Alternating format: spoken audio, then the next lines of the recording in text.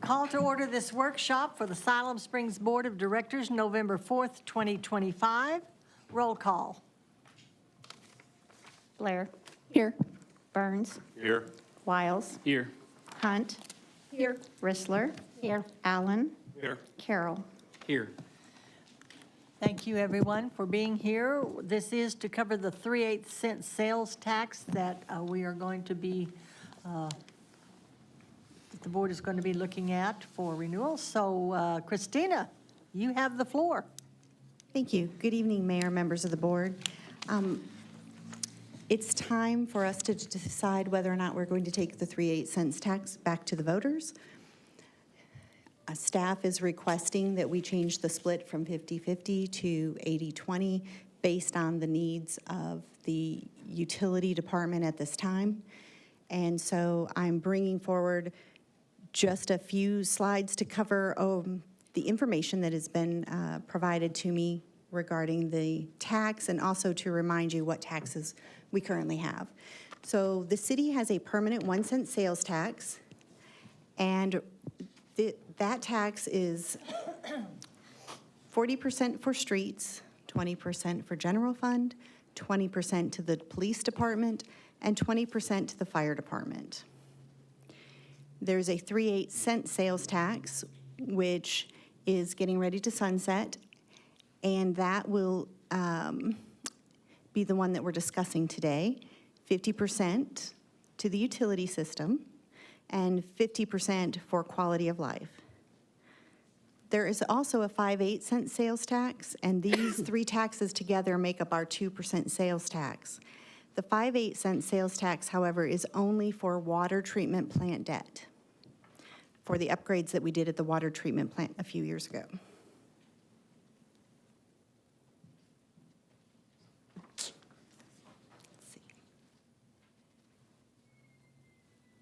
So honing in on the 3/8 cent sales tax, the utility system capital improvements is all that it's used for utilities.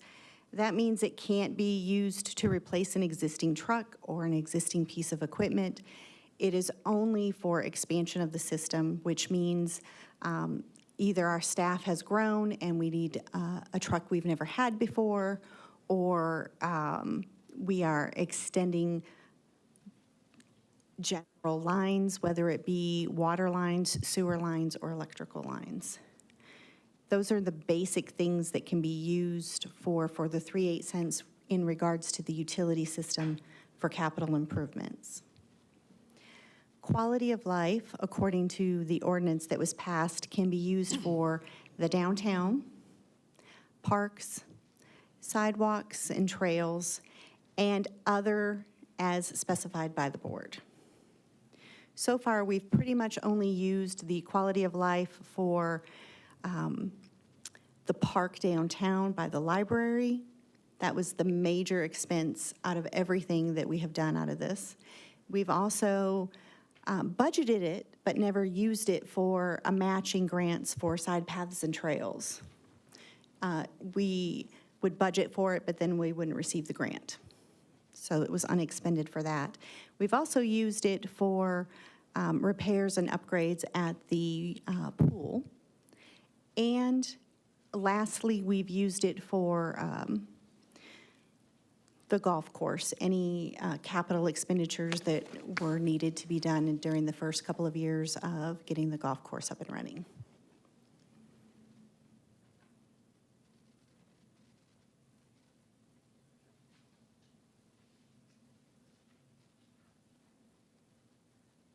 As was discussed by Josh, the impact of the 3/8 cent sales tax would basically, the estimated income over 10 years would be $19.2 million. And again, we're requesting an 80-20 split. The utility capital improvements would receive $15.4 million out of that $19.2 million, and quality of life would receive $3.8 million. It's interesting to note that the expected year-end balance for 2026, after we spend everything we expect to get for the 3/8 cent sales tax is about $62,000. And the same balance for quality of life is expected to be approximately $4.9 million. So over the past 9 years, we've only spent $3.4 million for quality of life. I've provided you a list of the items that were provided to me for their 5-year capital plan. Now, these are the same items that were provided to 1898 and Company. However, I've removed everything from the list related to utilities that could not be procured using 3/8 cents sales tax.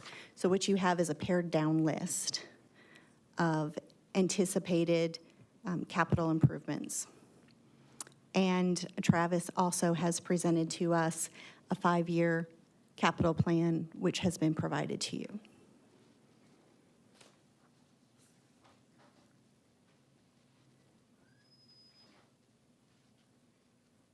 For utilities over the next 5 years, they anticipate spending approximately $22.4 million for various things, including $11 million for line extensions, $6 million for a water tower, and various projects under $1 million apiece for $5.4 million. Parks projects over the same period of time total $12.5 million and include a family aquatic center upgrade for $4.5 million, Dogwood Trail, $2.5 million, mausoleum renovations, so that they're talking about the chapel that we have in our cemetery. It's going to cost about $1.7 million. Replacing the Sager Creek pedestrian bridge, $1 million, and then various other projects under $1 million for $2.8 million.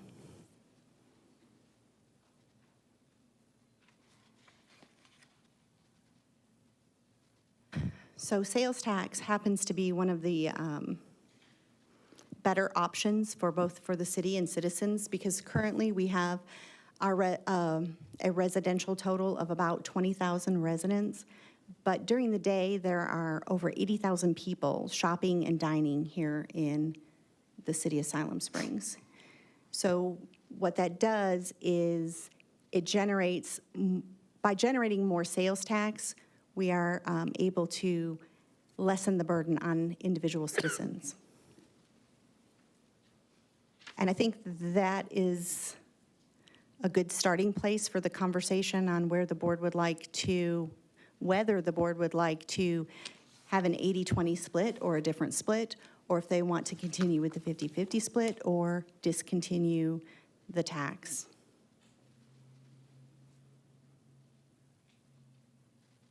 Thank you, Christina. So directors, I'll come to you for questions and comments. Madam Mayor, Yes, Ken? on this next to last page, the project details, are those just listed or are those like in priority order or They are priority not, ones? They're just listed. they're just listed. They're not in order of priority. What page were you looking at, Ken? I'm sorry. It's the project details, next 5 years, should be the second to last page. And the details of those projects are on the blue and white lined papers. I was about to ask what those were, if you could. Yeah. And- Yeah, Madam Mayor, Yes, Betsy? are those projects we've decided on or just ones they would like to see done? Yes. Okay. Projects they would like to see done, is that what you're, yes? Yes, these are all projects they would like to see done. I will say that part of the general line extensions, we typically budget $1.5 million for electrical line extensions annually. So this is just, part of that $11 million is just that. Madam Yes, Lisa? Mayor. On the expansion of the system, page, the third page, let's see. It says utility system, capital improvements, expansion of the system, no repairs or replacements. At this point, can we add repairs and replacement if we wanted to, if we are deciding? You could, yes.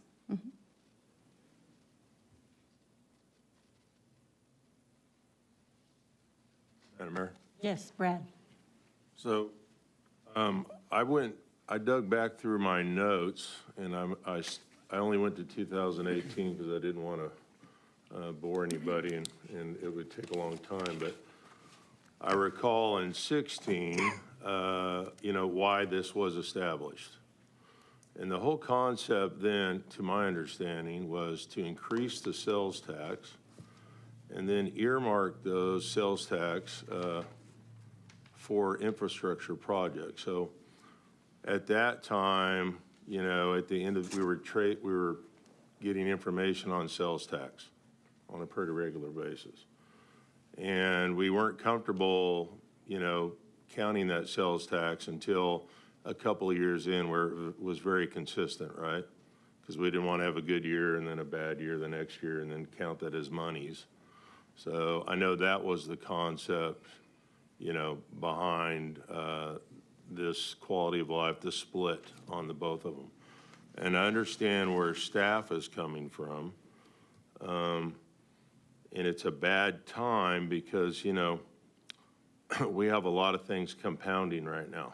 I mean, they're just multiplying very rapidly. Just in this board meeting by the end of this evening with the utility rates and the cost of living, there's a lot of factors out there. So I just am a big fan of just doing city business. And from a city business standpoint, and historically on the board and previously as a city employee, we tend to not finish projects, or we start projects, and then a board comes in and we move on, and then we move on and we move on. So, I'm a fan of Sager Creek, obviously, because the gentleman I replaced, James Fuller, that was his passion, right? That was his passion project. But I dug through back to 2009 when David Cameron was the city administrator.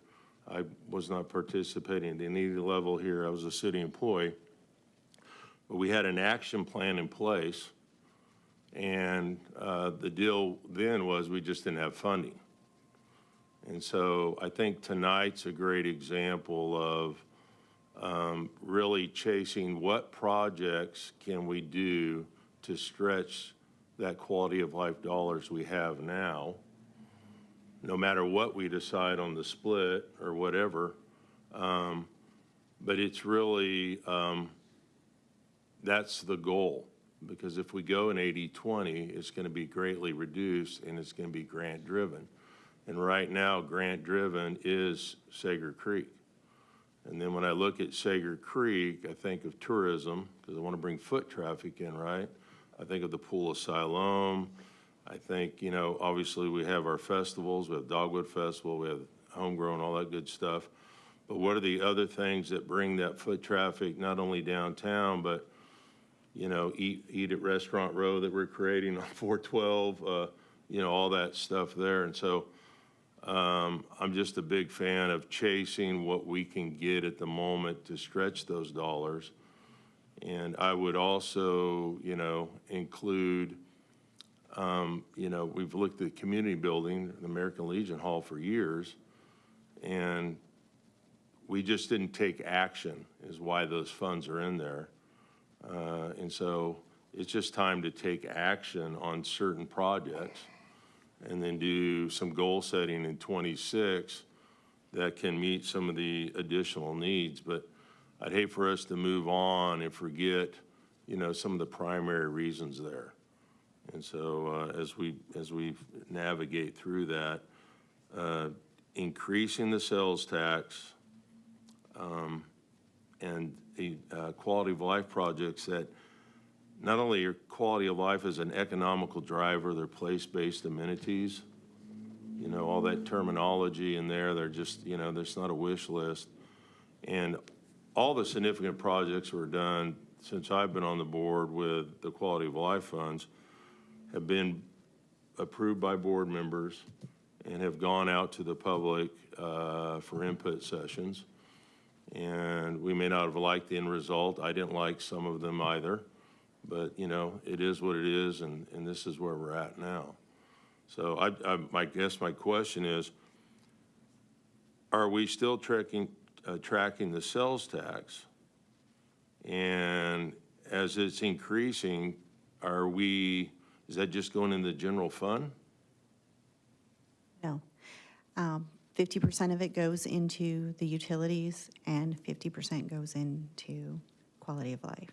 So we have a balance of how much is quality of life and how much is utilities. Everything that comes in gets split every month between those two. Yes, Lisa? I think one of the questions I've always had, even before I got on the board and as even being on the board, is who measures the quality of life? Who measures what that definition is? And I know we took it to the ballot and we defined what it is. But to me, quality of life is making sure our streets are, when visitors come, and economic development includes making sure our infrastructure is in place, that when visitors come here and they pay and give us sales tax revenue, that they're getting the value of their money too when they visit our city. And so that's a question for me on the quality of life. I would like to have conversation on that. What do we as a board see quality of life is?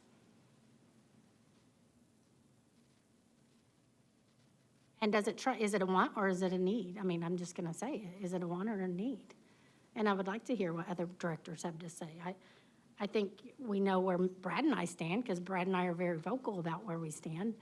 And I respect Brad for where he stands, and I hope he respects me for where I stand.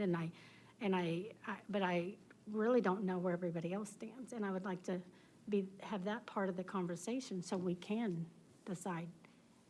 If we're going to ask the citizens to give us sales tax, increase that, continue that sales tax, then we need to have the discussion on what we think the quality of life is. Right, and just for clarification, during our conversation here, I know you just made a comment about increase or continue. Yeah, it's not increase, that's why I changed it. Yeah, and Brad, in his comments, said something about is we're increasing the sales tax. I want to make sure that the public knows we're not increasing sales tax. If whatever the board decides, it's just to continue what we currently have in place. So just absolutely, I know that you all, I know what you meant. I corrected it real quick, but yeah, I caught that. I wanted it on the record that it's not a sales tax increase, so I don't want the public to be concerned or alarmed that all of a sudden we're looking at a new tax. Because we are Madam not. Mayor? Yes, Mindy, and then David, I'll come to you. Well, you had asked for our input. I'm not suggesting one way or the other on this, but I do think you make a good point that everybody sees or considers quality of life as something different.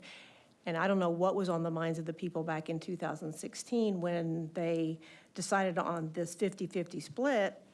But if half the people like infrastructure and half the people like the downtown park sidewalks, trails, then that's sort of a even split right there.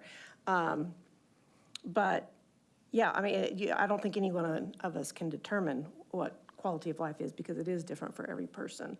But to me, the fact that sidewalks are included in quality of life, I think that is definitely something that we need. And that seems more like an infrastructure thing, but it's part of Parks and Rec. Can I ask you a question?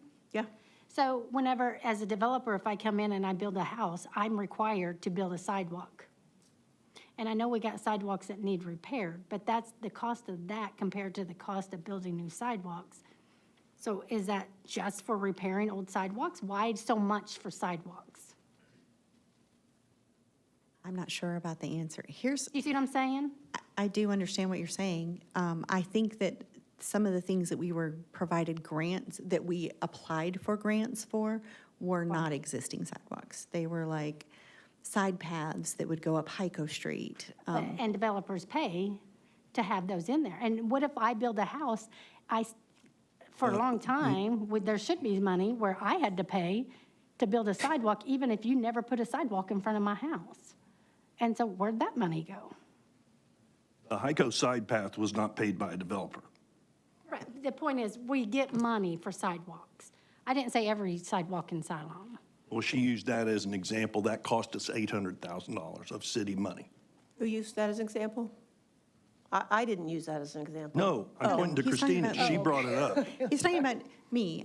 What I'm saying is the grants that we have applied for were not for existing Like I sidewalks. remember the street that runs over along the old Jepsons, I think we had applied for a grant there at one time, so. And sidewalks is just one of the things listed under quality of life. And I'm just throwing that out there. Like I said, I don't know what the board was thinking when they did the 50-50 split, but 50-50 does sort of, I mean, if you're split down the middle on what quality of life is, and half of you are utility system capital improvements and half are quality of life, maybe that's, or, half are the things that are represented here by quality of life, maybe that's sort of where they were coming from. I don't know. I would be happy to give you my recollection of how that 50-50 split came about, but I mean, from the back end, and this may or may not have been discussed with all of you, but when we did this in 2016, we had put into place the CPI increases in the utility fund. Okay, so every year that those fees were increasing enough to cover our expenses as we went, and the question went to the department heads of the utilities, hey, do you guys feel like you could forego some of this money? And at that time, the answer was yes.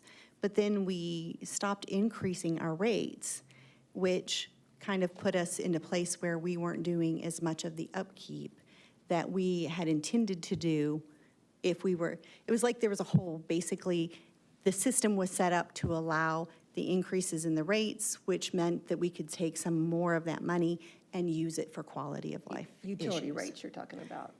Yes, but then when we took out the increases in the utilities for the last 4 years, what we've done is we've just absorbed all of the increase in costs, and so we didn't have the additional money to do the infrastructure upkeep and updates that we thought we could forego the money for when we did the 50-50 split. So David, you had something? My turn. Yes, sir. What you referred to, Mayor, on making sure the public knows that this is not talk of raising rates or anything. I just wanted to let the public know. Our sales tax is 9.5%. Only 2% of that goes to your city. 1% goes to Benton County, 6.5% goes to the state of Arkansas. So by far, the majority, over half, goes to the state. And I know everybody gets upset at the city for sales tax. It's majority not to the city of Siloam. That's correct, right, Christina? That is correct. 9.5% broke down like that. I also wanted to ask Christina on the 1% permanent sales tax that we have. That came about at least before the 80s, right? Was it when the city changed form of government, or was it even before that?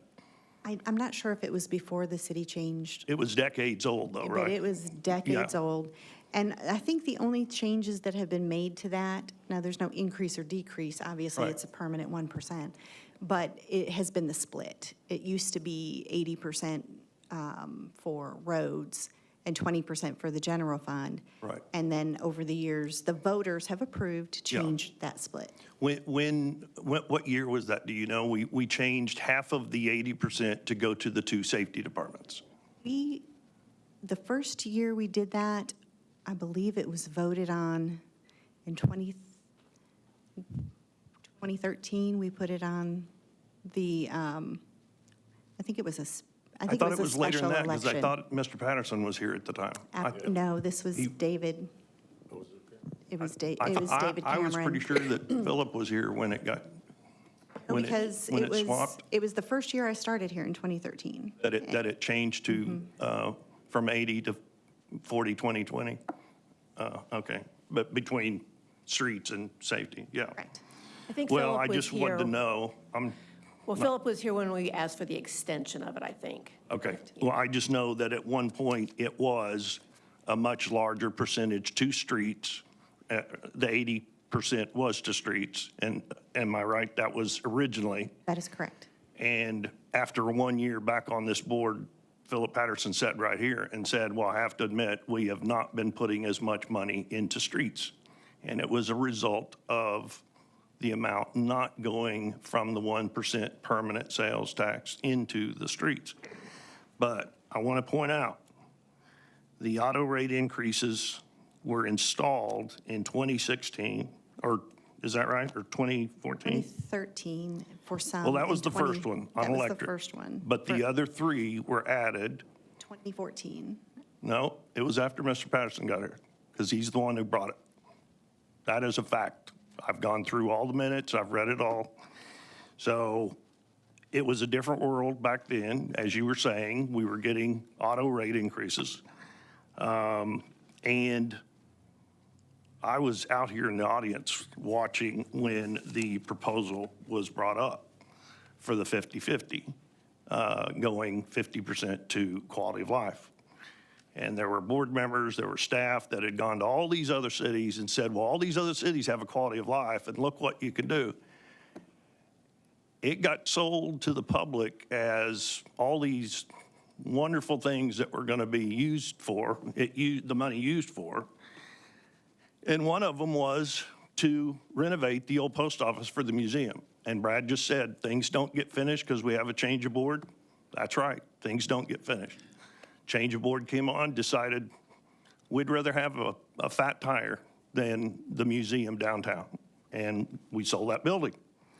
But that was something promised to the people, that the quality of life funds were going to be used to renovate that building for $700,000. And it never happened. So things change, history changes from what we expect. And my argument all along has been quality of life is subjective. It is different to every single person. There is no agreement from person to person what quality of life is. You can take 100 people and you'll get at least, I'd say, 70 answers. So I think quality of life is not what the people today are going to support, because the people today, compared to 2016, are struggling after 4 years of inflationary economic environment. People want to see money going into hard assets that are going to make their life better. And whether it be streets or improvement to the sewer system or something that they can actually touch and feel. As somebody told me the other day, the warm fuzzies cannot keep being spent.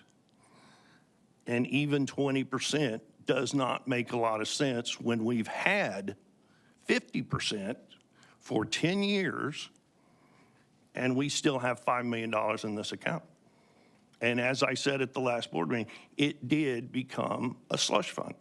Now, when this was being proposed, I said at the time, if we have a committee, slice of life, across the community, that decides what quality of life is, 15 to 20 people that actually are involved in spending that money, be a different story. But that never happened. There was nothing set up to determine, because the city administrator used it as his slush fund.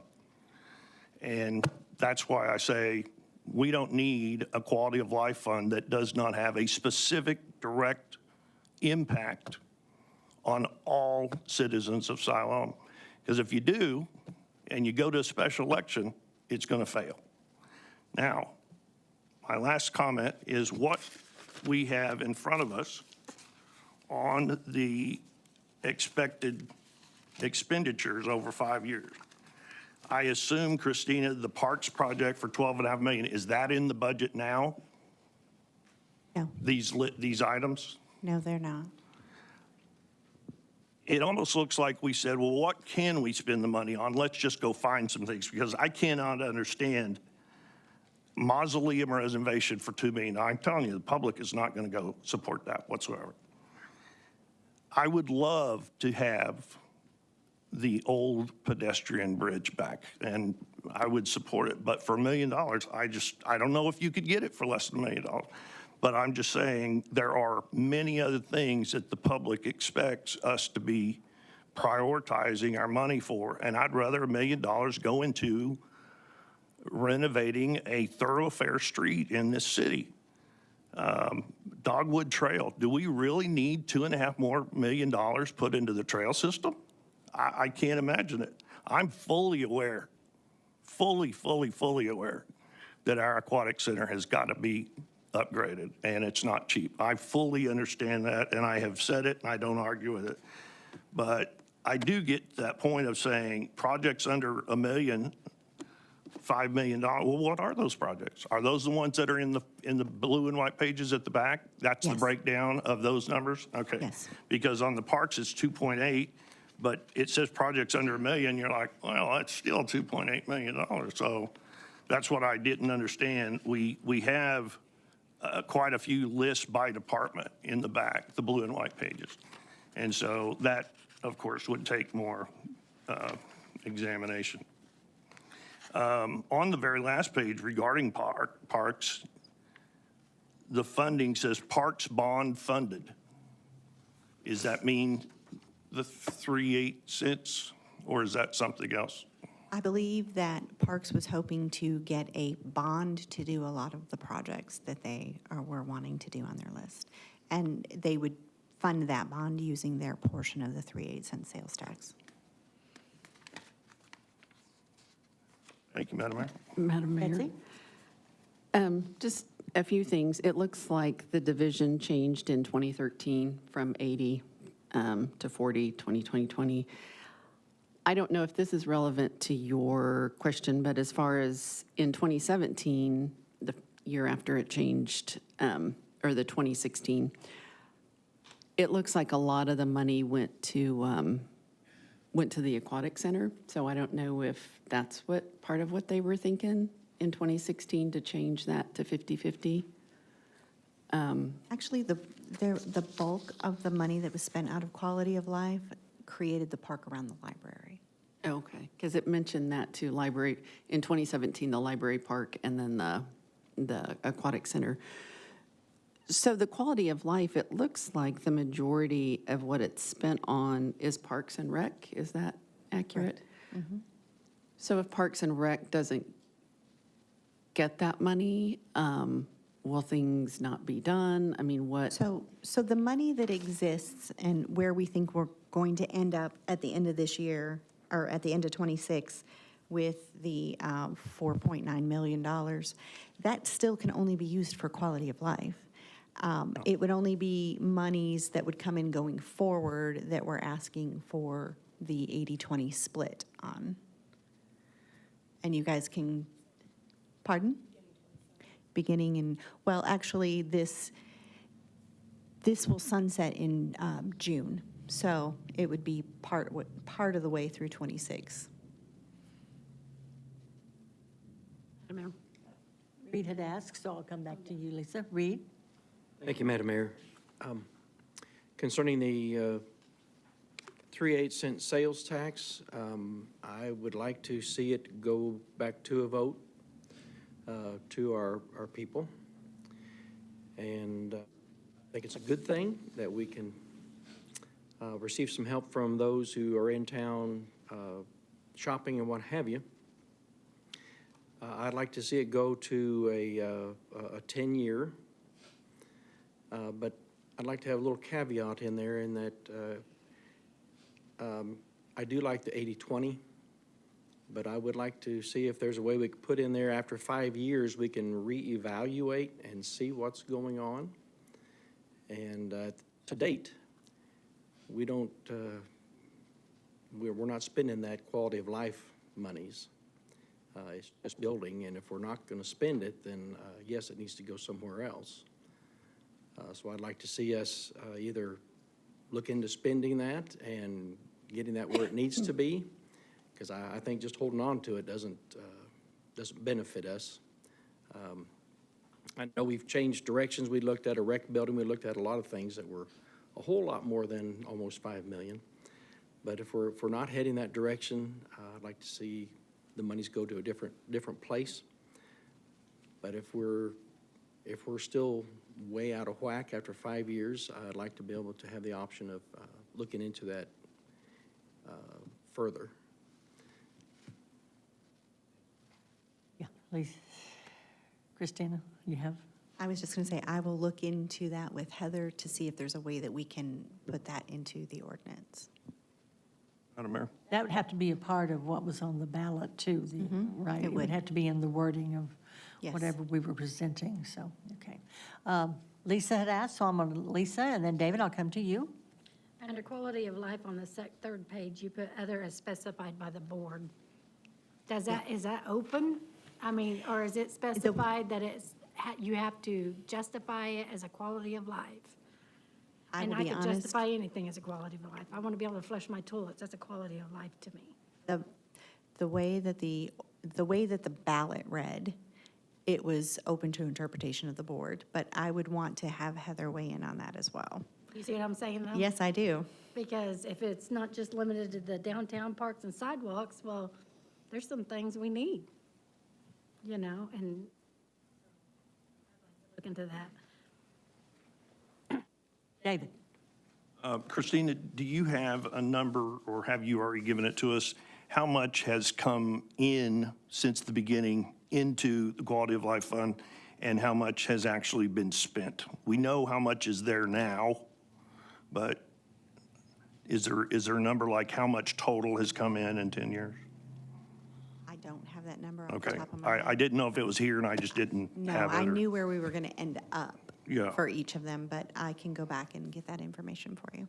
Well, I will tell you, if you look at where the money has gone, 3.5 million went to the library park. And the question I have is that in 2011, or not 2011, when 2008, Moose signed the papers, Mayor Van Pelt, to sell the hospital, $11 million. That was designated by the board to be set aside for emergency use only. Director Wiles is on the board and remembers that, and it was a situation where the next thing I asked regarding the cost of the new park, one of the committee members that was part of spending that money, I asked, how much is it going to cost? And I was told $3.5 million, which is right. It's right here. Because that was what was left over from the hospital fund after they spent the first $7.5 million on the library. So I'm lost as to why $3.5 million would have gone to the library park out of quality of life, but at least some committee members on the park had thought that was coming from the designated hospital fund. So if that did not come out of the hospital fund, where is that 3.5 million that was left in the hospital fund? I was going to say, I can go back and find that for you. We actually have a spreadsheet for that, For the hospital? for the hospital, that we had presented every year with the budget up until all the monies were expended. So, and Yeah, everything. I'd like to see a history of that, you know. Okay. That'd be great. I'm just telling you what I was told. I wasn't on the board. I was in the foyer. Board meeting was going on, and that was the answer given to me by someone who was in the know. And so I'm sitting there going, well, the 2 million from 2018 and the $1.5 million from 2019, that's 3.5 million, which is right in line with what was conveyed to me. So Anyone else? Ken? Okay. And then I'll come back to you, Brad. Just to throw out my thoughts, probably not going to be as popular as everybody else's, but I'm definitely in favor of the tax, putting that before the people. That's great. I'm definitely against a 50-50 if it comes to, picking numbers. I could live with the 80-20.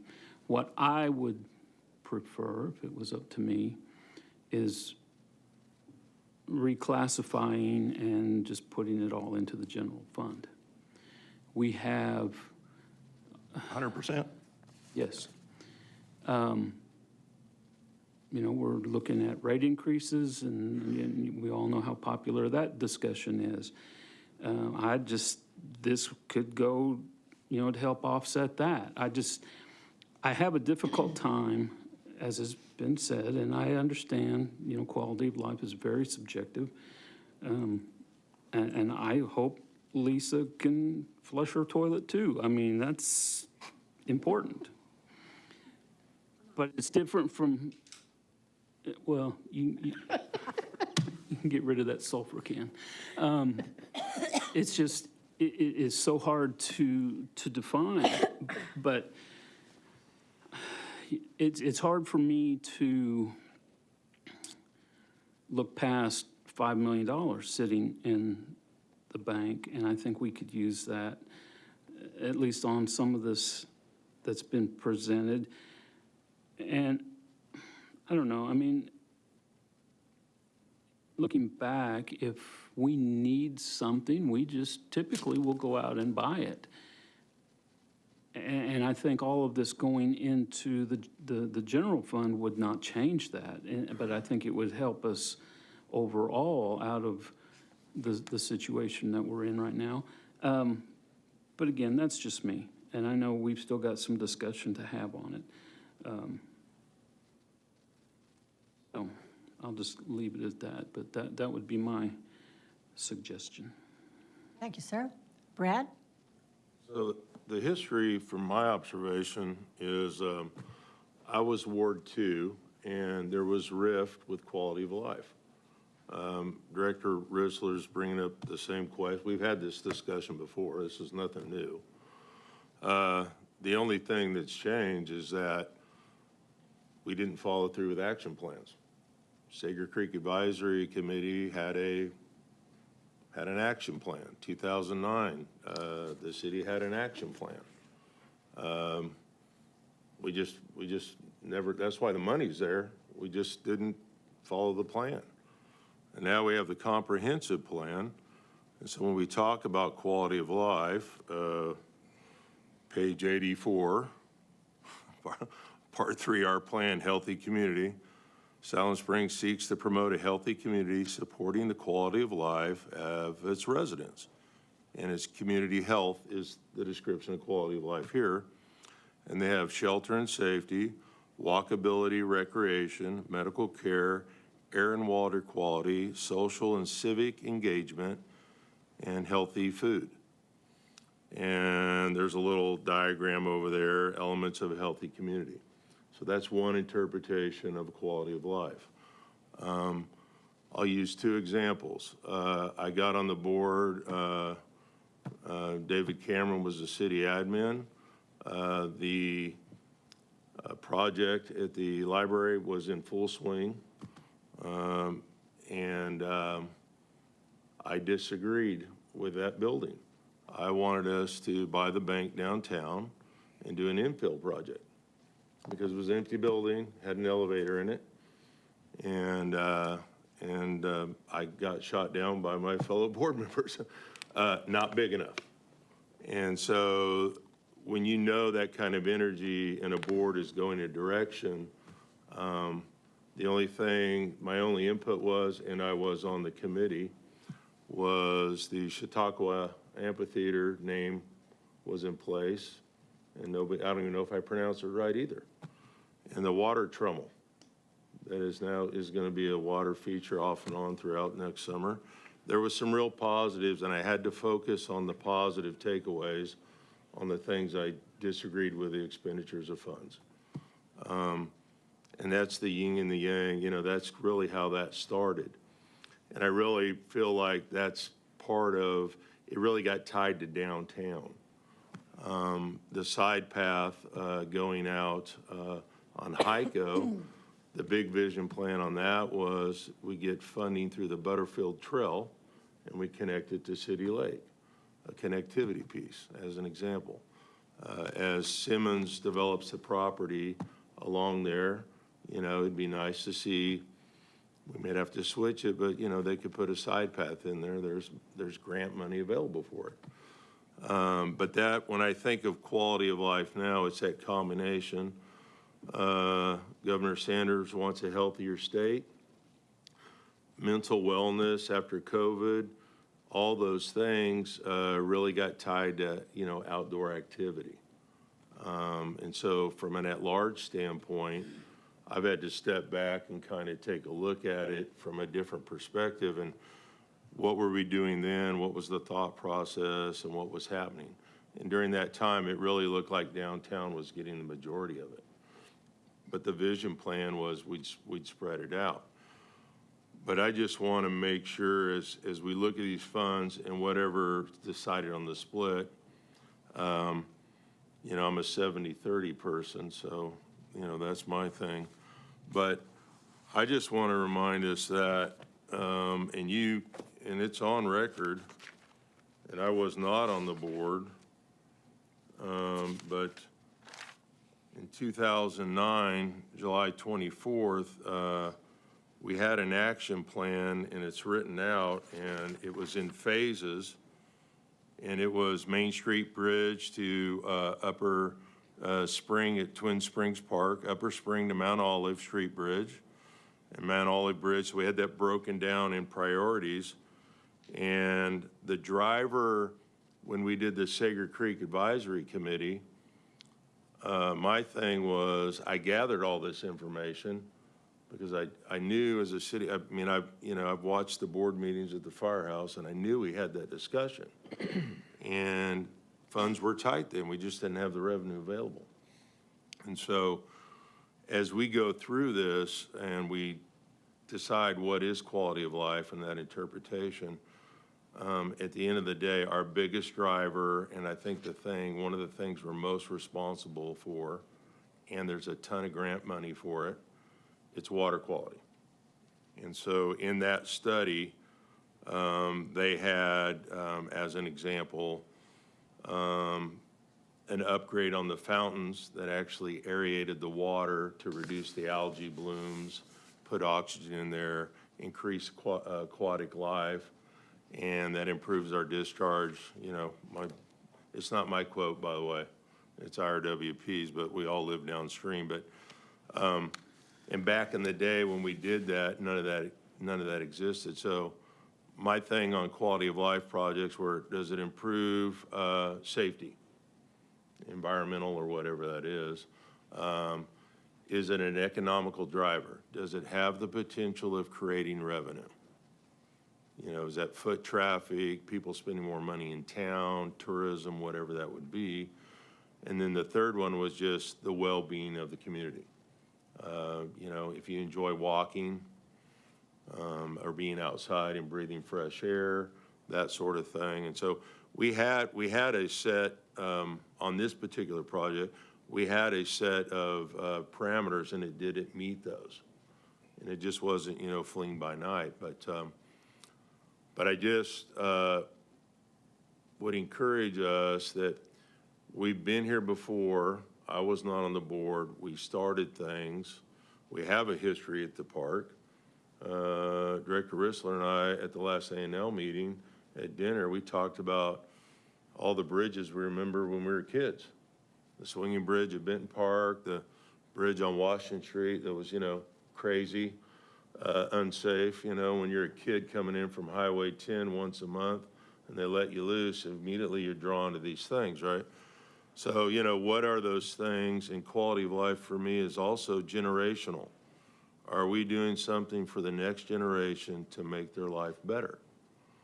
And, you know, that's all, and it's a lot, but in my thought process, you know, that's my thought process on that sort of thing. So, but I'm really, now I just look at this comprehensive plan, I'm digging through it, I'm highlighting things. We have a plan, we spent some money on it. The public gave input, we've done surveys. And I just feel like, 26, first of all, we need to spend the money.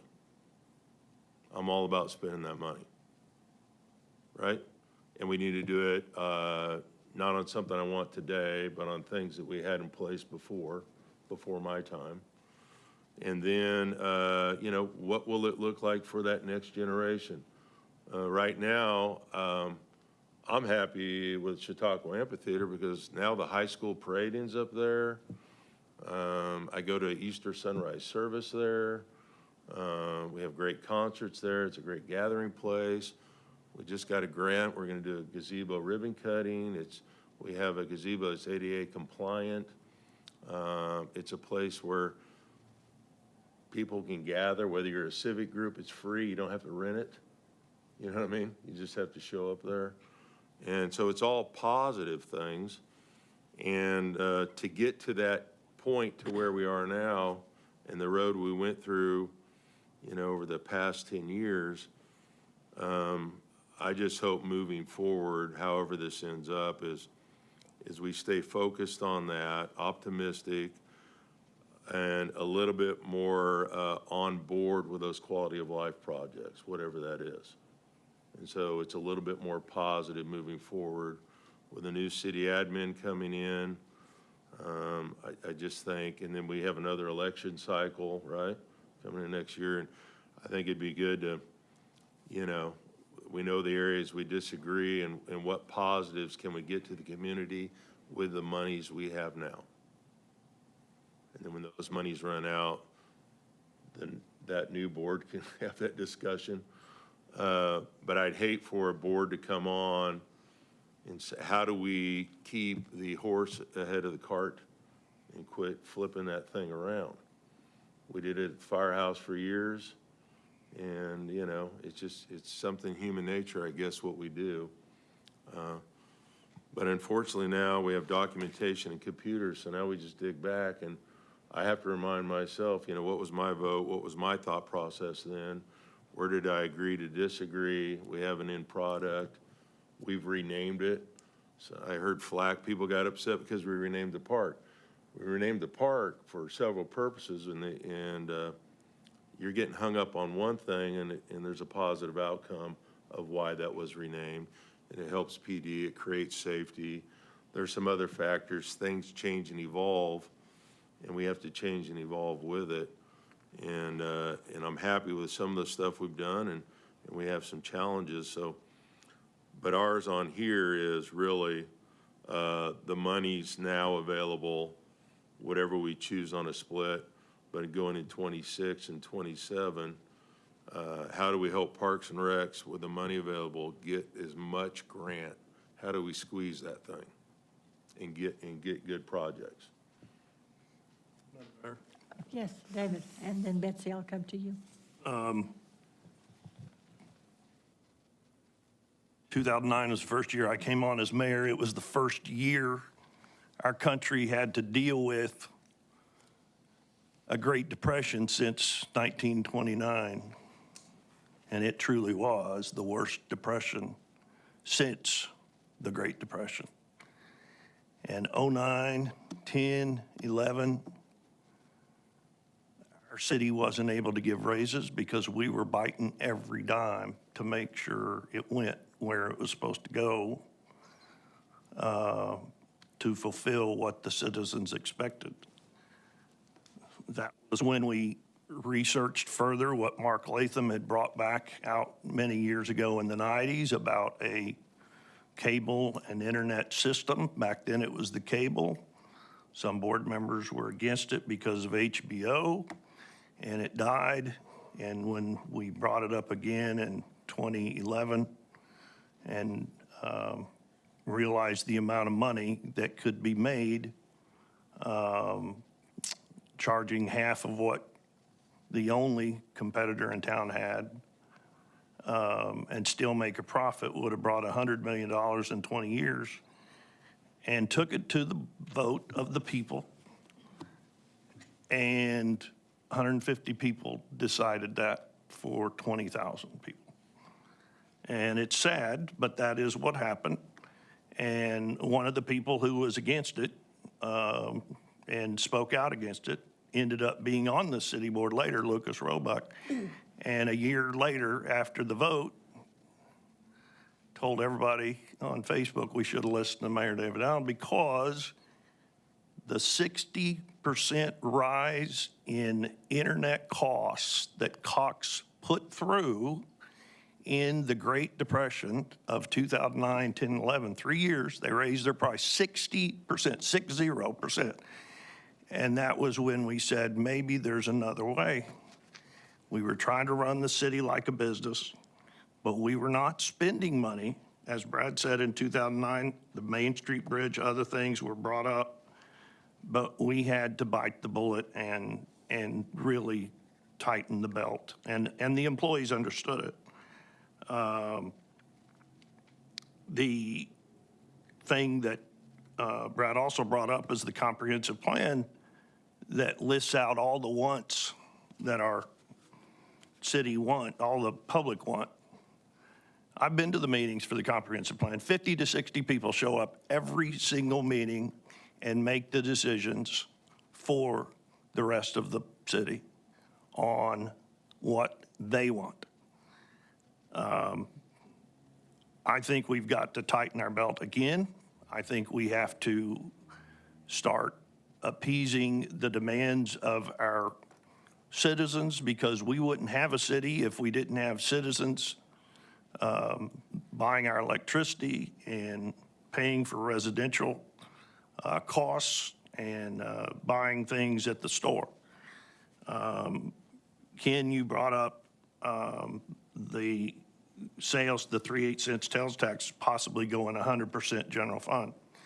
As it is now, 50% of it goes to the utility system, and we got the definition of what that is. In the permanent 1 cent sales tax, we have 20% going to general fund. I would say if we were going to put general fund in any percentage in the 3/8 cent sales tax, that possibly we need to reallocate the 20% in the permanent 1 cent sales tax. Just because having two different taxes that are both going to general, I just don't know. But I believe the utility system needs the money, and I don't have a problem with that. But Brad, I am all for Sager Creek cleanup. I have been a big supporter of you being on that committee. I have been a big supporter. And in fact, when we got the kind of blind side of what it was going to cost to upgrade it and update it a few years ago, if we had had the proposal in that to take the money from the quality of life, I bet we would have all been on board. But the 500,000 that we were told, I think the board thought was just going to be the whole thing. And no, that was just a drop. That was just to begin. And it was going to be several million. I think if the majority of the board knew there was $5 million sitting there, we'd have said, why aren't we spending that? But we didn't. And so, as Christina was saying, that money's not going anywhere. It's not going to change if the tax now changes. That money, 5-something million, is still going to be sitting there for quality of life expenses in the future. And the board can decide what that needs to go to. I'd much rather the board decide than it being willy-nilly based upon the city administrator and his lieutenant. I just think that is what the board is supposed to be doing. But again, when we're not always made aware of this kind of stuff, I just heard Director Burns and Director Carroll both say, we need to spend that money, we need to spend that money. Well, we do, but we don't need to just go spend it on anything. We need to make sure it is something that we have heard enough citizens say that they want, that it is something that is going to appeal and apply to the benefit of all, not just Main Street or not just, the library or whatever, just it's going to apply a cross-section of the community. So now that we're aware of it, I think we can know that even if we decide to adjust this percentage of 3/8 that 5 million isn't going anywhere until we decide to do it. And it's not going to change. If the percentage changes, that money is not going to suddenly be applied to whatever percentage changes. That's still going to be quality of life funds. Am I right? Am I right? That's right, right? Okay, just want to make sure. Okay, thank you, Madam Mayor. Thank you, David. Betsy? I started losing my train of thought. One thing to keep in mind, the quality of life, and I know projects have been set to be done in the past, and then they haven't followed through with, because the board changes, and then everything changes. One thing to keep in mind right now, compared to 10 years ago, the socioeconomic profile of our community is very, very different than it used to be. And the priorities, and we talk about wants and needs, or even like basic core needs, electric, sewer, all of those things, I feel like need to be the priority. I think the parks and everything else need to be taken care of. But when you look at, like I said, the socioeconomic profile of our city, I think these other things should be priorities. I'm good with changing it to the 80-20. I had a question, if it, or even do the, like Ken suggested, but put 20% in the general fund instead of quality of life. So would that mean if we wanted those things, downtown parks, sidewalks, trails, it could be pulled from the general fund as needed? The general fund could apply To any quality of those. life things, but also other things. Is that what you're saying? Yeah. Anything. Yes, if you just say general fund generally. We can For use it for anything. anything. So would things that are, we think of as quality of life, would they still be budgeted for, be thought of? Like, when you have a whole account that's called quality of life, it draws your attention to those things. Would all those things still be budgeted for, just out of the general fund, out of Parks and Rec? So parks is part of the general fund. So when we budget for any of those parks things, like, so we did get our Sager Creek grant. So that's included in your budget this year. You'll see it's in a couple places. Part of it's grant revenue and part of it's what we think we could potentially max out on pulling out of quality of life to match if it's a 1.2 million. But all of those things are budgeted in the general fund. If you are wanting the quality of life to be for things that are budgeted out of the general fund, what you might consider doing, because if you just give me general fund money, it's Go for gonna pay whatever. for operations and salaries, and if you want it, you can still call it quality of life, but you can change the parameters of what that is. And it could be board approved, whatever the board approves for quality of life, right? Okay.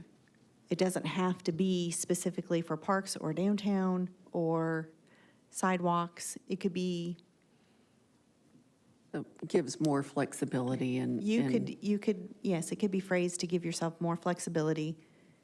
And most of that would be, parks-related things at least would be out of the general fund. Sidewalks typically come out of the street fund. Because if it went into the general fund, I would hate for some of these things just to be lost altogether. But the idea of having more flexibility, because it does change what quality of life is right now for people is very different than it was 15 years ago. So, okay, thank you. Lisa? I want to say, Director Burns, I would have supported you on the bank becoming a library. That's a great idea. I appreciate, David said some great points.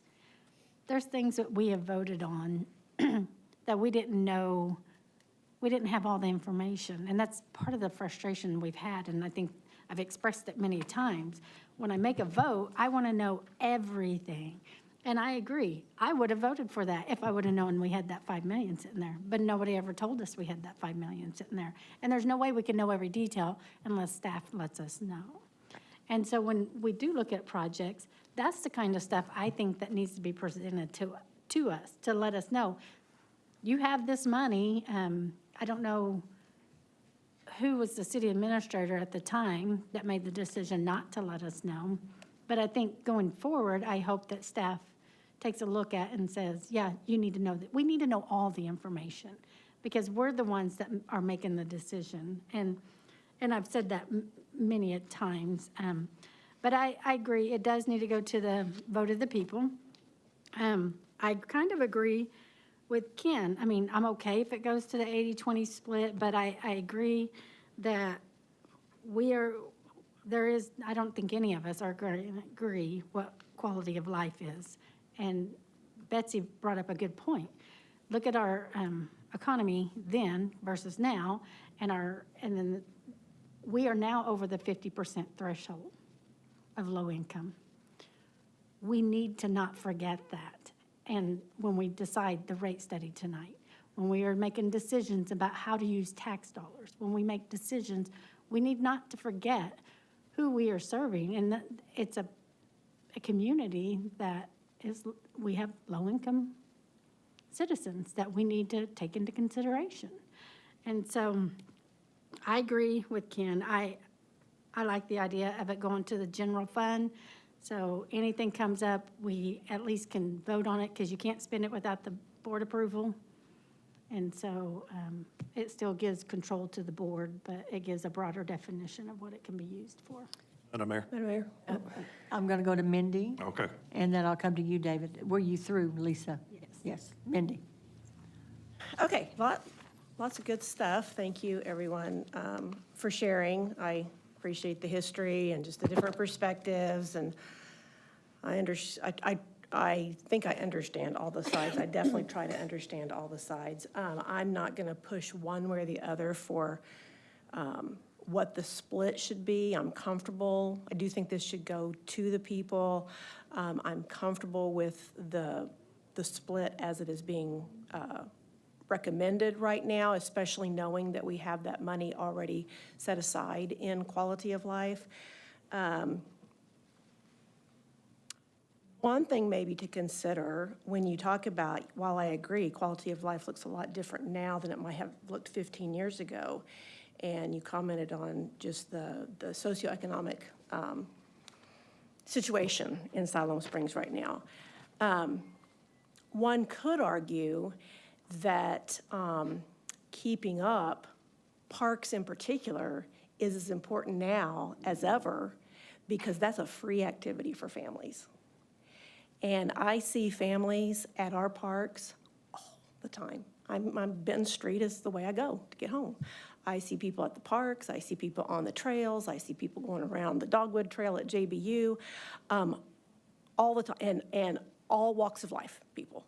So one could argue that keeping up our parks especially is pretty important in a downturn of the economy, because it's something that our families can do and not pay for. I'm not saying, build a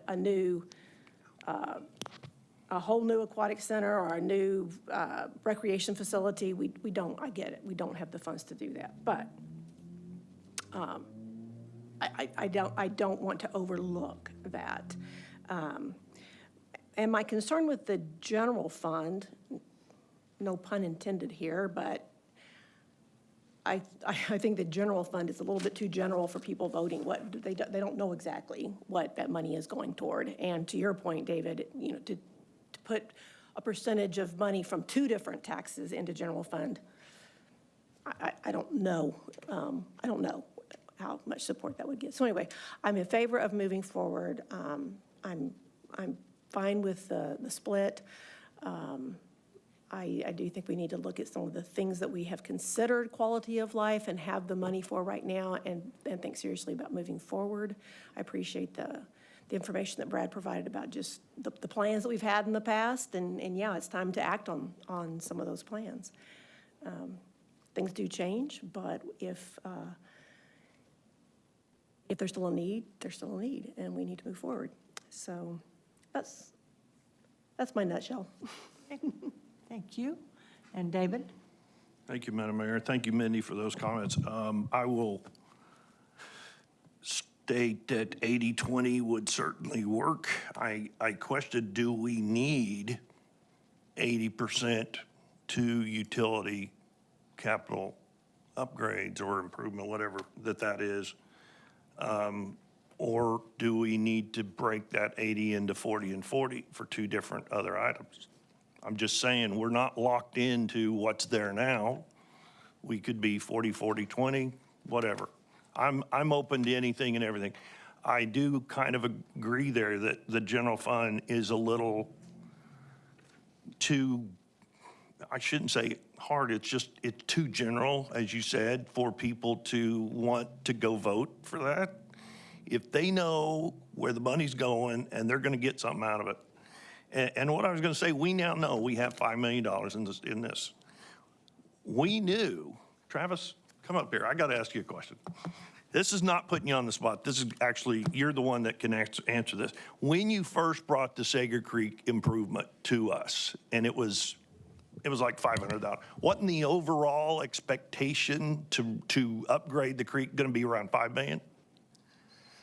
I think. That would be a good place to start. I think that's what you had said was, this is what we need to spend now, but in the long run, it's probably gonna be $5 million. And we were all like, if we had known this money was sitting there, we'd have probably said, absolutely. Because, I mean, I'm seeing the $4.5 million for the Family Aquatic Center, which is also, could be spent from quality of life. But Sager Creek, as Brad has said over and over, is the city. It's the heart of the city. It's the quality of life. It affects everybody. And I'm just saying, if we all know the $5 million is there, maybe that's where we just need to say, if we're eager to, not eager, but need to spend the money, maybe that's where we designate it. I know the $4.5 million definitely needed for the Family Aquatic Center, but that may be something we can find another way. And I just seem to remember that $5 million was something that we all were like, it's needed, but gulp. And I really do believe if we'd known this money was sitting there unused, we'd have probably taken that proposal a whole lot better. I know I would. And I think from what the board spoke at that meeting that they probably would have felt the same way. So just an idea. I'm just throwing it out to consider. So I would, to answer your question, I would say that based on our conversations related to the rate study, we anticipated a continuation of at least 50%. Oh, for the utility equipment. Okay, okay. That answers that. Okay. But on the other 50%, it could be 20, 30 or something. You're saying utility definitely 50. We counted on minimum 50 for utility capital. Okay. You didn't count 80, you counted 50. 50. Okay. Yes. So if we did 80/20, we're fine then. But if we wanted to, I mean, all the numbers are adjustable. You could go 65 if you would, change things up. But it's still totally the board's decision on what to propose to the public for a vote. And at some point, if you, as the board, will give me direction on what you would like me to bring to you. Options. That'd be- yeah. So then they can let you know after this discussion and hearing what each other has to say, they can give you kind of what they would like to see you bringing forward, and then you can look at putting that together for them at either the next board meeting or the next whatever time frame we need to be within. So that sound, that's good, and I think that's kind of what the board is seeing. So it is 6:20. So I am going to adjourn this workshop. Our city clerk was kind enough to prepare food for the directors so that they can have something to eat real quick, or you can eat while we're having our meeting, but it is prepared for you all. And then we will reconvene at 6:30, no later than 6:35. We are adjourned. Thank you.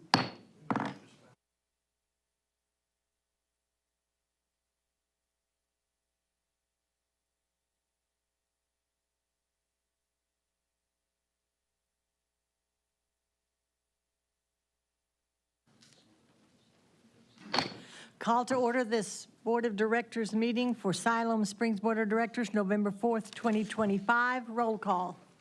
Blair. Here. Burns. Here. Wiles. Here. Hunt. Here. Rissler. Here. Allen. Here. Carroll. Here. At this time, I would like for everyone to please stand with me as Director Carroll leads us in a word of prayer, and please remain standing for the Pledge of Allegiance. Let's pray. Father, we thank you for a beautiful day that you have given to us. May we receive this opportunity to do the work that you've called us to do and be the people you've called us to be. Be the community that represents you well, and that we can be a help to those around us, and that we can lead by example. Thank you for wisdom. Thank you for the peace. Steps toward you. In Jesus' name.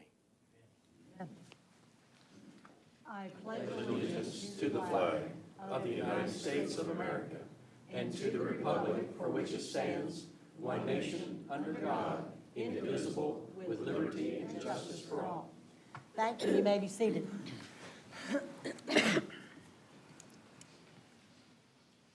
At this time, I would like to ask anyone that has an electronic device to please silence that so that we don't have interruptions during the meeting while anyone is speaking, and I appreciate that very much. Thank you. First on our agenda is public input. I would ask if there is anyone here in the audience that would like to address this board on an item that is not on our regular agenda. If so, please come to the podium, give us your name, your address, and you will have 3 minutes.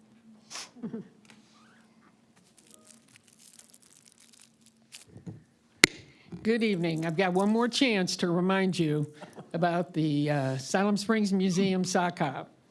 So as the Director of Operations, I'm encouraging everybody to kind of check out our website and look at that. The jukebox will be rocking from 6 to 10 on November 15th at Grace Episcopal Church. Your favorite 50s tunes, dinner, drinks, silent auction, and more. All proceeds will go to the museum's mission of collecting and preserving our local history for future generations. All that said, the 50s sounds like a lot of fun and everything, but the true meaning of this event is to honor Maggie Aldridge Smith.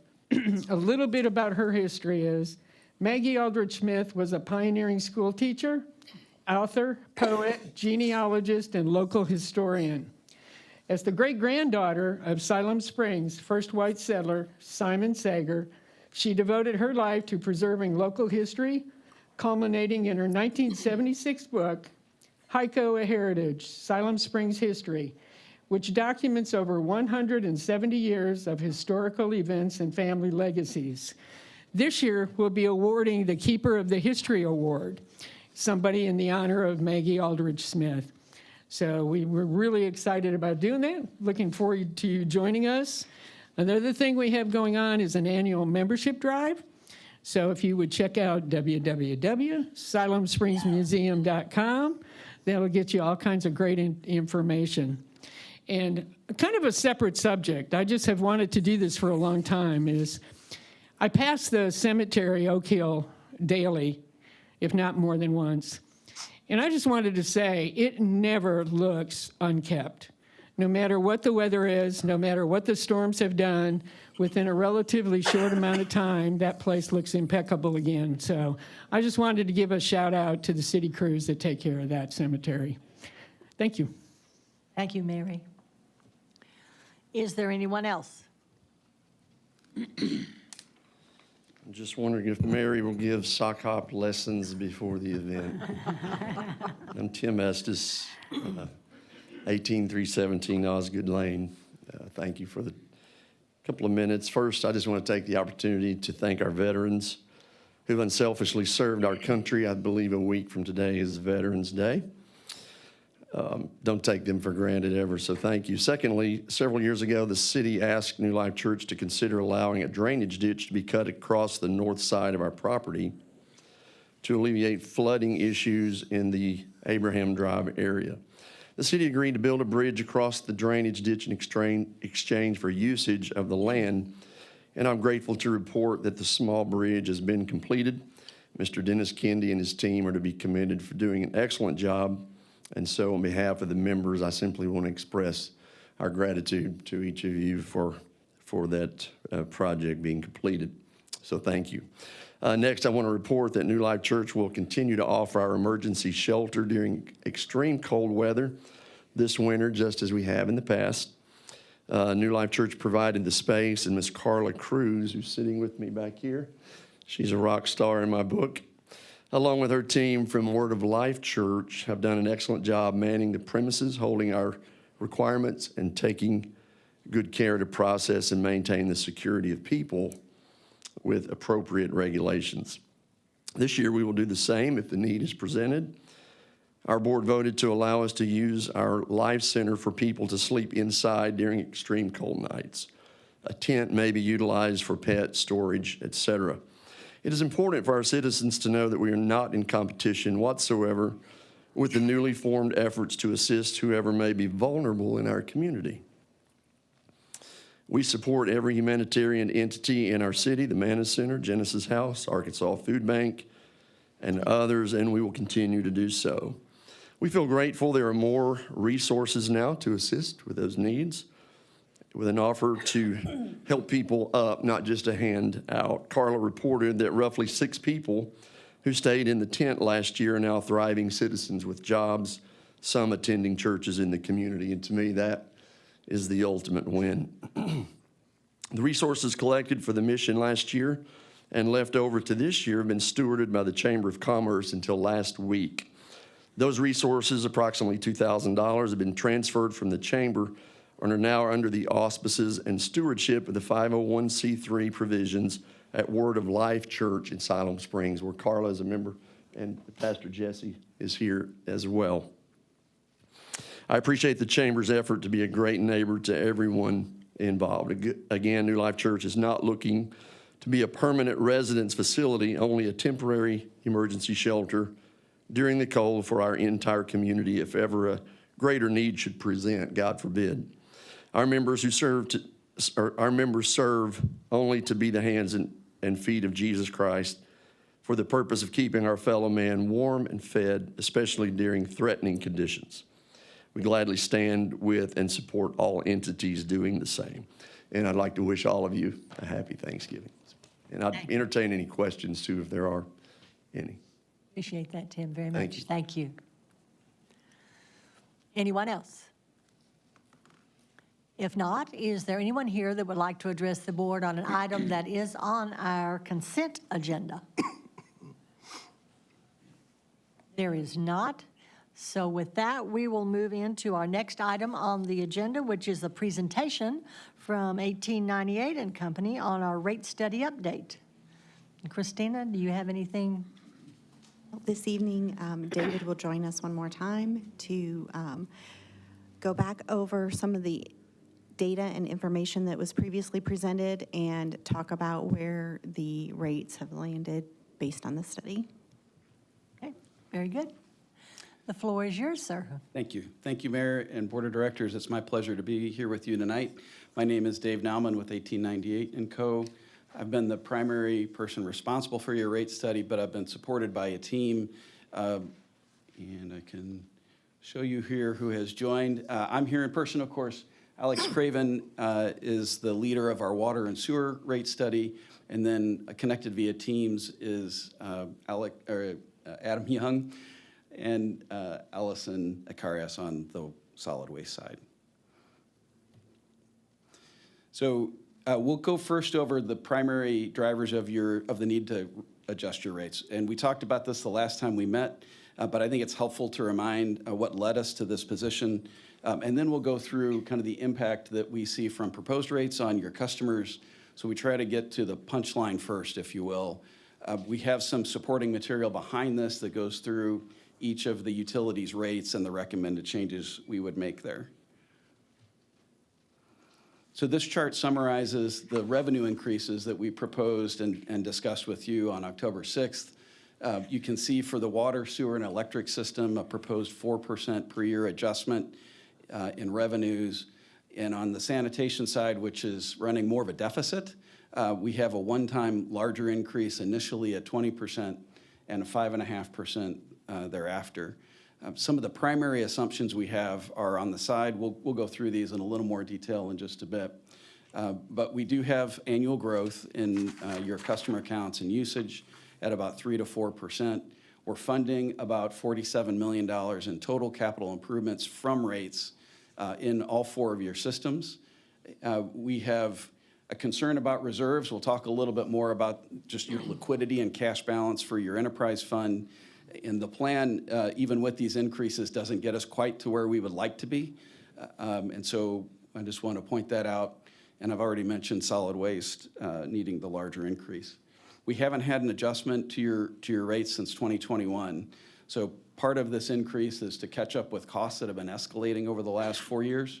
And then we're addressing future inflation and capital funding in the proposed financial plans. So we have a summary chart for each utility that illustrates the cash needs in the bars and compares that to revenue under existing rates in the black line and proposed rates in the blue line. And each of these charts will be fairly similar, but you can see the dark blue part of the bar is your operation and maintenance expense. The red portion of that bar is transfers to the city, and the yellow is cash-funded capital, so reinvestment in your system. And you can see where the position is on that black line. Because of the growth, it is increasing a little bit over time, but it's about breaking even in 2025. As we look forward over the next 4 or 5 years, those revenues under existing rates aren't sufficient to meet those funding needs, which would leave you in a position of either reducing costs to align with those revenues or funding through alternate methods. The sewer utility is in a similar position. So you can see, again, the elements in the bars with your operation and maintenance expense transfers to the city, cash-funded capital. And then on your sewer utility, there is a little bit of outstanding debt that retires in 2026. But we are borrowing from the general fund to fund your headworks project at your sewer treatment plant. And so that is paid off in the green that you see there. It'll continue out over the coming years. Again, revenues under existing rates in that black line aren't sufficient to meet all those funding needs. So 4% per year will address that gap on your sewer utility. On the electric financial plan, there's a little bit different. The black section or the dark gray section, here's your purchase power. It's your largest expense associated with your electric utility. You can see O&M on top of that, transfers to the city, cash-funded capital, and there's a small amount of outstanding debt that is also existing for the electric utility. Again, similar equation, though. We know, looking out over time, that the revenues under existing rates aren't sufficient to meet those needs. And again, a 4% has been recommended here. Sanitation is in a little worse shape. And so the first thing I would point out on this graph is that you can see in 2025 that the revenues under existing rates in that black line aren't sufficient really to cover your operating expenses. It's not enough to cover the transfer to the city or pay debt. What we're proposing with that larger increase initially is an attempt to improve revenues, but not fully recover those costs. We're not covering your full cost in the first year. With 5.5% thereafter, we do get there by the end of the plan.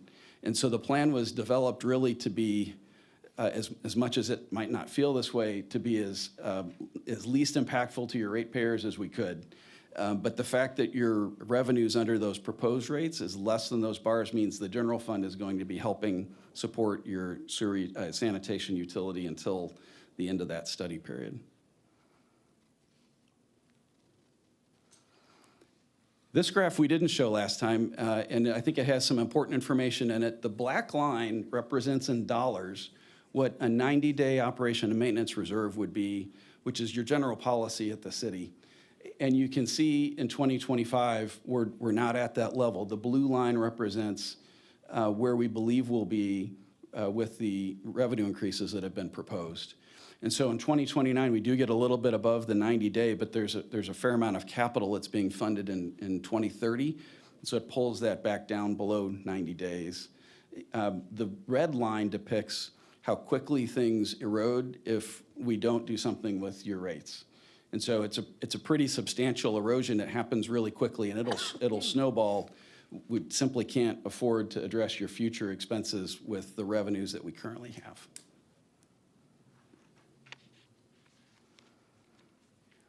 When we talk about the approach to rate design, we've tried to keep this as simple as we can. For water, sewer, and sanitation, there's no change to your existing rate structure. We will be recommending changes in the prices within that structure, but it will be set up the same way that your current rates are.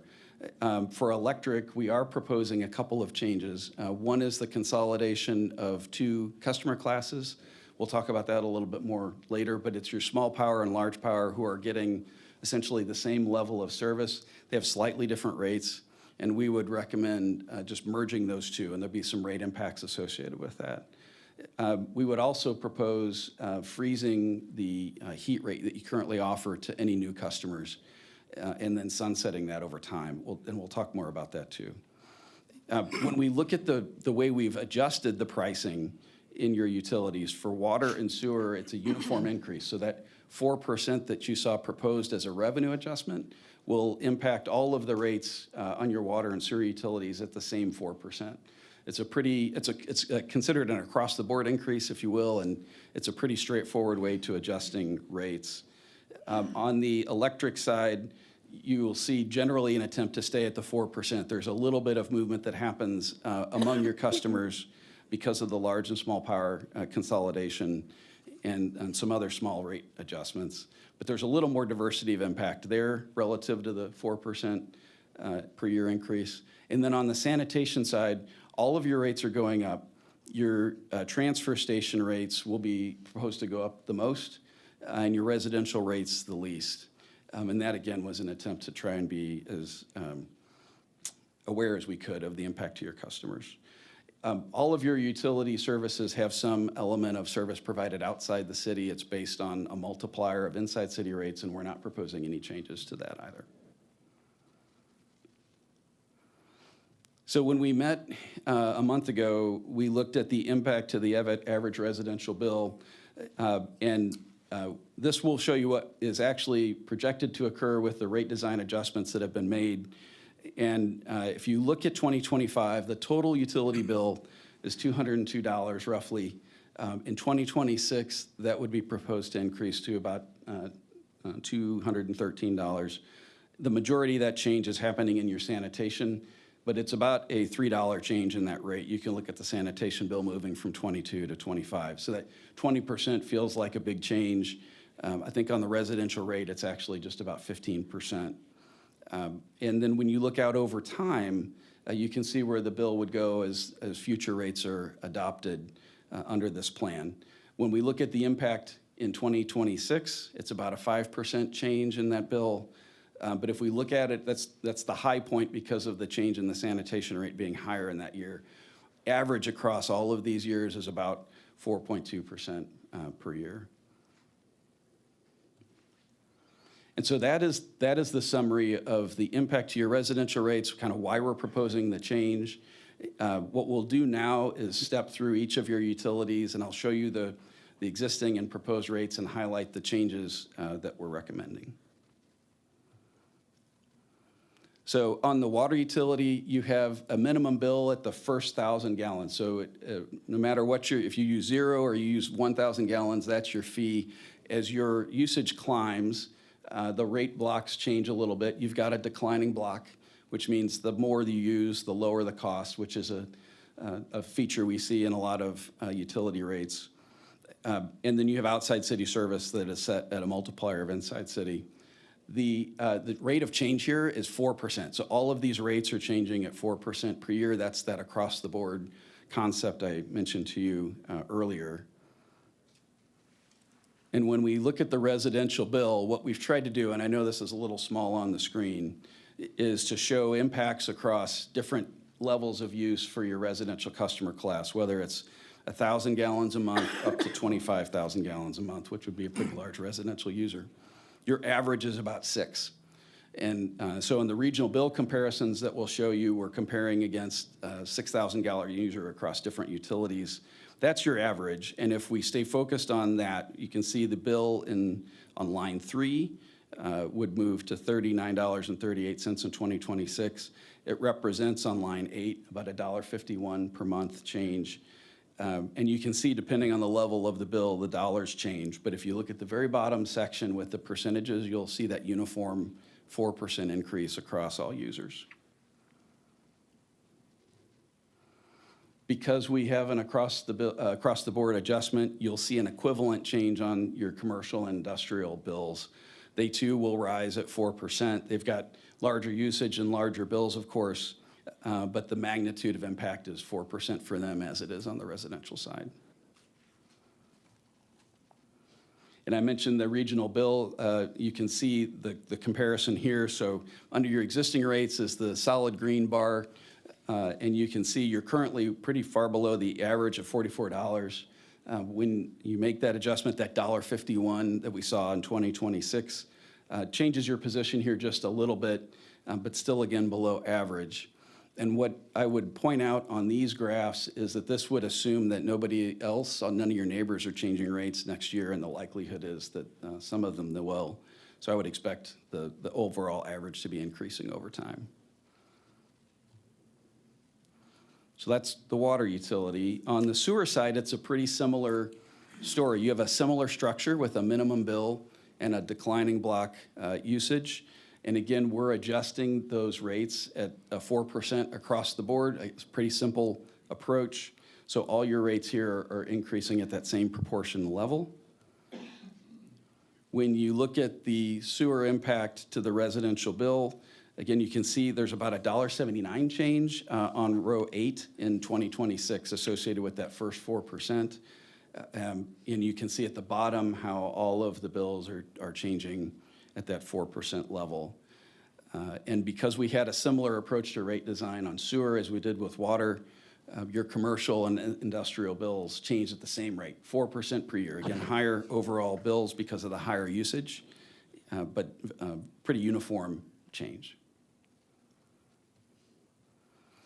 From a regional bill comparison, your current bill is right about average. The $1.79 doesn't dramatically change that position. And again, I would note that those regional bills will probably be increasing in some level over the coming year or two.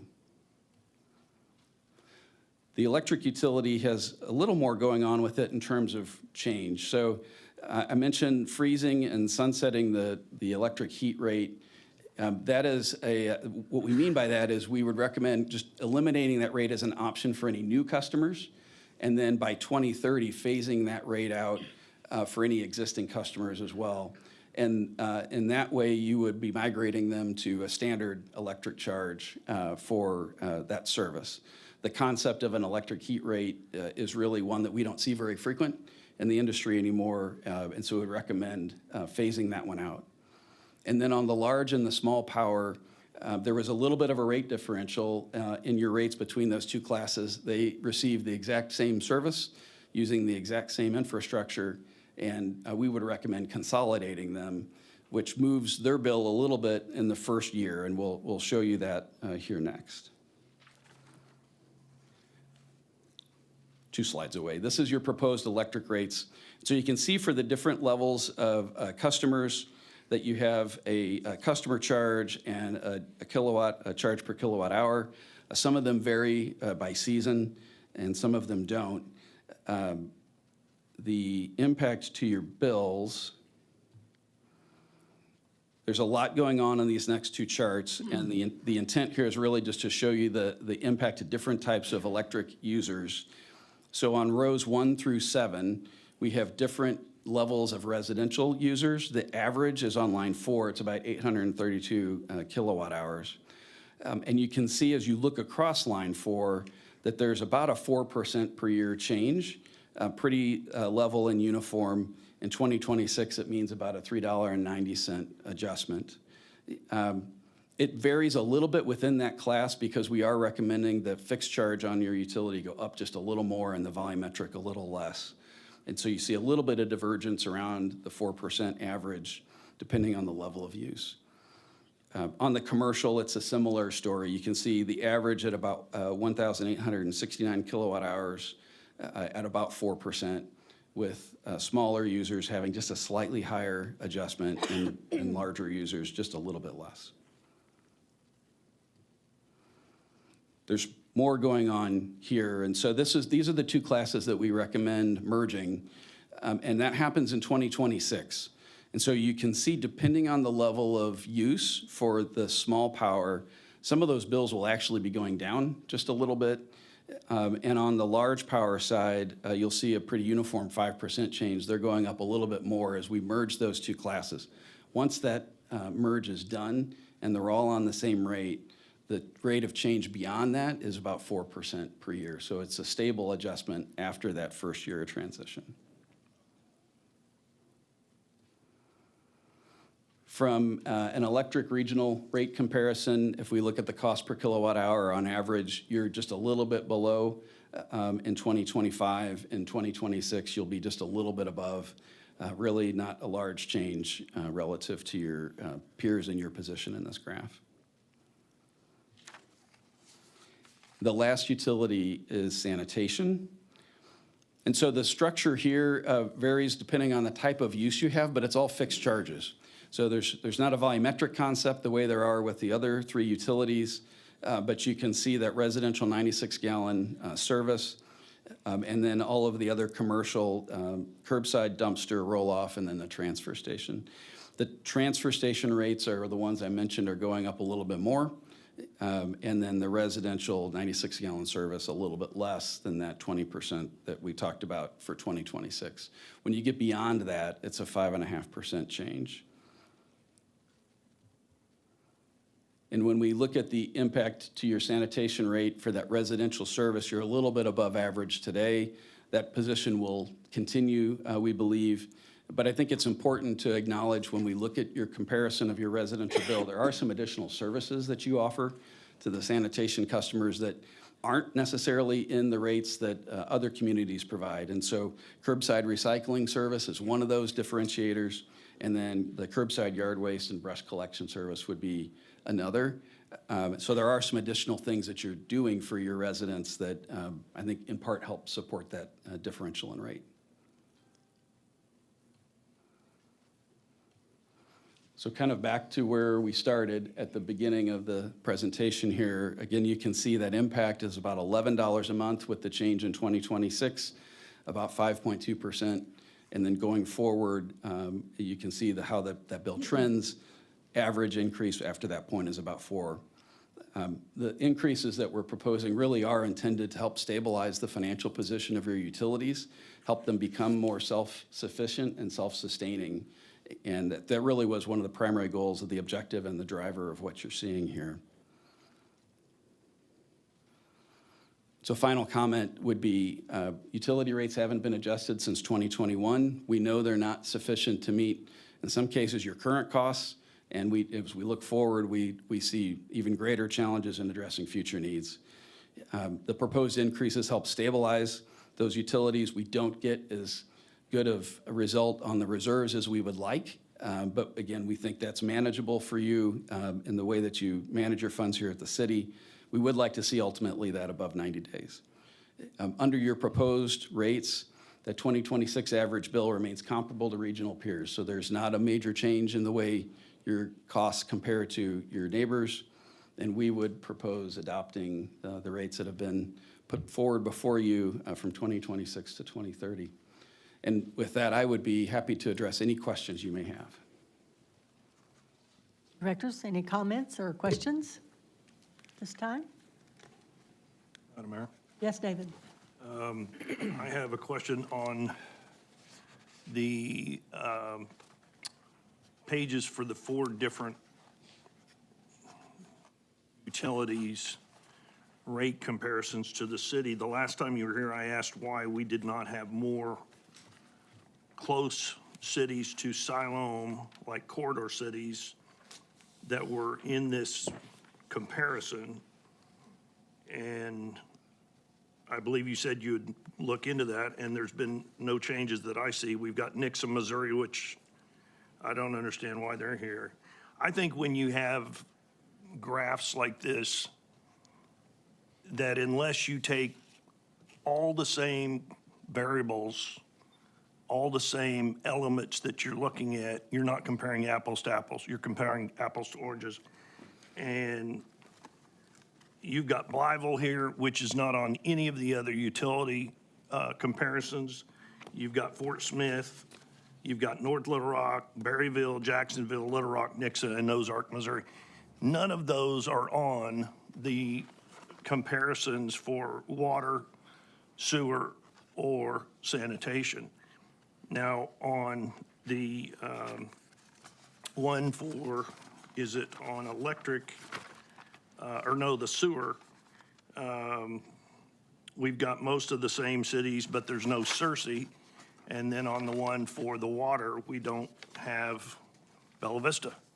So that's why I say it's really hard to look at all of these in the same light, comparable to comparable to comparable, when there's cities missing from some, and then you get to the most important that we have to decide is our electric, and the cities you've chosen are all over the place.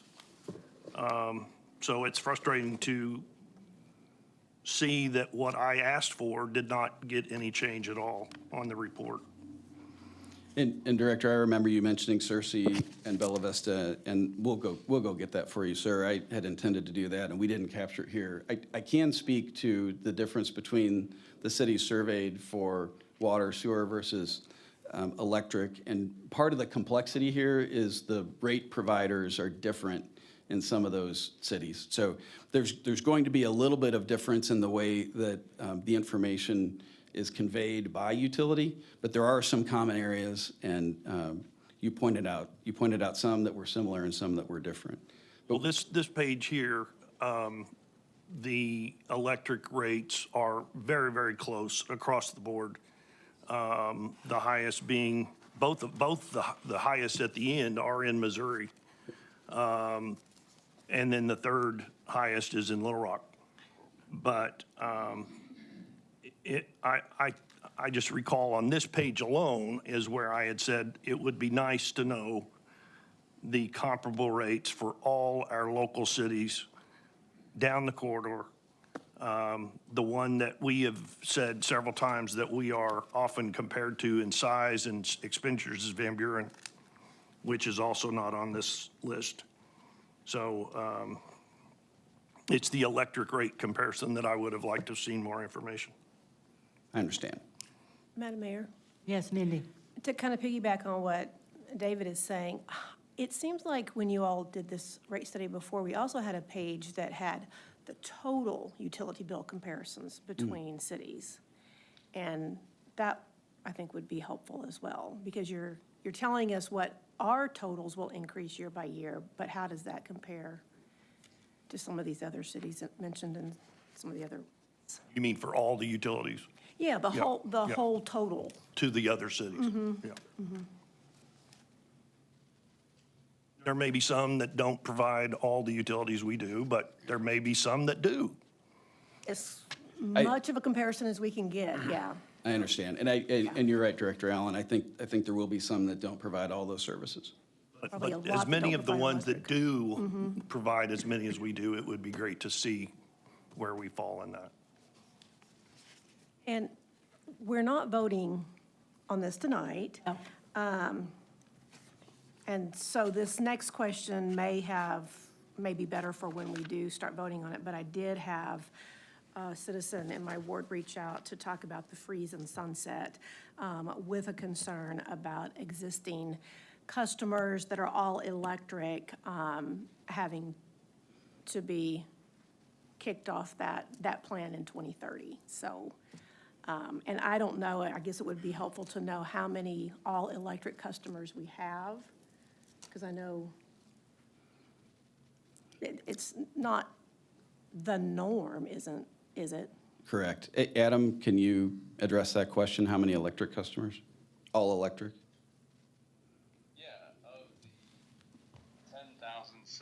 customers.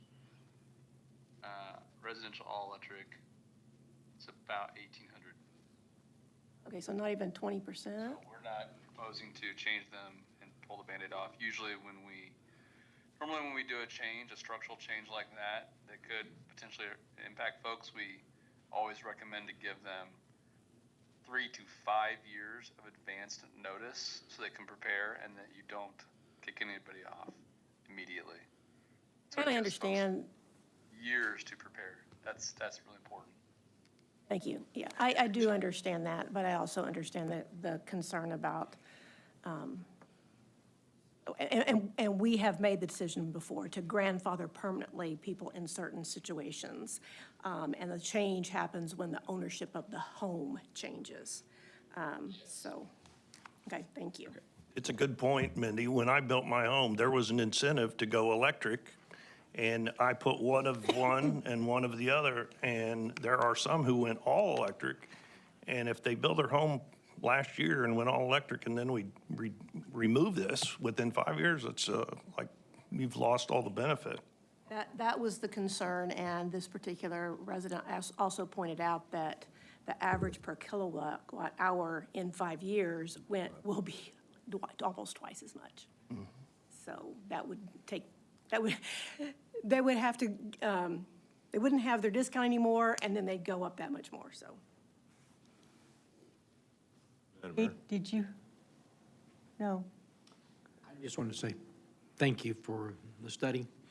I know we can get comparisons and whatnot, but I think we've also seen that we as a city need to make some decisions here, and we see some need, and I think we have good information on that aspect of it, and if we can get some comparisons around us, that'd be great, but you have exposed an area that we need to work on.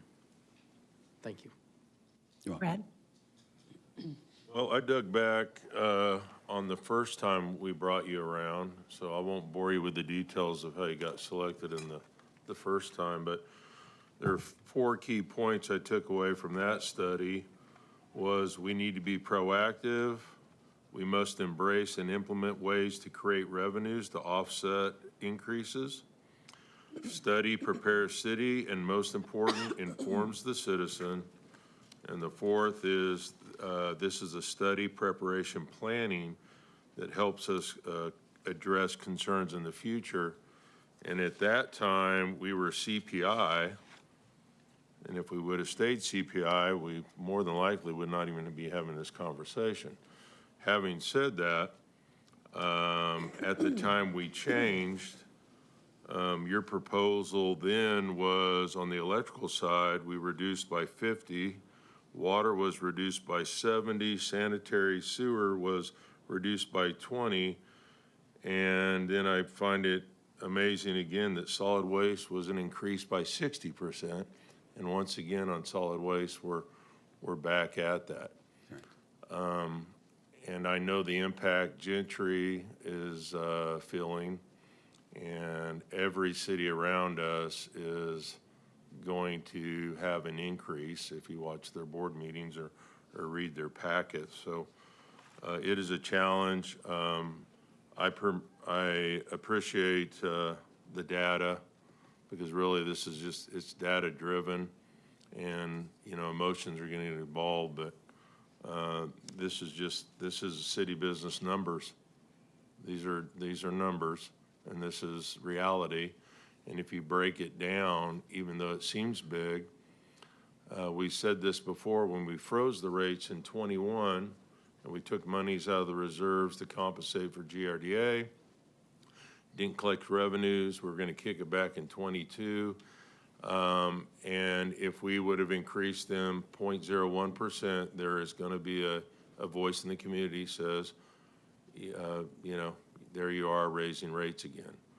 So fast forward, and here we are, and we really aren't raising rates. The reality is this is what we have to do, or we will detrimentally hurt this city. We have to have the revenues and reserves if we have a catastrophic event There's nobody replacing our electrical system. We own it. It is what we do. That's what it costs. So when people they're concerned about those reserves, and they're gonna lash out at the board members, there's gonna be a lot of verbal activity on social media. But the reality is, we have to understand, when you own a utility, you're responsible. Carroll Electric doesn't save us. And, that's our reality. So, thank you. Thank you, Brad. Madam Mayor? Yes, David. I have seen some of the comments that Brad's referring to, and many of the people that make comments are not aware that for 5 years there was an automatic rate increase, and it was all for utilities, and it was not just CPI, Brad, it was CPI plus 1%. So if you can imagine, the first year after we killed that, the inflation rate for Biden's first year in office was 9%. So the increase to all utility rates for all customers in Siloam would have been 10% for the first year. And if you could imagine the CPI of the following years plus 1% on top of that 10%, the geometric progression by the fifth year, people that are complaining now have no clue the amount of money that we saved them that they did not pay the last 5 years. Yes, the city is in a bind right now because we did not keep shoving the rate increases down their throat. That was instilled because we could by a previous board that said, might as well. Previous administrators said, might as well. That's how they did it in Colorado. We did not need to keep doing that. Yes, we had lots of money in reserves, and yes, those reserves have come in emergency times, like when GRDA tried to, or did, not try, but they did pass along a $3 million fee for the severe weather that everyone experienced, including Texas brownouts and everything else. Our share was $3 million. Management wanted to pass that along to every customer, and this board decided to use cash reserves to pay for it. So there's a lot in the mix and a lot in the cornucopia of whatever we're looking at here. It's not just one thing or another. And especially for the people that are new to Siloam in the last 5 years, you've not had an automatic rate increase as was done before that 5-year change. And so it is a requirement now that we must raise rates. Now, whether they need to be 4% every year for the next 5 years, I don't know. That is why we have a study, and that's what we're here to decide. But I'm just letting everyone know the geometric progression that you would be paying today was nixed because we decided to make a change 5 years ago. So that saved every resident in Siloam money from not having to pay an increased bill every single year for the last 5 years. And a lot of times, nobody gives credit for that. They just want to complain that we're about to raise rates. It's the first time we're going to be raising rates since 2021. So there needs to be an acknowledgement of that. Thank you. Thank you, David. Anyone else? If not, then thank you very much for your presentation and your information. I appreciate what you've done. Christina, I'm sure going forward you were going to get more information to the board and bring something to them for vote. That's correct. Yes. Okay. Thank you very much. Thank you. With that, we will move to our consent agenda. Item A, regular meeting minutes from October 21, 2025. B, budget amendment, fire department, purchase of a 2018 Farrara rescue pumper fire apparatus. That's a lot to say. Using reserved STFE funds in the amount of $325,000. Item C, Community Services, Parks and Recreation, WFF Grant Agreement for $666,666.37 for the historic Twin Springs renovation. I believe that's what that's for, restoration, yes. Item D, Parks and Recreation, Oak Hill Cemetery, petition to declare graves abandoned. Directors, any comments or questions on the consent agenda or any items that you would like to have removed for separate consideration? Madam Mayor, David? Letter A, I've got some changes to the minutes that need to be changed. Okay, Madam Mayor, C, please. okay. Anyone else? If not, do I have a motion to approve the consent agenda as presented with items A and C removed? So moved. Second. I have a motion and a second. Roll call. Burns, Yes. Wiles, Yes. Hunt, Yes. Rissler, Yes. Allen, Yes. Carroll, Yes. Blair. Yes. Motion is approved. So David? Yes, Madam Mayor. On the minutes, the very first thing that we did was have our motion to approve the consent agenda. And it is listed that Director Allen requested item B removed. It was not me, it was Director Burns who asked that letter B be removed, so that needs to be changed. And then on my director comments, I believe that the email that I read needs to be included word for word. It was the letter from Christina to me on what she was answering the TV news about the story about money being moved between accounts and the misconception, the bad publicity that was unnecessarily generated, and she gave a very good answer, and I read that for the record, and I would like that email to be included in my director comments. So with those two changes, I will make a motion, we accept the minutes. Second. We have a motion and a second to accept with the listed changes. Roll call. Wiles, Yes. Hunt, Yes. Rissler, Yes. Allen, Yes. Carroll, Yes. Blair, Yes. Burns. Yes. Motion is approved. Brad? Tonight, I am removing C, letter C. Thank you, sir. You're welcome. I just felt after the workshop that this is a great example of grant money being used and a partnership with the Walton Foundation. So I just want to publicly thank the foundation for continuing to support some of our historical sites in the city. Thank you. Thank you, Brad. And Brad, since you're talking about that, what's going on this Thursday?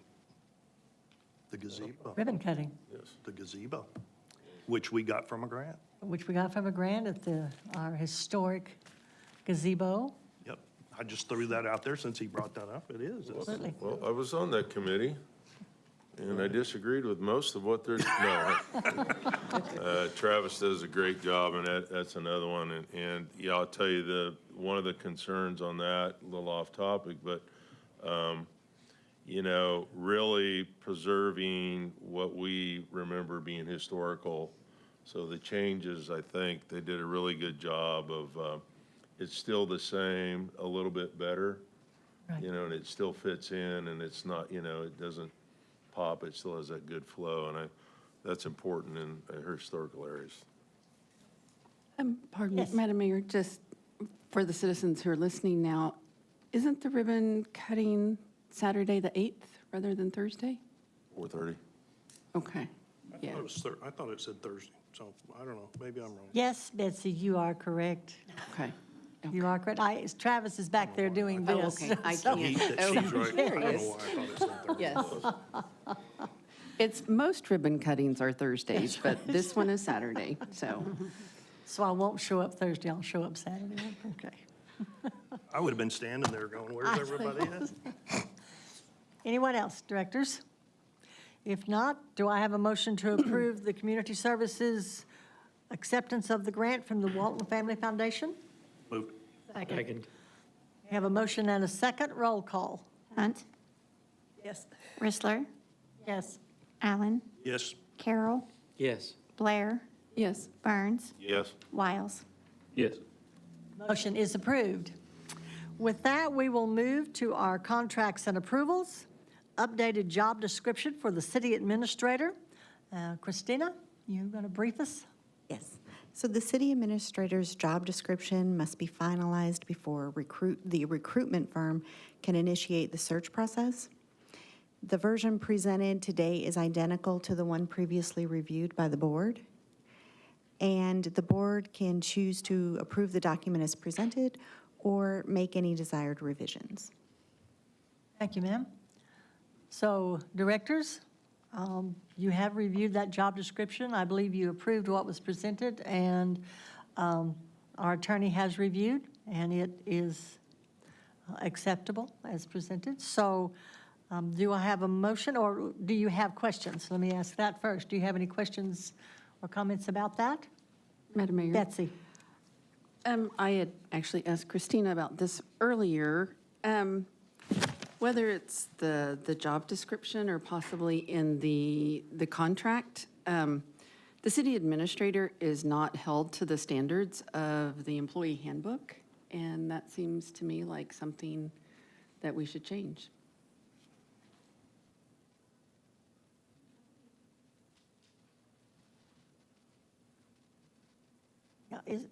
Is there not something in there about, There's not something in the job description related to that. I believe that if there was a change made, it would have been to the contract that you were reviewing. And the place where it says that it's not, that they're not subject to that is in the ordinances. So it would have to be in the contract, I do believe. okay, all right. And so Heather, is that, That's correct. I think your ordinance does provide that the city administrator is not subject to the handbook, so that would be something you would have to change, amend via ordinance. Okay, that was the part I forgot, so. so we would need to amend that ordinance before we actually brought that new person on board, if I'm Yes, understanding if right? you want Yes. to do that, you If you should want to do do that that. Okay. before someone is hired, yes. Okay. So at this point in time, then, we are looking at accepting the job description so that our search can move forward with our recruiters. So is there anyone in the audience that would like to address the updated job description? If not, directors, do I have a motion to approve the updated job description for presentation for the new recruit? So moved. Second. Have a motion and a second. Roll call. Rissler, Yes. Allen, Yes. Carroll, Yes. Blair, Yes. Burns, Yes. Wiles, Yes. Hunt. Motion is approved. With that, we will move to the contract for the recruitment services agreement with Government Professional Solutions, or GPS, in the amount of $24,500. Christina? During the last workshop, the board directed staff to negotiate a contract with GPS. The proposed contract, now presented for approval, includes the services outlined in the request for qualifications at a cost of $24,500. It's important to note that the proposed scope of services does not include travel expenses for potential candidates that the board would like to interview. Which I believe we talked about that at the workshop, that we expected that, so. Directors, comments or questions? If not, Mayor? yes, Brad? Just for transparency, let's say we get 3 candidates we want to see and come in town, do we have a projected cost outside of the scope that we're approving on the 24.5? I have not created a projected cost for that. I can do that if you would like. For It's just going to be I would Yeah, for say- travel, hotel and, you know, I just- hotel and plane ticket, and that'll be depending on where they're from, too. Where they're from, yeah. So you might come up with a number if they're from the farthest, the farthest corner of the Timbuktu. USA. Yes. I can do that. All right, anyone else? But we don't want to not take somebody because they're from, That's right. no, you're too expensive to travel there. Is there anyone in the audience that would like to address the contract with the GPS? If not, directors, do I have a motion to approve this contract with GPS for 24/5? So moved. Second. We have a motion and a second. Roll call. Allen, Yes. Carroll, Yes. Blair, Yes. Burns, Yes. Wiles, Yes. Hunt, Rissler. Yes. Motion is approved. Next is the approval for contract electric department joint use pole agreement, Ozarks Go LLC. Phil Stokes. Thank you, Mayor, members of the board. Phil Stokes, Electric Director. This is a contract we're proposing between the Ozarks Go and the city for the use of their poles to attach fiber to. It's a yearly fee that they pay, $15.51 per pole, and this contract has been reviewed by legal and approved, and so I'm available for any questions. Thank you, Phil. Directors? If not, is there anyone in the audience that would like to address the contract with Ozarks Go? There is not. Do I have a motion to approve the contract with Ozarks Go for the joint use pole agreement? So moved. Second. We have a motion and a second. Roll call. Carroll, Yes. Blair, Yes. Burns, Yes. Wiles, Yes. Hunt, Yes. Rissler, Yes. Allen. Yes. Motion is approved. Thank you, Phil. Next, we'll move to our ordinances. Ordinance 25-34, third reading, amending city municipal codes, adoption of Chapter 35, development signs and zoning. Ben? Yes, thank you, Madam Mayor, members of the board, Ben Rhodes, Senior Planner. This is the third and final reading of the ordinance that's adopting Chapter 35. As a reminder, last time we corrected the Scrivener's error that was in there, so the version now is correct. We have not received any additional comments since the last reading, and we are available for any of your questions. Thank you. Thank you, Ben. Directors, comments or questions? There is none. Is there anyone in the audience that would like to address this ordinance? If there is not, do I have a motion to place ordinance 25-34 on its third reading, suspending the rules, reading by title only? So moved. Second. I have a motion and a second. Roll call. Blair, Yes. Burns, Yes. Wiles, Yes. Hunt, Rissler, Yes. Allen, Yes. Carroll. Yes. Motion is approved. Christina? Ordinance number 25-34, an ordinance adopting Chapter 35, Development, Signs, and Zoning, and repealing Chapters 53, 54, 78, 81, 87, and 102 of the City Municipal Code. Thank you, ma'am. Do I have a motion to adopt ordinance 25-34? So moved. Second. I have a motion and a second to adopt. Roll call. Burns, Yes. Wiles, Yes. Hunt, Yes. Rissler, Yes. Allen, Yes. Carroll, Yes. Blair, Yes. Motion is approved. Ordinance 25-34 is adopted. Next is ordinance 25-35, second reading, amending section 2-222 of the City Municipal Code, allowing bidding by reverse internet auction. Tony? Good evening, Madam Mayor, members of the board. Tony Brown, wastewater superintendent. What I have before you for your consideration tonight is placing ordinance number 25-35, amending section 2-222 of the City Municipal Code on its second reading, and staff is requesting that the second and third reading be combined, suspending the rules and reading by title only, and staff is available for any questions. Thank you, sir. I was just going to suggest we do the second and third reading. Well, there you go. Anyone else? If not, is there anyone in the audience that would like to address ordinance 25-35? There is not, so do I have a motion then to place ordinance 25-35 on its second and third reading, suspending the rules, reading by title only? I will make that motion. Second. We have a motion and a second. Roll call. Wiles, Yes. Hunt, Yes. Rissler, Yes. Allen, Yes. Carroll, Yes. Blair, Yes. Burns. Yes. Motion is approved. Christina? Ordinance number 25-35, an ordinance amending certain sections within Article 6 of Chapter 2 of the Siloam Springs Municipal Code regarding purchases and sales, Division 1 expenditures. Madam Mayor? Yes. I make a motion, we adopt ordinance 2535. Do I have a second? Second. We have a motion and a second to adopt. Roll call. Hunt, Yes. Rissler, Yes. Allen, Yes. Carroll, Yes. Blair, Yes. Burns, Yes. Wiles. Yes. Motion is approved. Ordinance 25-35 is adopted. Next is ordinance 25-37. And I might make mention too, in our last board meeting, that this board tabled ordinance 25-36, which is in reference to the 3/8 cent sales tax. We did have a workshop prior to this meeting, and that ordinance will be brought to the board at a later date.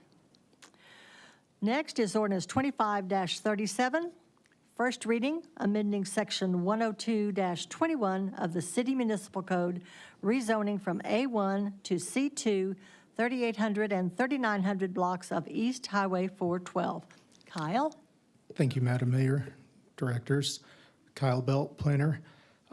This request is to rezone the 38 and the 3,900 blocks of Highway 412 East from the A1 Agricultural District to the C2 Roadway Commercial District.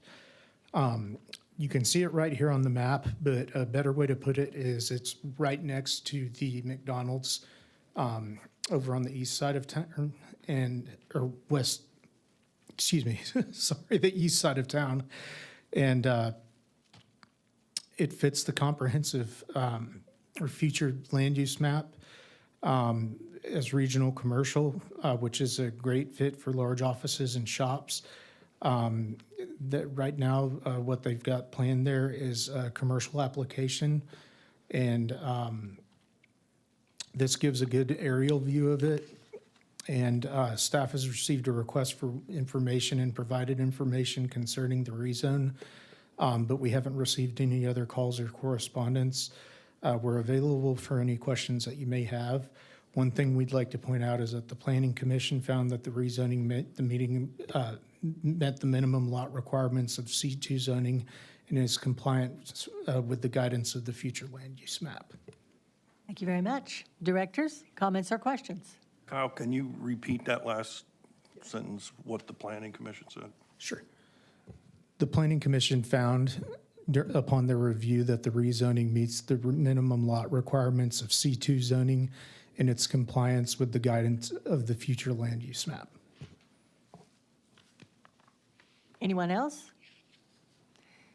If not, is there anyone in the audience that would like to address ordinance 25-37? There is not. Directors, do I have a motion to place ordinance 25-37 on its first reading, suspending the rules, reading by title only? So moved. I have a motion and a second. Roll call. Rissler, Yes. Allen, Yes. Carroll, Yes. Blair, Yes. Burns, Yes. Wiles, Yes. Hunt. Motion is approved. Christina? Ordinance number 25-37, an ordinance amending section 102-21 of the Siloam Springs Municipal Code, City Zoning Map, rezoning from A1 to C2, property located at 3,800 and 3,900 blocks of East Highway 412. Thank you, ma'am. Next is Resolution 40-25. This was tabled from the 10/21 meeting, and I believe that staff is going to ask for this to be tabled again. Is that correct? That is correct, Madam Mayor. Board of Directors, Brent O'Neill, City Engineer. This is just to give staff and the developer time to come to a resolution. Okay, perfect. So with that, do I have a motion to table? So moved. Second. Okay, and this will be until our next meeting in, no, We're requesting to table until December 2nd. December 2nd. Thank you, sir. So the motion and the second agrees that we table until December 2nd? Yes. Okay. Brad, yes? Madam Mayor? Yes. So if we have anything for you, would you like for us to just meet you at your office? Because I presented a dossier. Yes. Not true. But I do have some input on this particular retention pond. And I think it's important, there are some citizens in the audience right now that are here specifically because of the adverse conditions created by this development. So their concerns need to also be heard. And I'm not sure how we're going to do that, but I will directly communicate. I'm looking at them right now. I don't want to say names, but okay. So can we give them an opportunity to speak before we table it? Or we could pull the table in motion and open it up. We have to have something on the floor to discuss it, either a motion to table, or we have to have a motion to place it on its first reading. Is that not correct? That's correct. Heather?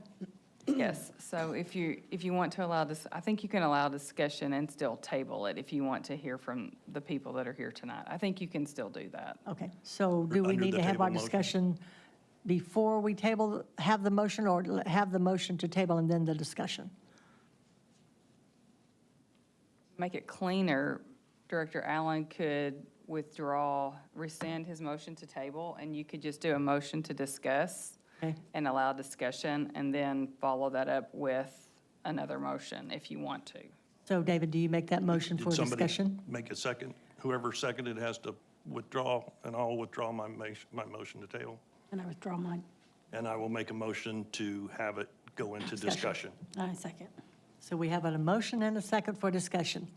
So, yes, if there is someone here that would like to address this resolution, come to the microphone and give us your name and your address. You will have 3 minutes to address the board.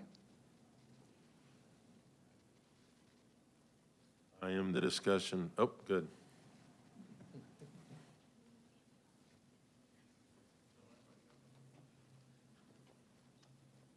Madam Mayor, Board, thank you, Mr. Burns, for making that comment. Mike, can we have your address, please? Oh, I'm sorry. I'm sorry. I know where I live. I know you do. I'm sorry, 23063 Lawlis Road. I'm sorry. I was thinking that and didn't get through with it. But I do appreciate that, because what happened east concerning this retaining pond is affecting what's going west. And in consideration, I know last time I wasn't able to be here, but I watched it on YouTube. And in consideration, I understand the liability and the costs and all of that stuff. But you have to understand too, or at least consider that what you sowed, you're going to reap. Unfortunately, the ones that's reaping is downstream from that, and it's being affected. And I'd mentioned it to the mayor and a couple of the board members before, and it is adverse. And when we have heavy rains like we're having and have had, what's east of us is coming west, and it's been devastating.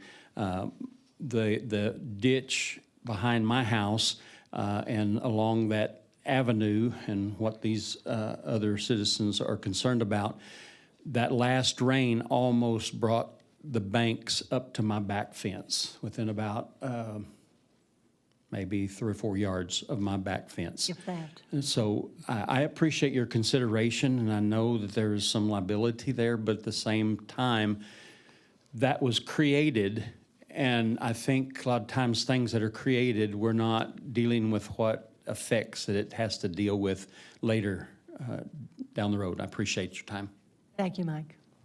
Madam Mayor? Yes, Betsy. Because I don't quite have a picture of exactly what's going on. Is that because the detention pond isn't being maintained, or? I've missed part of this issue, I think.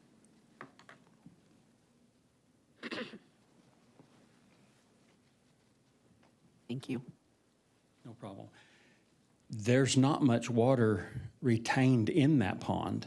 One of the board members mentioned about, 6 meetings back in the late summer, 90% of our retention ponds don't have any water in them anyway. I don't know what's happening and why the engineering part, they're not doing what they're supposed to do. There's a new retention pond in the subdivision, be south, just southwest, almost directly behind us, actually. It's a huge retention pond. It's dry as can be. So I don't know what's happening, but the water that's supposed to go in those retention ponds is flooding our streets. And the back way, the main outlet for the water in front of my house is my water meter outlet. It literally floats the tops off every time and floods that area. My neighbor 2 doors down across the street has to get his sump pump out every time it rains heavy. So there's something there, and I appreciate our new engineer. I've met with him before on a similar situation and the work he's doing and trying to resolve some of these things. And thank you all very much for your consideration. Madam Mayor, Yes, David. this has come up before. One of our long-serving, most valuable retired fire employees, Richard Dozier and his wife, live out in this area, and every time we have a massive rain, he has to get a water pump out just for his yard. And, you know, as he sent me pictures, and he says, this gets really old having to do this every time. And it came about when so many of the duplexes got built further north of Lawlis Road, in that all of those getting built pushed all that water down to Lawlis Road. And so this is not new. This has been going on for a long time. Madam Mayor? Yes, go ahead, Mindy. I'm done. So this is on the north side of Lawlis, right? This retention pond? Okay. Because I know one of the residents that's here tonight has had some issues with flooding, and she lives on the same side. But my understanding is that flooding is more from a ditch sort of behind, an area behind your house that's not being kept up, but it's not within city limits, I believe. Is that right? Is that what we, yes, Gail, you know what I'm talking about. So I don't know if this is two separate issues or they're compounding each other.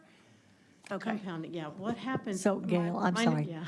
Yeah, if you will, and pull that mic down so that we can get it on the recording. Thank you, ma'am. My name is Gail Edwards, and I live on 605 Hat Creek Lane, which is not in the city limits. We are that little island surrounded by city limits.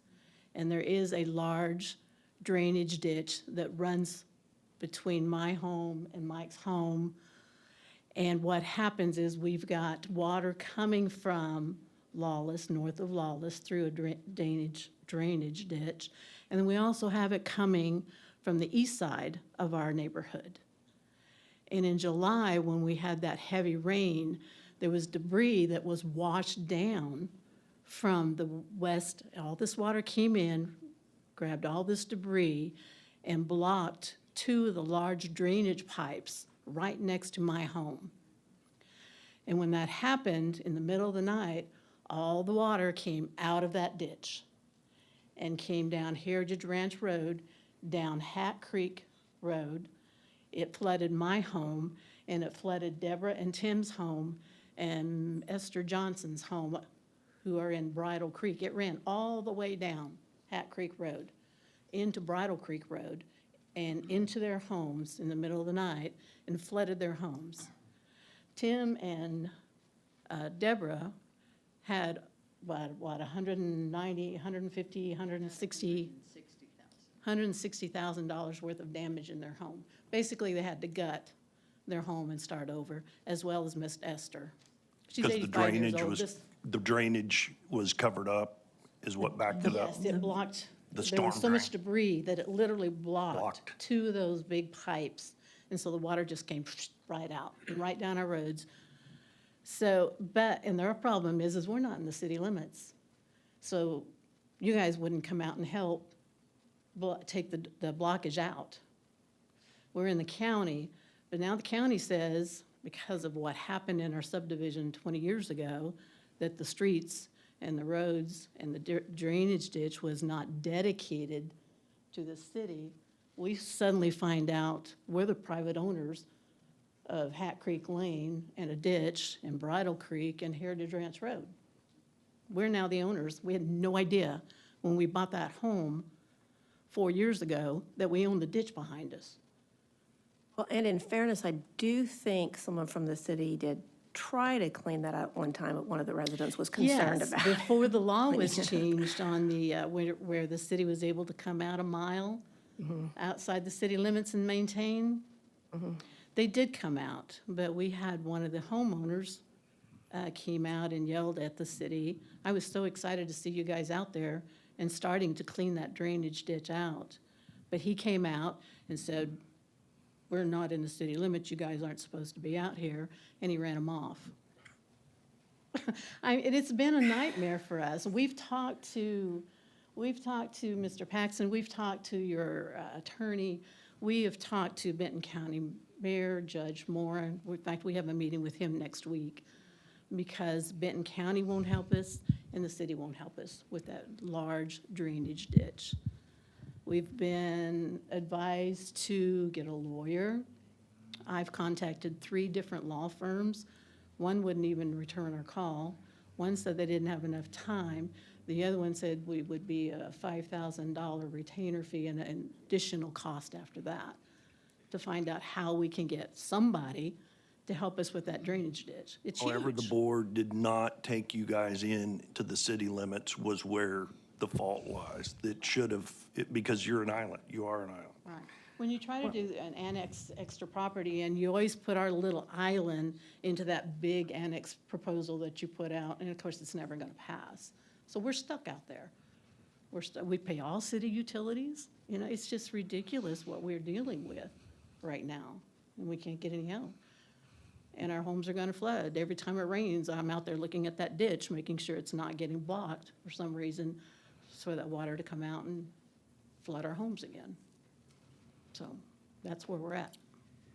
And my question is, if the city decides not to, I guess I already know the answer to that question, if the city decides not to maintain the retention pond, then who's responsible for it?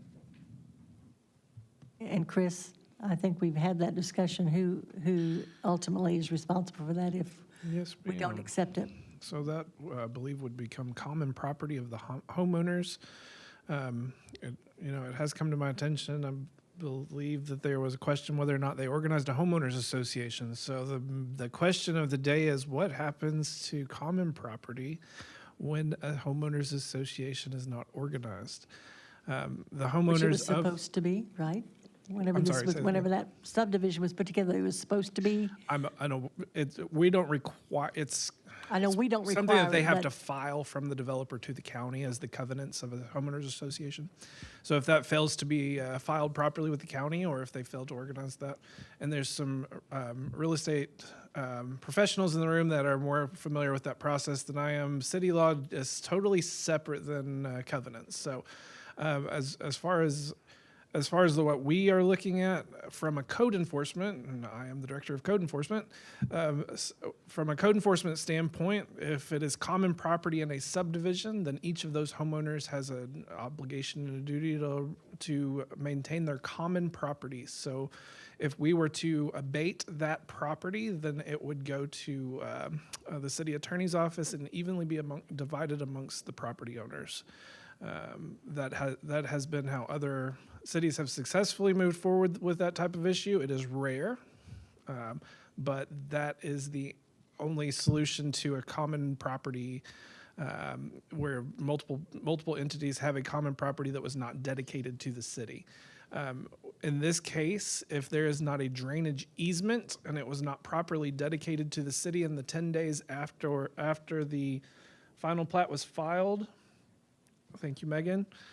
So within 10 days after the final plat is filed, that subdivision was required to dedicate that to the city. After that date, staff no longer has the ability to say, yes, you can dedicate this to the city because it's outside of the ordinance requirement allowing them to do that. And that's why we're here today, is the city is not obligated to take that detention pond because they're outside of their 10-day period. So that's why it was brought forward. There's positives and negatives to that. The positives, of course, is that we can do additional maintenance. We cannot do maintenance on drainage and private property unless there is a drainage easement or if it's in public right-of-way or on city property. If we were to allow that to be dedicated to the city, then we could do work because it would be, of course, owned by the city. If it's not dedicated to the city, then if there's any failures, then that's on the property owners that share that common property.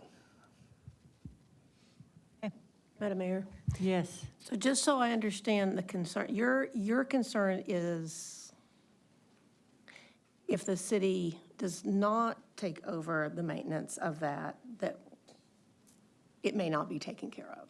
Is that what I'm here That's for, the that question. part, If and it- that is potentially compounding the issue that you're already having right behind you, Right. that is not within the city, for sure, and the city has been discouraged from working on that property. Okay. Madam Mayor? Yes. The only solution I see beyond us making the decision to take this detention pond under the city's wing or not, beyond that, and it goes back to city staff decisions that no one is still here that made those decisions. It was many years ago, but being an island, you should petition all your neighbors to annex into the city limits, because when your storm drains were blocked, it would have immediately been taken care of. And the frustration is that it ever happened, but that it could happen again. And after you've gone through all the rigmarole of getting things fixed, and then it's like, please, no, never. But you would, knowing that you're part of the city limits, you could immediately call for relief from the city Yeah, crew. believe me, we know that. Yeah, but I'm saying, you were made an island, not by accident. From everything I've heard, it was on purpose. So let's talk about neighbors getting together and annexing. And yes, the argument in the past has been, but then you have to pay higher rates for your utilities. But is it better to offset what you may pay for knowing you will have crew respond immediately? And we've proven that on our electric crews, in that when there's downage, their response very quickly. And it applies to the other utilities as well. And that I mean, my goodness, a storm drain being blocked by debris and backing up could easily happen again when there's already drainage problems down those streets anyway. So, Yes, we have, out of the 25 homeowners in, this is Heritage Ranch Subdivision 1 that we're talking about. And there's 25 homeowners. And we have already talked to our neighbors about annex. And we've only come across one neighbor who did not want to be you in the have to city have limits. 50% or more. 50% Yeah. or 50, Yeah. or 51% 51%, yeah. of the land Yeah. area as well. I did not realize there were that many homeowners, but it would be a big advantage to you to go ahead and move on that. Yes, the city attorney actually advised that we do that, Yeah. or create the POA that was never established. This was a subdivision created in 2005 by Marty Lassiter, who, in the middle of the development, filed bankruptcy. So the remaining lots that were not developed when he left have been sold and bought by Piecemeal. many different developers. Our property alone had probably had 5 or 6 different owners before somebody actually built on it. So, Well, I believe if you got as many neighbors together and explain, if they don't know your story, they need to hear your story. And we've talked to, and it's not just the drainage, just there are other issues going on out there as well with flooding due to Heritage Ranch subdivision 2, 3, 4, and 5. Well, if you get the That are now petition, creating drainage issues with and us. there's 51%, and you bring it through planning department to put on the agenda, then our board votes Yes, to we were accept the recommended to annexation. do that and to get a lawyer to help us do that because there's a lot of paperwork and we have to have it filled out properly.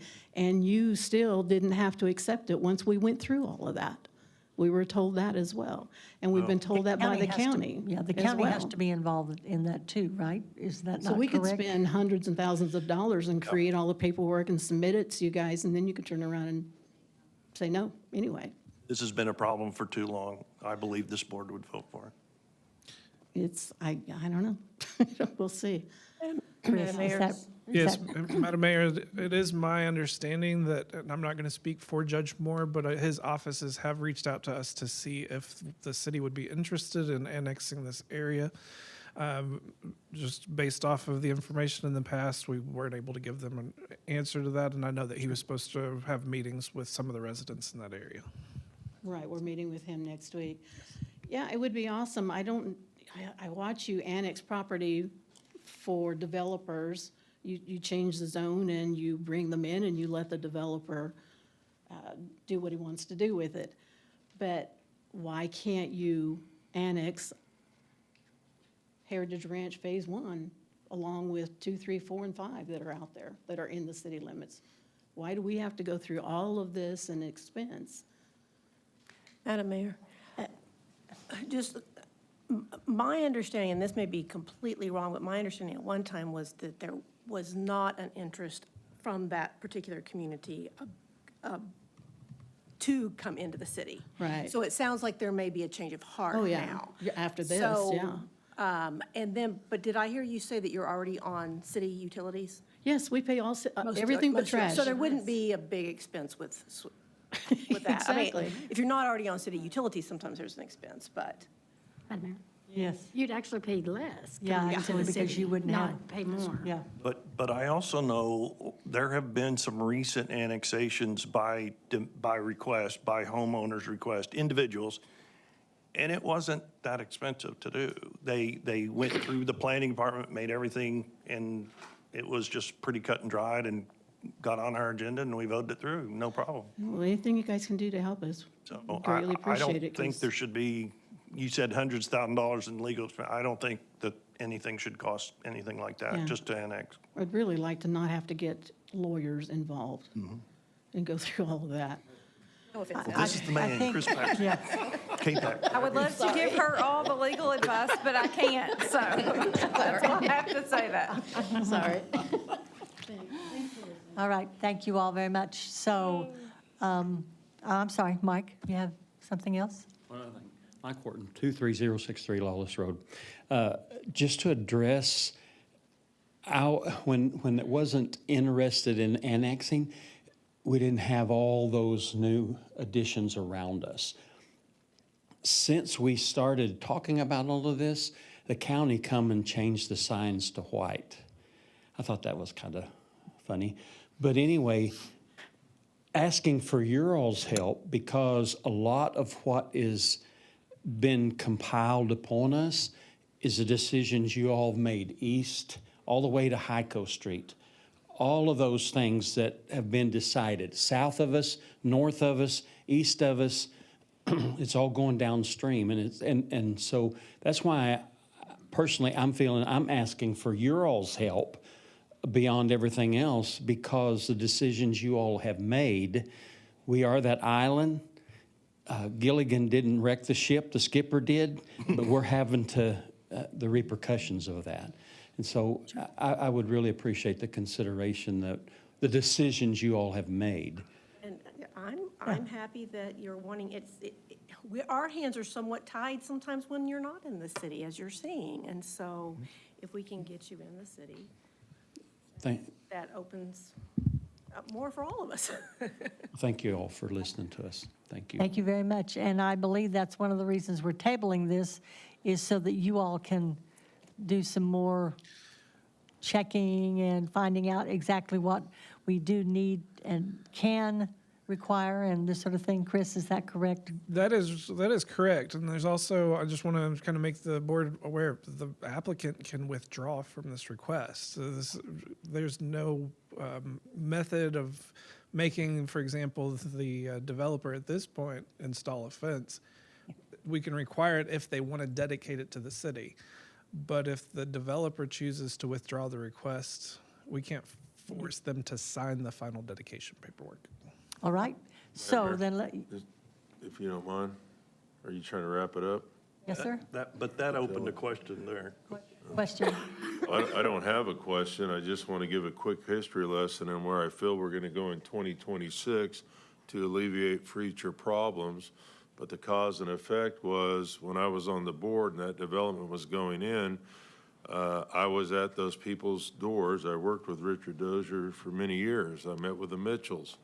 There was a lot of resentment towards the city, right? We didn't have this, there was no hugging going on in that area. And my statement then, and I stay by it now, when we developed that area and some of the conditions we allowed, we were going to inherit a problem.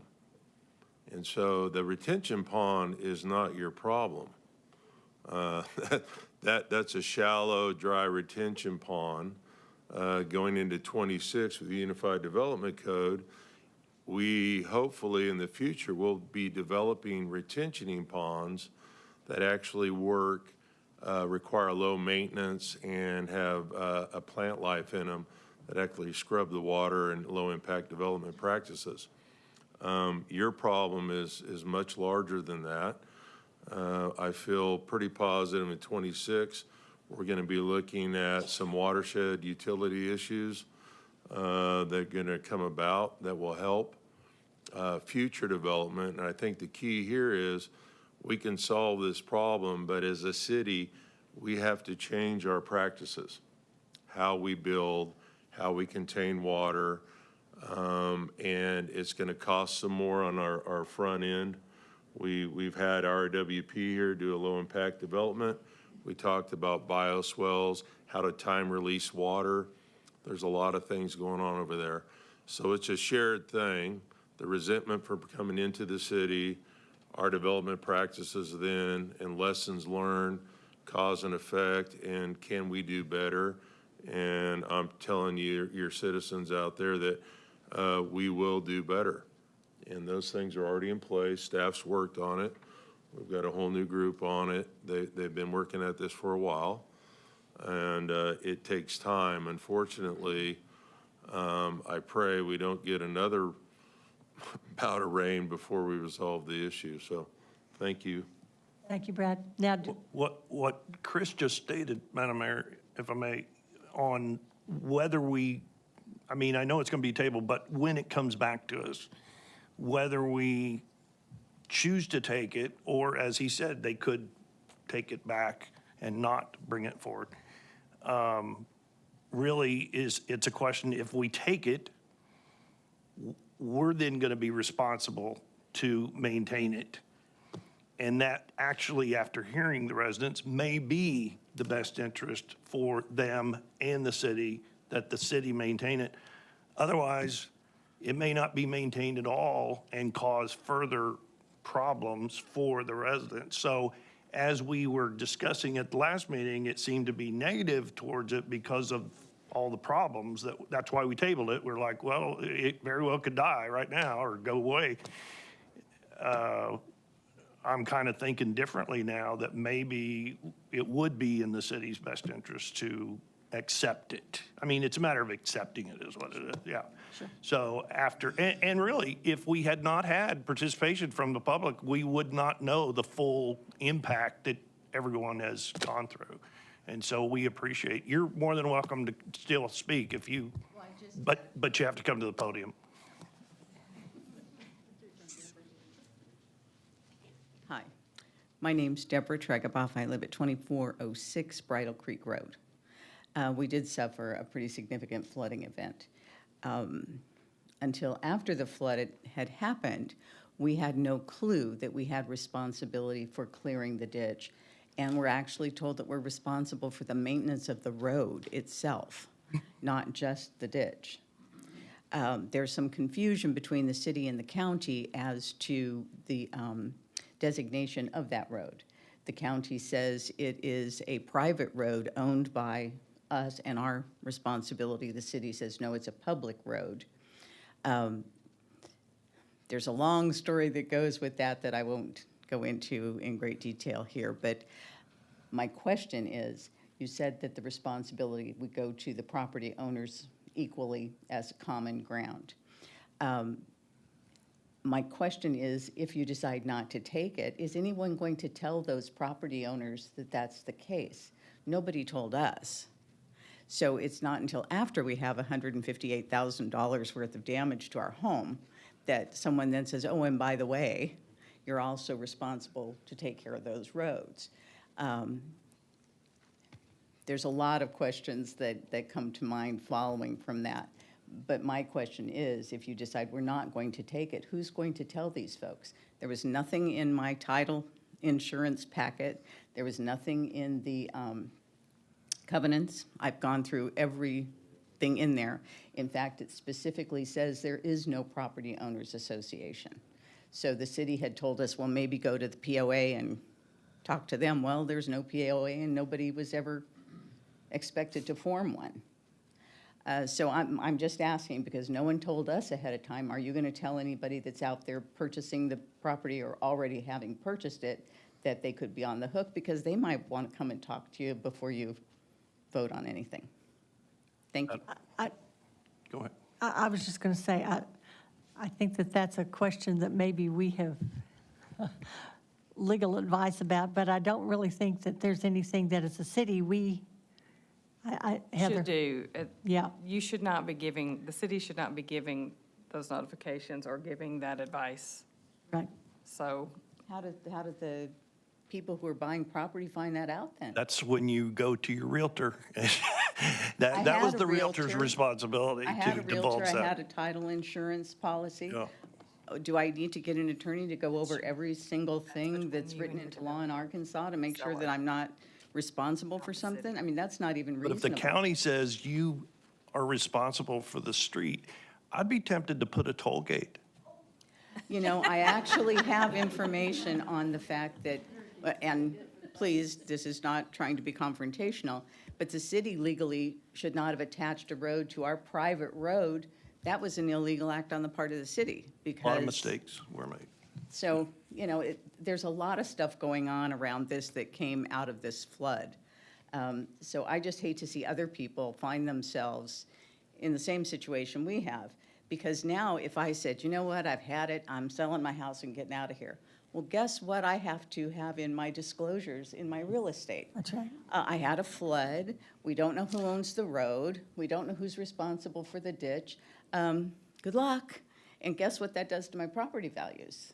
And so I just hate to see that happen to somebody else walking in thinking, okay, developers have got their plats and their approvals and their signatures and, oh, that's invalid now 20 years later. So how do you have a good faith business dealing when you don't know what's going to happen and you don't know what is going on behind the scenes? Madam Mayor, I would like to request our planning department come up with a proposal, or at least assist the homeowners in coming up with a petition proposal to annex. And at a future date, I'm not talking about on this thing here. This thing here is separate. This thing on this detention pond is completely, and maybe the city can't be involved. I don't think we can. but- I think that's what Heather is saying. We as That a is a city. great idea. In terms of and- annexation, And I think everybody wants to help, but the city Yeah. cannot help them put together a petition if it's citizen-led. they will have to do, because that would be giving legal advice, and we can't do that. I wish we could. Well, I know there has been assistance, maybe not legal advice, but there has been questions answered in previous owners wishing to annex privately. Just, I'm not talking about a whole neighborhood, I'm talking about one house lot. And it was simply a matter of what do I need to do? And there were questions answered. There wasn't advice or anything, but because there is a process for anything to come to the city, so. Well, we were it was kind of intimated to us that we wouldn't, we would have a better chance of success if we had an attorney who filled out all the paperwork and crossed all the Ts and dotted all the Is so that we didn't screw it up because our petition would be thrown out if we hadn't done all the right things. So, I mean, again, we're all kind of stuck. That's. Madam Mayor. Yes, Chris. And before we go on, I mean, I know that we're still wanting to discuss this. We're going to take a real quick break, about a 10-minute break, and then we will convene at I guess, 8:25.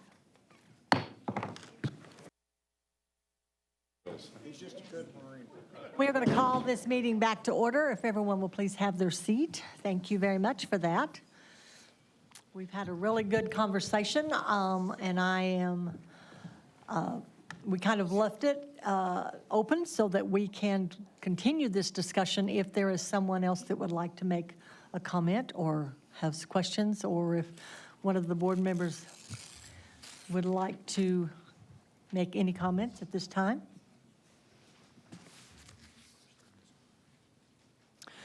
All right, if that is the case, then I am going to ask for, and I suppose I should get our city clerk back in her seat.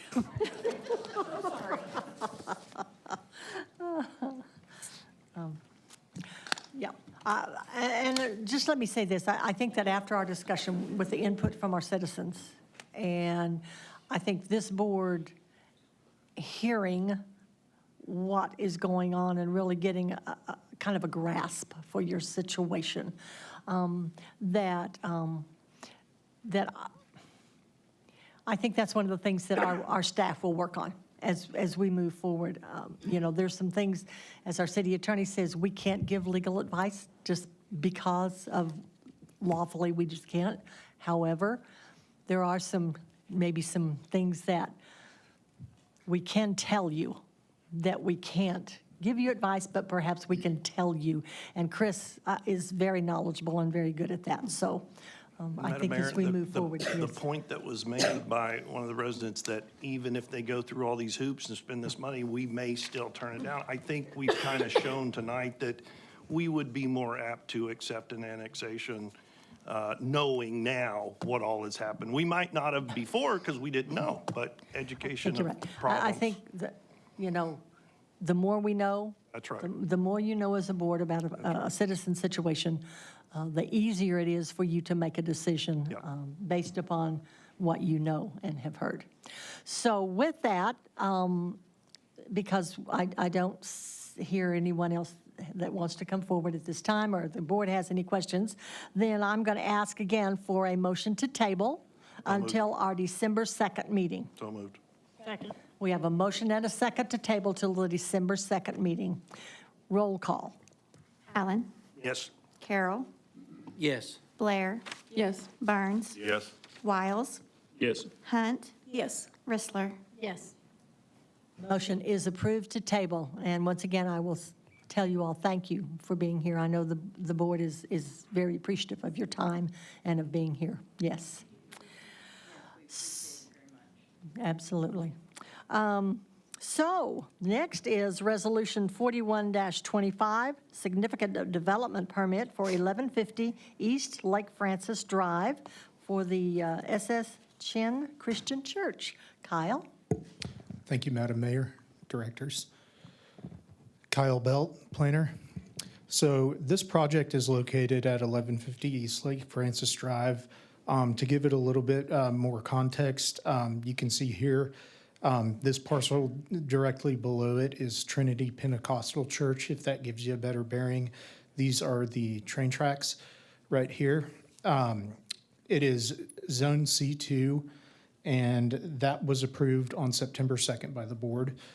The applicant's requesting to construct a 15,496 square foot place of worship within the C2 zoning district. Right now, the site is currently vacant except for a barn, which we do not believe is in use. There's an on-site detention basin to the southwestern corner of the lot that's going to be used for drainage. Again, this is a proposal to allow for a place of worship. You can see the aerial right here, and then you can see the site plan just to the right. The building would be at the south side right here, and the parking lot would be at the north side, opening up onto East Lake Francis Drive. Staff finds that the proposal meets the minimum zoning requirements for C2 zoning, subject to the following conditions. The applicant shall dedicate drainage and utility easements as directed by the city engineer prior to certificate of occupancy issuance. The applicant shall comply with exterior parking lot lighting standards, including a photometric plan and the architectural plans prior to building permit issuance. The final landscape irrigation method shall be approved by city planning pursuant to code section 53-16 subsection F prior to building permit issuance. And the applicant shall provide the building elevations for review prior to building permit issuance to verify that the height meets code. Coming out of Planning Commission, this was recommended for approval with the stated conditions.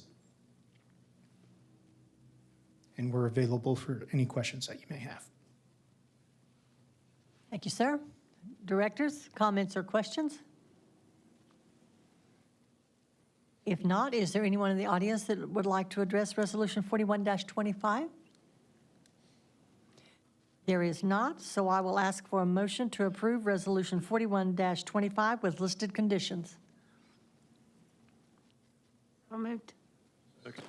We have a motion and a second. Roll call. Carroll. Yes. Blair. Yes. Burns.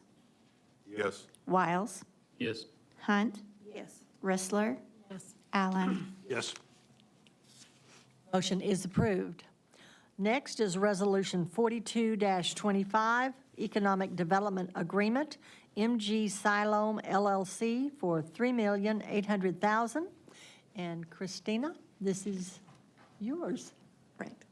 Mayor, members of the board, MG Siloam LLC is requesting an economic development incentive package from the city to support the development of a new retail facility for Academy Sports and Outdoors. This would be located between Walmart and Lowe's. The proposed project is expected to generate significant economic benefits, including increased sales and property tax revenues and the creation of approximately 110 new retail sector jobs. As part of the proposed agreement, MG Siloam is requesting a waiver of certain fees, the extension of utilities to the site, and a sales tax reimbursement of up to $3.5 million based on a percentage of actual sales tax revenue that is generated by Academy.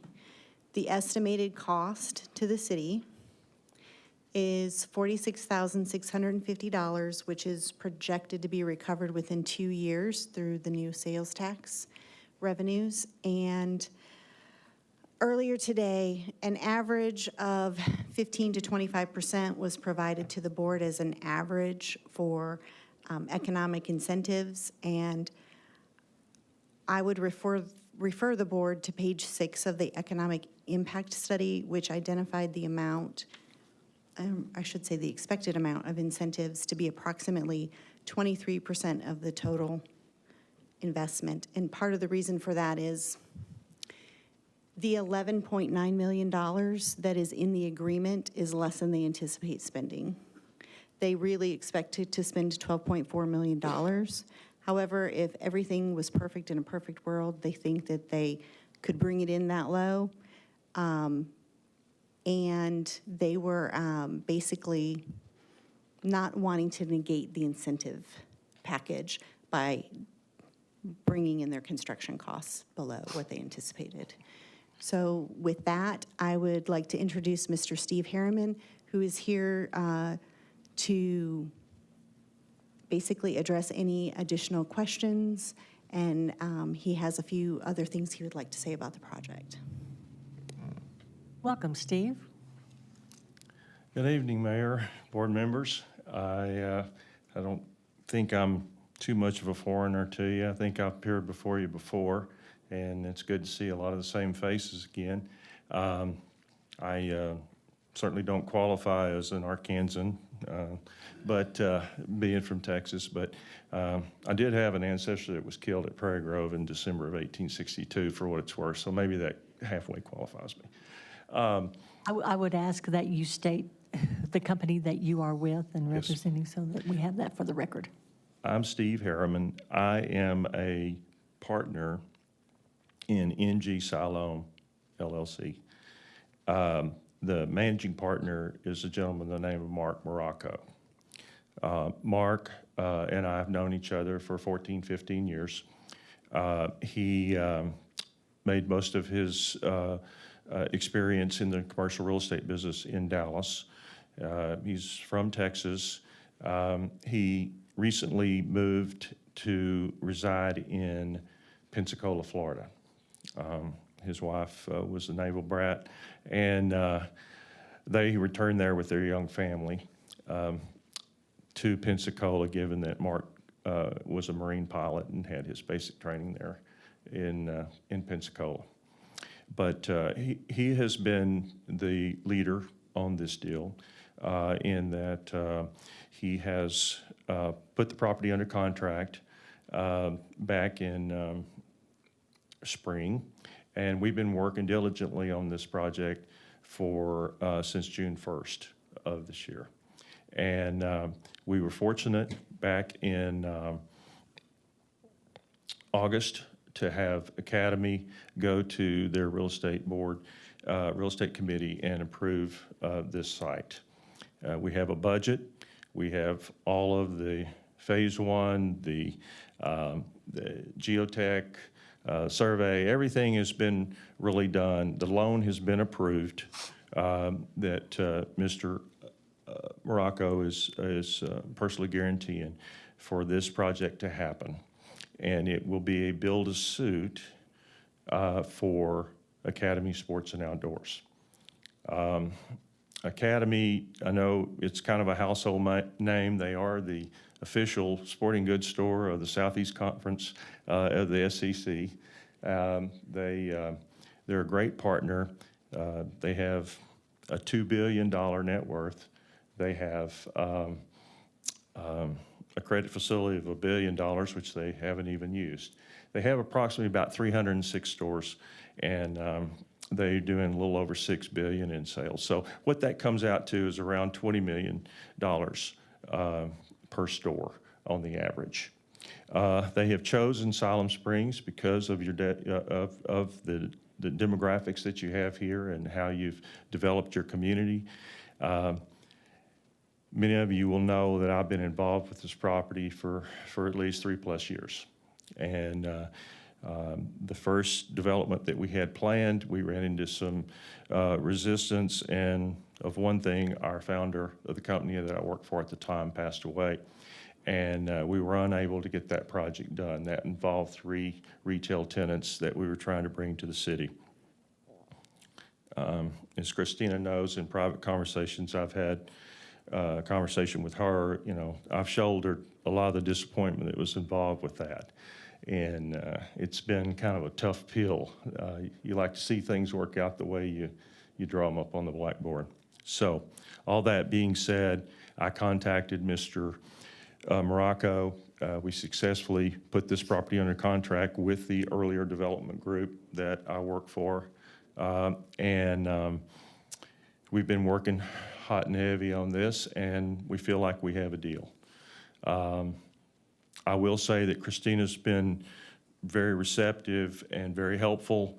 Chris has been a great quarterback working with staff and coordinating our efforts. And of course, Ben and Danny and Randall and Maybe met Dustin, the fire marshal. And so, anyway, it's been good, and the two newbies you've got in the form of Brent and Kyle. It's been a good experience. They've been very helpful. But we're in a situation to where it is necessary for us to have this tax, sales tax incentive in order to make the numbers work. Our loan is approved conditional upon that.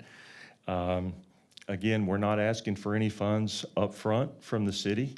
It is a shared participation program for better, and therefore we get money together as we come in. Obviously, the lion's share comes to the developer because it's the one taking the risk and signing the note and personally on the line. At this time, I would be happy to field any questions that you might have. Also, I don't want to minimize the help I've received from Randy Torres. He's kind of my second here. So if maybe he can help me out if in fact I have something that I might need to understand a little better. But I would ask that any questions that you have would be certainly welcome. No directors, do I have comments or questions for Mr. Harriman? Madam Mayor? Yes, Lisa. I appreciate the proposal appears more transparent and financially solid compared to the one that was presented to us before. It truly does. It truly is financially solid at this point. But there's something that's been bothering me about it, and I didn't know what it was. And so the first thing I did was pray about it because, and I'm going to tell you, I wake up in the middle of the night praying about this one because I couldn't figure it out. And I thought maybe, at first I thought, oh, well, maybe it's because they doubled the request because you went from 1.5 million to 2.5 million. So I pulled up the last request, and then I pulled up this current one. And I did a comparison, and I read them, and I read them, and I read them. I kept reading them over and over and over. And I narrowed it down, and I thought, okay, God, you got to give me what I'm missing here. And I really think he did 2 days ago. So I look at economic development as a tangible outcome. So what you get out of that is you get jobs. You bring jobs to the community. And you draw into your community new tax, not just transitional. You're not moving tax, you're bringing new tax. And so, and you also, a lot of times when those academy sports come in, sometimes they bring with them other businesses. Sorry, I've had a cold. And so I had to ask myself, are we doing economic development or are we doing economic movement? So for the last week, I've been taking lots of notes and doing lots of research and trying to figure out what is it that's bothering me about this. And I think what has come out of this, we have an existing sporting goods retailer, which you know. And so are we bringing in new tax as an economic development? And I love Academy Sports. I was excited. I was super excited when I heard this was on the agenda. But as a board of director, it's my responsibility to make sure when we're using public funds on private projects, is it truly, are we setting a precedent that's truly in the best outcome for the citizens? And so my questions are, on your studies, what portion of the projected sales represents new spending rather than just local substitution? Let me explain this out to you. So if you build Academy Sports and we're saying, oh yeah, great, we're going to bring in money, but if you're taking it from someone else and just transferring it over, but then we're giving you some of that money back, we're over here, we're getting 100% of the funds. Over here, we're not getting 100% of the funds because we're giving some of it back to you. So how much is that new tax that you would be bringing in? Was there a study done on that? I'm not aware of a study that's done that would end up being a equation that would equate to how much cannibalization occurred. You see other retailers, a good example are furniture stores. They seem to always want to collaborate next to each other because they feel like they activity begets activity. And as a result, they tend to gravitate and want to be right close to each other. And I think you could find that true of other retailers that enjoy that type of environment that's created by having competition. I don't have any calculations, any supporting data of how it might cannibalize a sporting goods store that has located, you know, on the west side of town in contrast to what's moving eastward.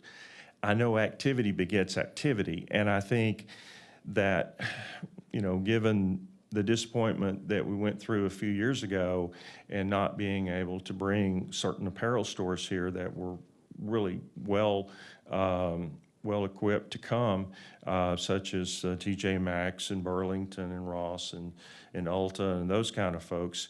But we also have Hobby Lobby that's out there, and I think as a result of what happens here will really promote that growth further to the east. And I think, you know, being involved in the Chili's, Olive Garden, and McDonald's deal, which I was part of, I'm happy to report that I've talked to the Chili's operation, and they said that their numbers are 35% above what their pro forma was. So that's good news. And when Olive Garden gets going, that'll probably drop a little bit. But I think what you see happening there, quite honestly, is going to promote what we're seeing happening just to the east of the ring road that we put in on the east side of McDonald's. So one thing kind of leads to another, but I really don't have, I think it differs with every market. When you have someone that's in one part of the community in comparison to the other, you know, one of the things that I've learned about the demographics in Siloam Springs is that so much of your employment comes from Northwest Oklahoma. It's a staggering number. I would have never. So, you know, I don't know that there's actually two markets that we can talk about, but McDonald's did almost $6 million on the west side, and that's the reason they went to the east side and put a store there. And I think they've got that pro forma to do about $4.5 million on the new store in the first year, each of the first 2 years. So I really can't, I can't really answer your question. I wish I could, but I'm not really prepared to. I got more questions, so it's fine. Okay. So do you have a letter of intent of other businesses that when Academy comes in, that they're interested in coming in themselves? Because sometimes. Not that Academy brought, but as a result of our activity, yes. You have letters. We have several that would locate to the east of Simon Sager. And of course, you know, working with the staff like we did on the development with the restaurants, you know, working with Lynch Butler and setting up a cross-access easement with him to where his property has access to that road, working with y'all staff, really promoted that quite a bit. So I would see that once Academy begins construction, we would see within 3 months other letters of intent that will probably be occurring on the property, the former Rager property behind the McDonald's Olive Garden. Yeah, I think that's You have them ready to currently, go. though? Do you have any currently, though? I do not have a current lease. Well, I take it back. I do have a current lease, although I do not own the property. I was part of the deal where there is a Hobby Lobby lease sitting there, ready to go. So, and my next question, could the incentive be reflective of new growth instead of total sales? And I know in the state of Arkansas that the way the taxes are turned in, that it's separated like a retail, they'll have, sorry, sporting goods. And so you can differentiate how much you're making off of those categories. So have you guys considered the incentives to be reflective of the new growth instead of total sales? Because again, if you're just moving money from one business to another, that's not really economic development, that's economic movement. Well, given that Siloam has the population that it does, with the college that's been here for quite some time, and the pulling effect from northeast Oklahoma, it's really been pretty interesting and a little surprising to see how many retailers really want to be here. Because the mass is such that it typically does not attract these folks as much as they're showing interest. I don't want to sound like a promoter or someone who is throwing statistics out there that aren't true, but I would say right now you could sign 4 or 5 leases east of Simon Sager tomorrow if the property was ready to go, ready for development. And I don't think I'm exaggerating one bit by saying that. See Randy shaking his head yes back there, so apparently that is, yeah. And Christina, you had something to say about the Yes, sales tax? Director Rissler, part of the problem that we have, and I don't know what causes the inconsistency, but do you know what an NAICS code is? Okay, so they are not consistent from month to month. What's provided to us by the state is not consistent from month to What's month. provided to you, but what's reported into the state is by, But they only. I called the state on that one. Right, and we get a report, but the report that they provide us, what I'm trying to say is not, something that is categorized as a sporting goods store this month might not be next month. It might be considered clothing retail. On reporting only? On reporting from the store or reporting to you? Reporting to me from the state. That we can ask the state to be more specific based off of? They put the codes in as they receive them. So whoever fills out the form and sends it in, whatever they check, whatever box they check for that code, that's what gets reported to us. I'm just saying it's not consistent from year to year. So you would almost have to do it at a macro level. There's no way to do it at a sporting, for specifically for sporting goods stores. Okay. I worry about the presidents we're sitting, that I can't even, because I'm tired. Oh, good. The president we are setting for future, I love Academy. I went through my closet and I was like, oh, I bought that from Academy, I bought that from Academy, I bought tons of stuff from Academy because I drive over and get my stuff. And I looked at Dunham's and I looked at Academy and I thought, well, what's the difference between the stores? They have 70% of the same items, not the same brand, but the same items, on average, 70% of the same. They sell guns, they sell canoes or kayaks or whatever. And so, again, it goes back to that, if we're just moving money, it's really not economic development, because then we start losing money. If we're taking it from Dunham's and bringing it over here to Academy, we're actually losing money, because we're getting 100% of the tax over here. We're not getting 100% of the tax over here. Do you see my concern? I do. And I would like to. And I've worked with Dunham's before, and worked on a lease that we had in Ada, Oklahoma. Their projected sales typically are $4 or $5 million. The rent that they were willing to pay equated to $5.25 a square foot gross. That means they weren't paying taxes or insurance. That was a gross lease. They negotiated extremely hard. And the rent on a new 15-year lease that Academy's willing to do is 3 times that triple net. So Academy's paying quite a bit more rent to be here, and they're picking up all the taxes and the insurance and CAM charges. And I think that's just a difference in philosophy. And, you know, you kind of get what you beg for sometimes. And I think Dunham's has certainly brought something to the market. You also have Hibbett's here. And Hibbett's is in a lot of markets and such. So I understand your concern. It's just kind of hard to legislate some of those questions when the private sector seems to always kind of overrule those kind of, you know, any kind of things that that we try to make lawful. I will also say that, you know, I don't think Dunham's gave $2.2 million in the last 3 years to St. Jude Hospital. I don't think Dunham's formed a bunch of boys and girls clubs like Academy has.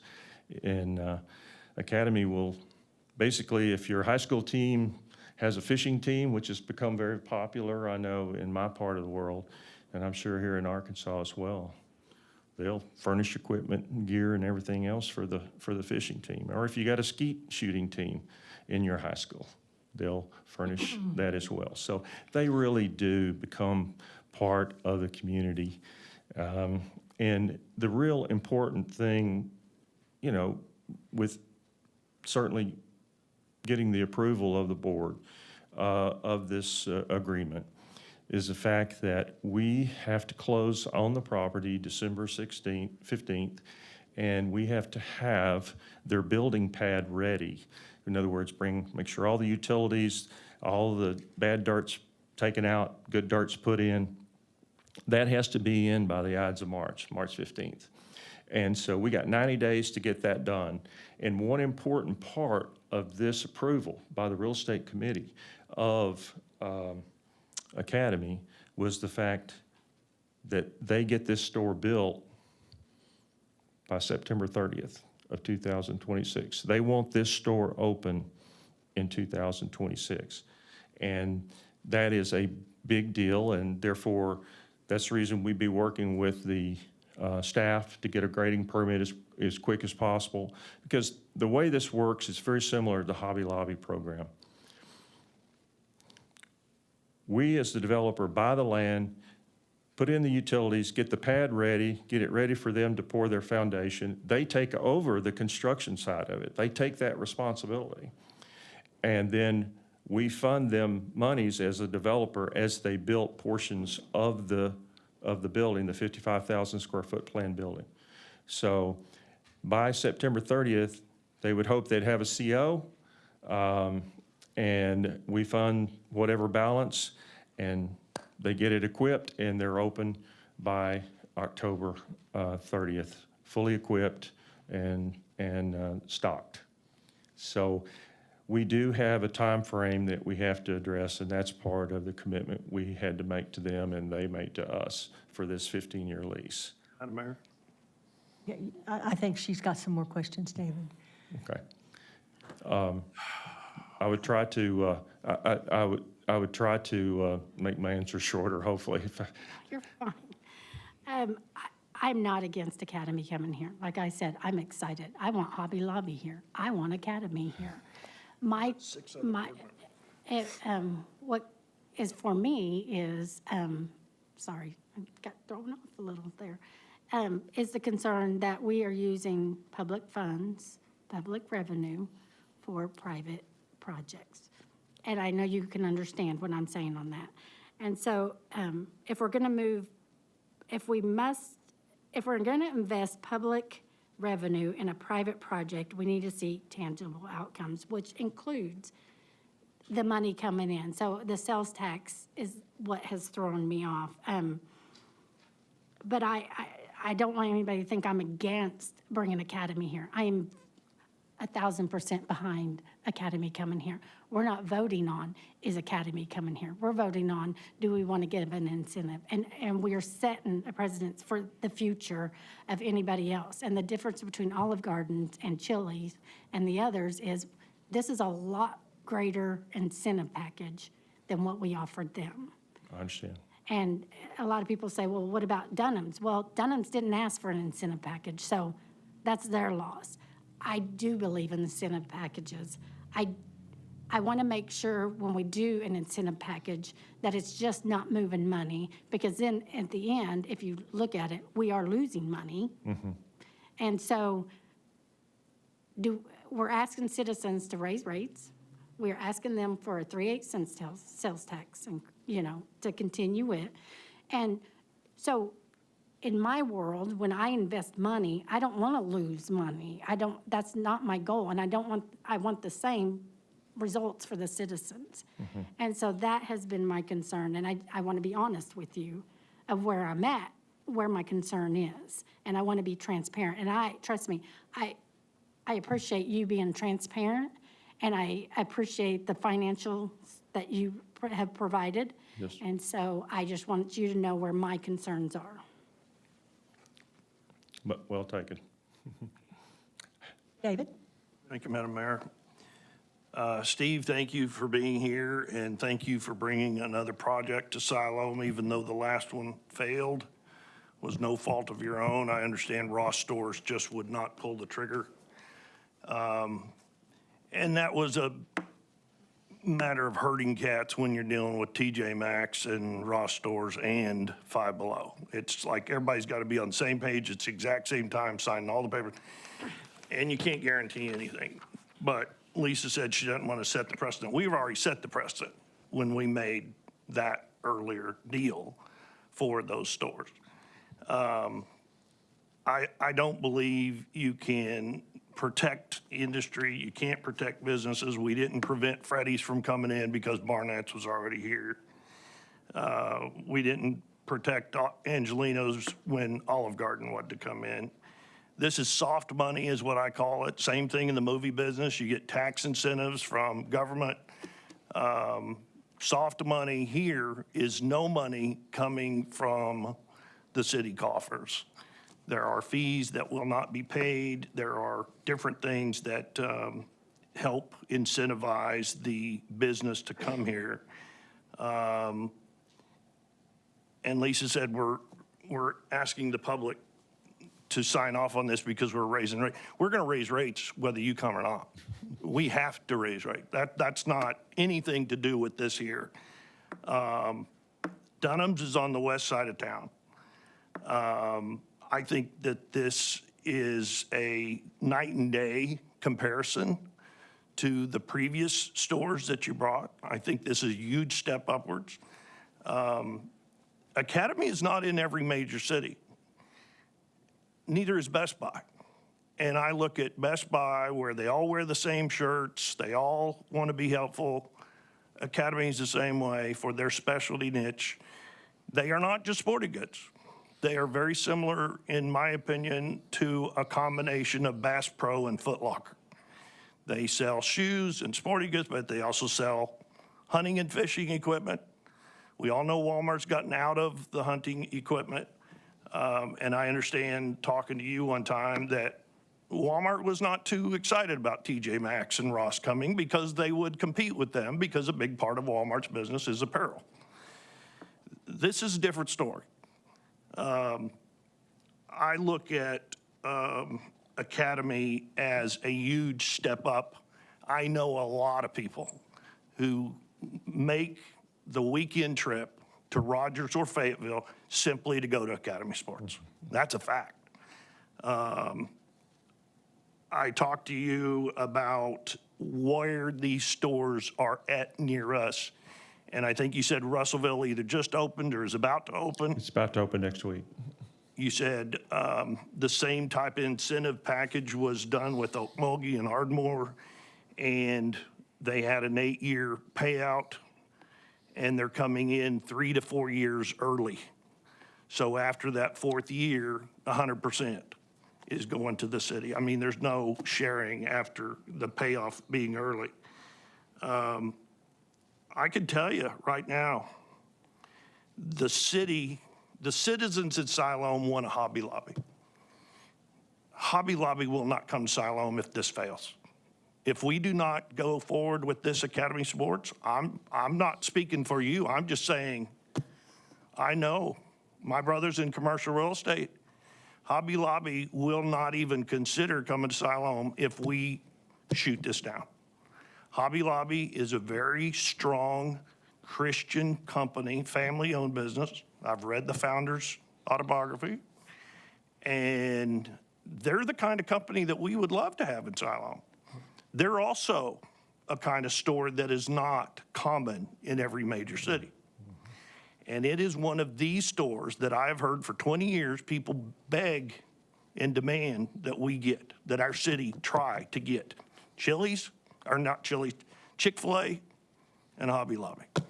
Those were the two I heard year after year after year that everybody wants.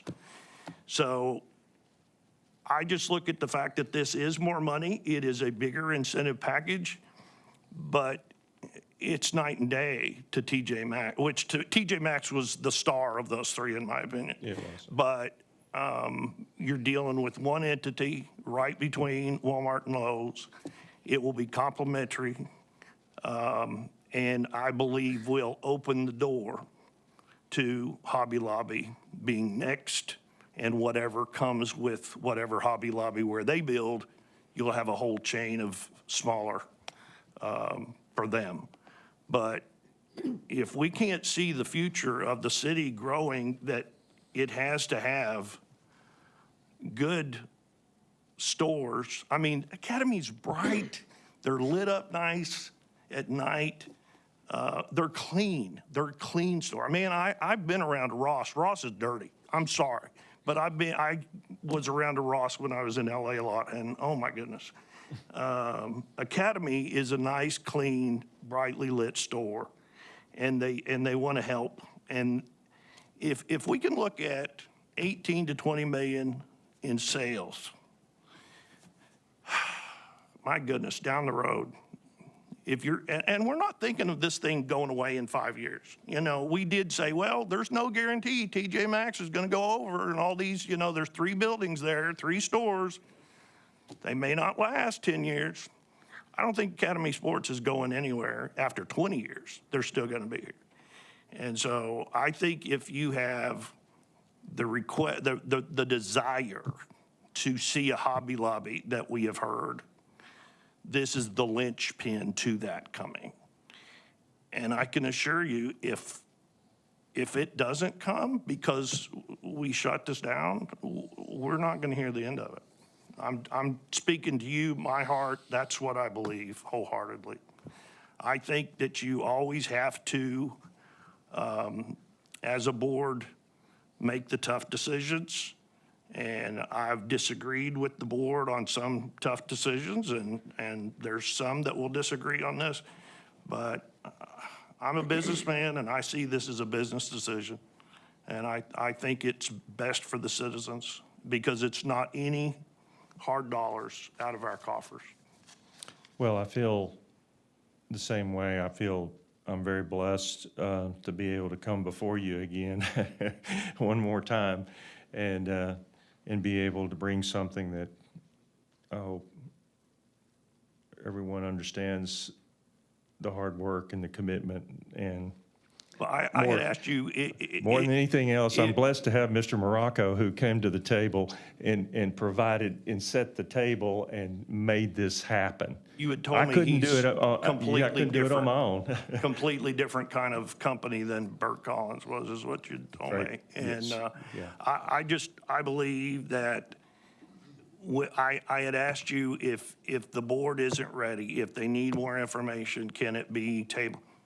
And to know that Mr. Morocco knows that the bank is not going to sit behind this and that this is it. I understand. I mean, that's just the way banks are. Can't do anything about it. But we appreciate you coming, and thank you for giving Siloam the opportunity. We appreciate it. Yes, sir. Thank you, David. Reed? Thank you, Madam Mayor. Steve, I want to say, first of all, I appreciate the development relationship that you have made with the city, with the staff, with the chamber, and you may be an outsider from Texas, but you've gotten on the ground level with us, and I appreciate that. I like Academy Sports just like most everybody does.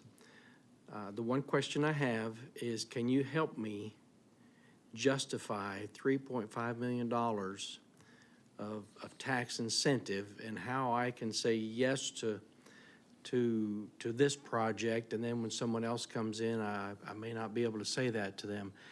Can you help me to make it to where I can understand and be able to speak proficiently with that, please? Well, as a young man getting into this business, a wise man told me nothing's ever as good as anybody says it is, and nothing's ever as bad as anybody says it is. I think I found myself falling in the middle many times. I think there's no doubt that, very little doubt on my mind, that should you approve this agreement, that there will be others that will use the same plan. I know I'm not telling you anything you don't already know. But I think it is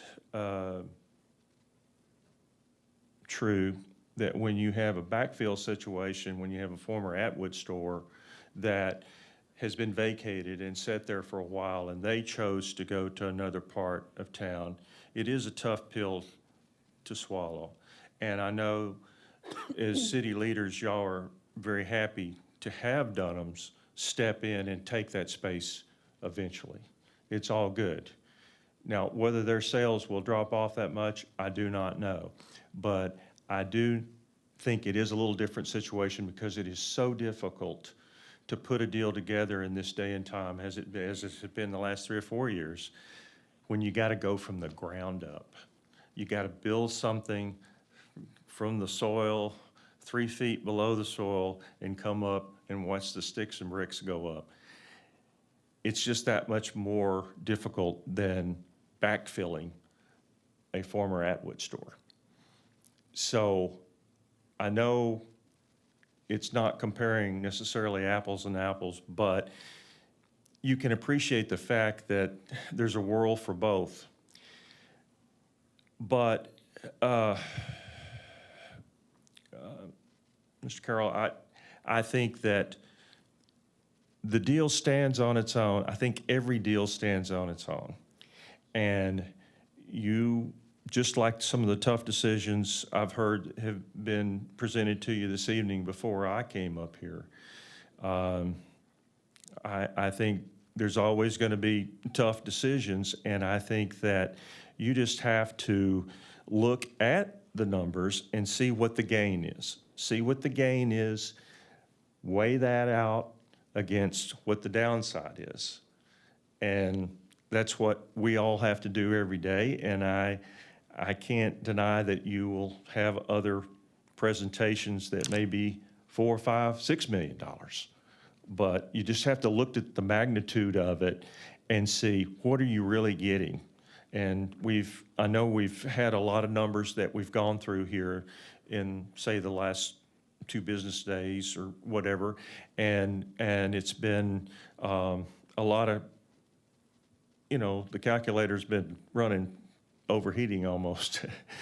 So I think you just have to look at every deal on its own and let it stand on its own and make the best decision you can. I mean, we're all God's people. I mean, we're all human. We just do the best we can. And I don't know that that's a good answer, Reed, but I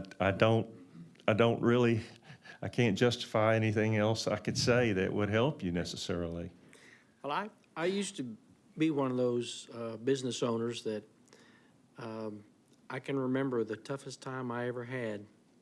I was in the restaurant business, and this McDonald's out here in the west part of town, and the Wendy's opened within 2 days of each other. And they did it in October when my business was notorious for slowing down. And that was a tough winter for me, but we survived it. And I think we were able to maintain our market. But there was a little bit of time there where Wendy's sure sounded good to people. And I can understand it. I didn't go to Wendy's myself, but anyway. I know there's going to be a little bit of a play when it first opens and whatnot, but I do appreciate your outlook on we're not just looking at this particular building, facility, business, but what's going to be happening surrounding that and this community. And I know one of the things with Mr. Torres is that economic development, that's big. And we do need that 110 employees that are going to be coming. We need more than that. We need 10 times that. Right. But we can take it one bite at a time. But I thank you for your answer. Well, I will tell you, Mr. Torres and I enjoy working together. He is a team player. I was always on a team, so you know, I really believe in the fact that 1 + 1 = 3, and I hope that what we're presenting to you is hopefully along those lines. So. Anyone else? Ken? How did you know? Oh, I could just see it in your eyes. Yeah, you just know me too well. Just a comment for whatever it's worth. Lisa raises some very good questions, and Reed raises some very good questions. Some of the very same things that I thought about as I looked at this. You know, standing on its own, I was not real prone to grant a $3.5 million incentive. That's a lot of money. And you're talking about other stores beat their projections. That's wonderful. What if they don't? What if instead of 18 million, 17 million, you come in at 12? What's that mean for us? So I think about that, you know, that we've got to be aware of that. Lisa asked about the legality. Well, I don't think we would be having the discussion if it wasn't allowed by law, which I know the state allows incentives. And I know our people, we pay some good people to keep up on what those allowances are by the state. And I don't think they would have allowed something to come to us if it wasn't fit and proper. So, I mean, I don't have a problem with that. The question that Reed asked, I asked the same. What do you say? And the very first thing I thought of, not about this store, although it's going to be great. I don't have a question. Like everybody else, Academy's great. But I look to what is riding on the tails. You shared your little bit of wisdom. I say the same thing. Nothing is as good as people say it is, and usually it's not as bad as people say it is. And so I look at that, and another concern, again, as Lisa stated, yeah, that's an 11-year payback, and it's a little lopsided. But you look at the ground right now, and what are we getting from it? Nothing. It's not making us any money other than just, I guess, property tax. Some property tax. And so... And I got to mow it, so. And so for me, you know, that's part of it. I mean, yeah, as you stated, you're going to get the lion's share of it for 10 years. But that doesn't mean we're going without. We will get something. I mean, I don't know how long that land has been vacant since Walmart and Lowe's went in. It's been a while. And, you know, say we didn't do this, it might go another 10 years and be vacant, and we wouldn't get anything from it. So I'm kind of old school, and I, you know, a little bit of something is a whole lot better than a lot of nothing. And that alone would cause me to really give this some serious thought. But, I mean, I'm for it. I don't want people to wonder where this rant is going. But the potential, and the mayor and I have talked a lot about potential and what will happen, not next week or next month, but what about next year and the year after that? And I see the potential of this. Like you said, you might have 5 people ready to go. I hope you do, and I hope we see it quickly. But it's kind of a snowball effect. You bring one good business in, you're going to get another, and you're going to get another, and you're going to get another. And that's going to put us in a position where we've always wanted to be. So for what that's worth, that's kind of my take on the situation. Well, excuse me. No, I was just going to say, I think Christina has maybe just something to say from Ken's comments. Well, no, Ken, I agree with you completely on that. Let's not forget that it's a 55,000 square foot building for utilities as well. To answer Ken's question, it was 2008 that the first time this land was put up. Well, the tracks were split and registered. The date on here is 2008. So 13 years. Yeah. Andy. Okay, thank you is for off. coming. Nice to see you again. I appreciate the comments that have been made, and I do think Academy would be a good addition to Siloam for the reasons you've mentioned, because it's potentially, more than likely, not Academy, but Academy and others that come because Academy is here. $3.5 million is a lot. One thing I do want to just throw out again, I think it's fairly understood. I think it's easy to hear, oh, a $3.5 million incentive is, that means the city of Siloam's going to write a check for $3.5 million. It's not that at all. It looked like about $50,000 in materials that would cost the city, which at the rate of reimbursement, that would be covered in less than 3 years, it looks like. But speaking of the rate of reimbursement and the total reimbursement, I just need to ask the question, is the $3.5 million negotiable at all? And whether it is or is not, is the payout schedule or split negotiable at all? So it's maybe not quite so, like the split, maybe it's not quite so lopsided if we could go, you know, a little bit more for the city up front. And I just have to ask the question. Well, it is a 10-year program. I think we've got it scheduled. So 11. depending on whether the sales don't meet the expectations in 10 years, then the developer is suspect to making less money returned to them. And regardless, at the end of 10 years, the city's going to get 100% of the funds. And so the bit, I guess the best way to answer that, Mindy, is that the loan is set. The loan is set with the terms of the $3.5 million in funds taking over a 10-year period of time. And the reason for that is it was very difficult, probably went to 25 to 28 banks to get the funding for this. And there were only 2 banks that gave us credit for what the expectation was for an annual income to the developer coming in. That was part of their underwriting process.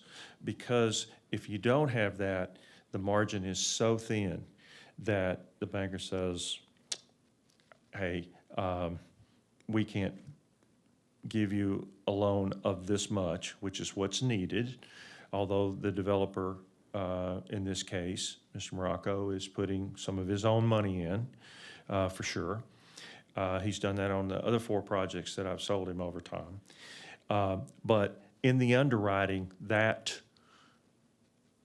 those amount of estimated funds that would come in each year that would go to the developer did apply to the debt service coverage ratio that the banker has to maintain with his banking board.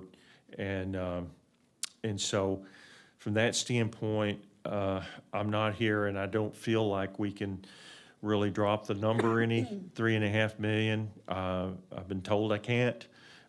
It just unravels everything that we've put together since June 1st. And that's that answers my question. I'm sort of old school too. It never hurts to ask, right? Right. So I'm going to ask. Yeah, and I appreciate what you said. I appreciated Reed's question, but I also appreciate that your response was you have to look at every case individually, and I think that is what we have to do. And the numbers are going to be different with every, maybe someone does ask for a bigger or even less incentive, but it's still not going to benefit the city in the long run, like this one might benefit the city in the long run. Or it may benefit, so yeah, each case needs to be considered individually. So I just wanted to throw it out there, ask the question. Well, I think one thing that we probably are not giving any credence to, and that is the fact, if you've got 1,400 to 1,500 customers coming to Academy every single day, which is what these expectations are, you've got to remember, all of these big retailers, they've got all these analytics, they've got all these demographers, they've got a whole department that tells them, this is what we think we're going to do. And I think it's more than $15 million. Otherwise, we probably wouldn't have got them to be so open to getting this deal done in a short period of time. But again, a real key is get that store open in 2026. Because what happens is the chairman goes to Wall Street, they're part of NASDAQ, goes to Wall Street and says, we're going to have so many stores open next year. If they start looking like they're not getting that many stores open all at once, that guy, he's on the hump. And that's the reason that they want the store open. They want to be able to deliver to Wall Street what they've committed. Like I said, we're talking about a company that has a $2 billion net worth and over $6 billion in sales.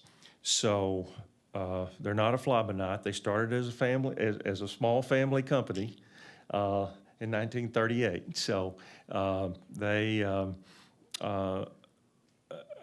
think the thing that we need to take heed of is, as a result of those 1,400 customers coming into Academy each day, how much is that making the IHOP sales go up? How much is that making the rib crib sales rise? And when the state sends the numbers in to Christina in a lump sum, it's hard to tell. Now, Academy has committed in a full disclosure, forthcoming way to report the sales directly to Christina, what they are. You don't get that very often. That's really hard to do, to get a retailer to do that. It's usually, no matter whether it's Texas or Arkansas, it comes in a lump sum, and it's hard to tell how much did they do, how much they could do. But I think the thing that we might be missing is just how much of an increase in sales is it going to create for those restaurants and those other retailers that are now coming to Siloam and, that live in Gravette or live in Gentry or I've had someone tell me he lives in Centerton. I'm not going down there to Rogers. I'm coming to Siloam Springs to the store. It's a much more pleasant drive down there, and I don't have to fight certain amounts of traffic and worry about somebody beating my car in on the parking lot. So I think that's something that we need to take into consideration, not just the other businesses that are being brought in, retailers, restaurants, even offices, and medical office and such. You've seen a good increase in that. It'd be really interesting to see how much, it's the old saying that rising tide raises all boats. And I think we're probably not figuring that into the whole equation as well. Madam Mayor? Yes, David? I was wrong. I said 13 years, 17 years. I can't even add, but 17 years that property is set there and only provided property tax. 17 years. And that's hard to imagine. I mean, really, that nothing has gone. And now, there was a chance, and he brought it with those 3 stores. I did want to ask you, Steve, we already heard 90 to 100 jobs potentially with this store. Do you know how many are usually employed at a Hobby Lobby?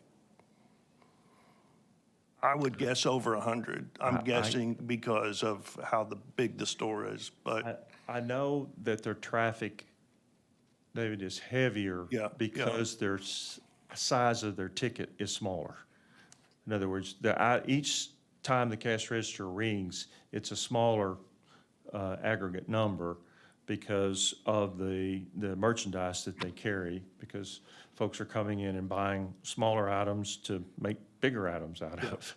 I just didn't know if you happen to have that off the top of your head. I'm guessing it would probably be, so. I think that as a result of that, they draw 1,800 to 2,000. A good grocery store will draw in 2,000 folks a day. I was just thinking of jobs in terms of how many. We know what you predicted that this academy would do. But I can get that number for you tomorrow. I'm just curious on Hobby Lobby, what their average employment is, and of course, the additional stores that would come if a Hobby Lobby came. So I was just curious, because that's always definitely a thing that we look at as well. I understand. I mean, they're not industrial jobs, but they're service industry jobs. And well, so this whole EDU we're talking about tonight is part of the Jobs Act. Yeah.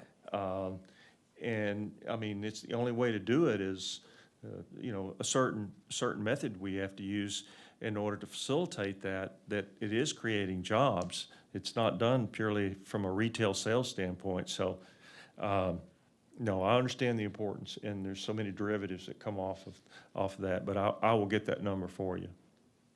Mayor? Yes. Well, I had to squeeze that one in. You did. So my observation on this, every opportunity has a calculated risk. So I look at it as, for my previous line of work, is, what's the risk-benefit analysis? And that's this topic all in one nutshell. And we know what that is. The reason we put that road in, we started 2014 developing that. The reason previous to mine on the board, why we developed Tahlequah, why Tahlequah is the only 4-lane with a turn lane, and there's nothing out there but a hospital. What did we expect was going to happen out there? This is what's happening. All our numbers are going to be big. There's no small numbers anymore. So get over this number thing. It's over. Everything's big. Everything in this city, growth and development, costs money, and they're large numbers. And I think the biggest thing we're missing out on is that, we don't talk about it. We're getting to Jersey Mike's and a Wingstop. And nobody's talking about it. Those buildings were built, those plexes out there, and they've sit empty. And the trifecta on a small scale is we're creating Restaurant Row out there. With Restaurant Row becomes everything else. And so in my risk-benefit analysis, that's what I look at. That's what happens. That's not only the trend, that's the reality. And nobody thought Mr. Butler would sell that land. And guess what's happening? He told me he wouldn't. That's right. It's common knowledge. And guess what? He's a knowledgeable man. They have wisdom. And they're going to make some money, but, money's not their main driver. Their main driver is they want to see positive growth in the community that they've lived and supported for years. So I'm excited. I'm excited for the potential out there, and I can justify to anybody that asks me why we're moving forward with this or why I voted yes. Thank you. Mayor? Yes, David? Just piggybacking on what Brad said, I do know there are people in town who have been praying for some time that Lynch Butler only sells to very strong Christian companies. And I do know that Hobby Lobby is a very strong Christian company. The Tahlequah that has sat empty, it will now be able to be accessed on the back side of that property whenever there is stuff that gets developed. So it will finally get taken advantage of. Yeah, I did not realize till you said it was a 4-lane with a turn lane. I just didn't catch that. But yes, it is. That's all I had. Thank you. Any, Betsy? Thank you. Just a few things to clarify, because I think others made really good points, and is it just shifting economic money around? One thing, the 46,000 for materials, is that just for materials, or is that our people doing the labor, and what is the 46,000? Yeah, I'd have to, That is the value that was provided to me from the electric department of how much it would cost to put in that line. And that includes their, because employees, their hourly or their Yes. salary, their hourly, all their benefits. I mean, that's all of it. Okay. So when you brought the last economic development, which was right before I got on the board, the sales tax incentive was 15%, and now this is twice that. That bothers me. I was told it was 29%, which is outside of the range of 15 to 25%. And then Christina was saying earlier it's 23%. So is it 23% or is it 29% they're asking for? Okay, so they're asking for 29% of the 11.9, but the expected spend is 12.4. That's how it's, they said if everything happened construction-wise perfectly, they could potentially bring in an 11.9. And so that's what they wanted in the economic incentive agreement was 11.9. But they're expecting to spend $12.4 million.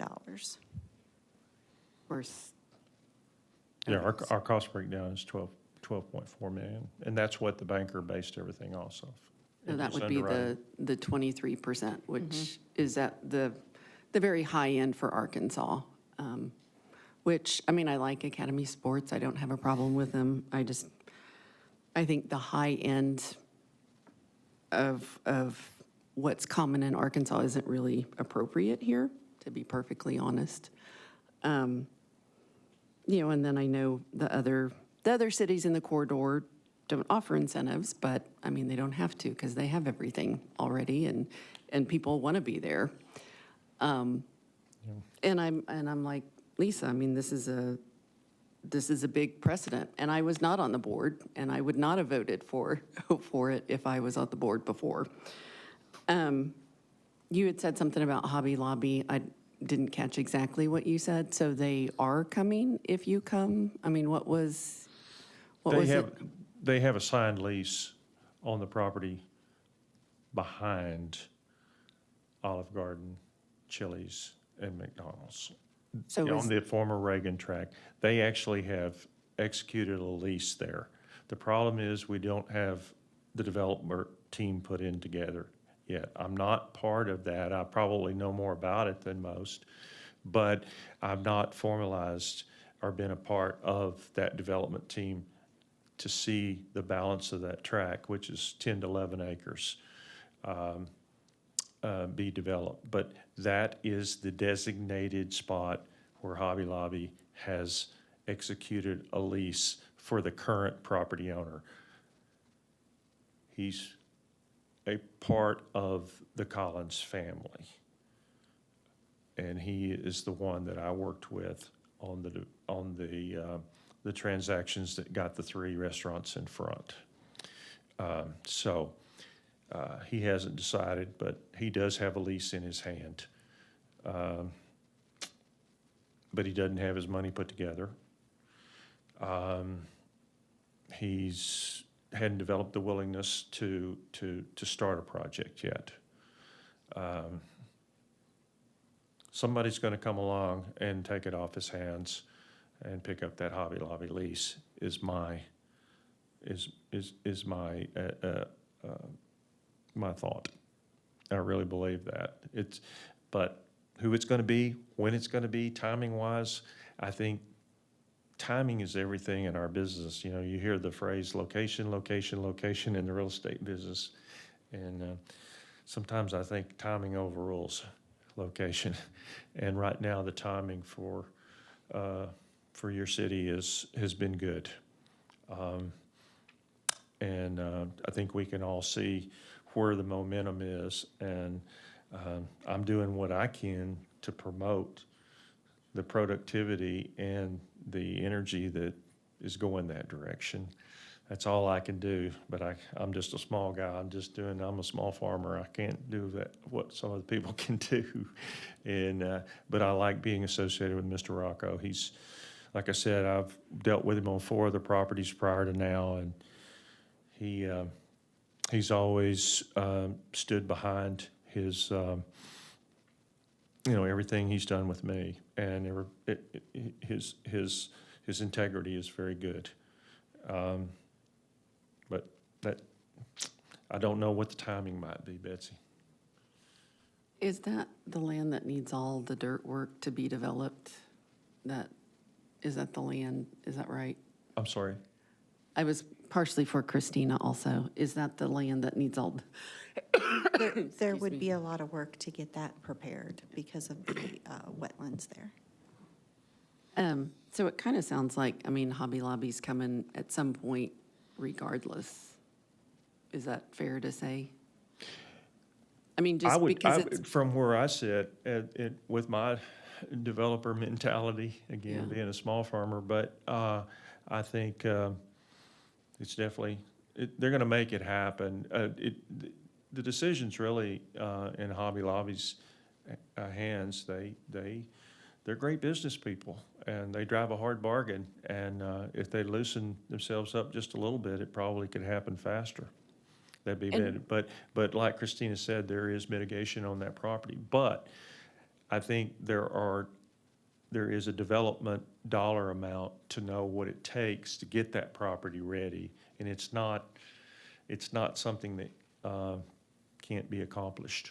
It's not extravagant, based on my experience. Right. And I don't expect you to have all the answers. It's just, it's been implied that if Academy Sports comes, Hobby Lobby comes, and everybody else is going to come, and you're like the linchpin for everything else to fall. So, well, I can't say that without some reservation. I know it's not going to hurt. Yeah. But I think it will continue the momentum that the retail community and the hospitality community, your rooms at the Hampton Inn disappeared last Thursday night. I couldn't get one over the weekend. So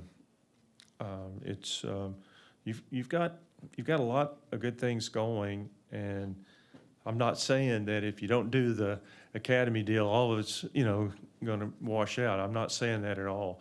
But I think activity begets activity, and I think y'all have a really pretty girl that everybody wants to date right now. And if it was 15%, I wouldn't have batted an eye. The fact it doubled, I have a hard time with that.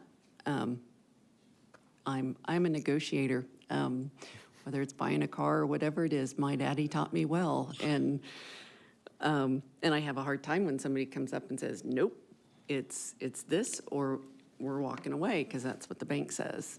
So, yeah. Well, thank you. Thank you for your answers and for everything. Yes, Lisa. I want to say thank you for coming. You're always a very kind individual when you come, and I enjoy hearing you and what you have to say. And I do want to say, as far as setting the precedents, I voted no last time because something didn't feel right to me. And like I said, I pray about everything I do. When we talk about Christian companies, I pray about everything I do. I pray about every agenda. And so I'm not voting on, should we bring an academy sports here? Because my vote would automatically be yes, because personally, I want an academy sports here.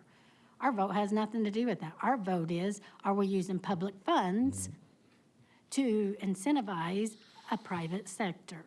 And so this will pass, and I'm happy it will pass, but I'm responsible for my vote. I'm not mad at any other director for how they vote. I appreciate where they stand, and I hope that they appreciate where I stand, because I don't want to be bullied into my vote.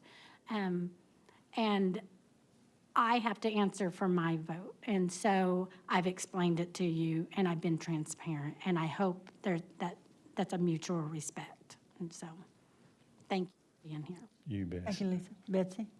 And I realized I should probably explain, because I've made it clear I'm not happy about the percentage. However, I know except for the 46,000, we won't be out any money, and there isn't anything there. So with the electric and everything else, I will support this. Because at least there will be something there, even if we're not going to get a huge amount of the tax benefits for 10 years. We will get the electric, we will get other things, and at least there will be that income. So, yeah, this one, for all the reasons I said and what Lisa and some others said, was difficult.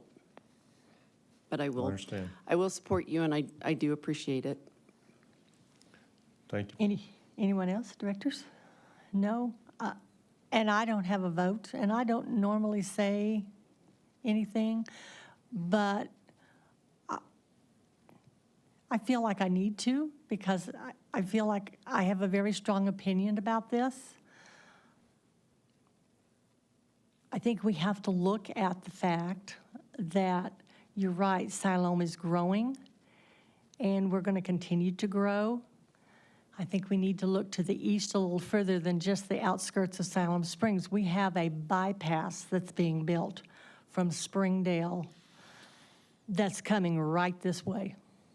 And just like the comment was made, they already drive from Rogers to Siloam Springs because they don't want to fight the traffic in Rogers. And I've had other people tell me that, a lot of people. That's only going to get more. It's going to be, what, a 20-minute drive from there once they get that bypass put in? Those people are going to come to Siloam Springs because they don't want to fight what's over there in Rogers. So the more we have here to bring them here, that's more sales tax revenue from that side, not just our citizens. We're going to have more people wanting to live here, which that's more property tax, more sales tax, all of that. So, yeah, it's a lot of money, but it's as Betsy just said, it's not something that it's coming out of the city's coffers. It's not.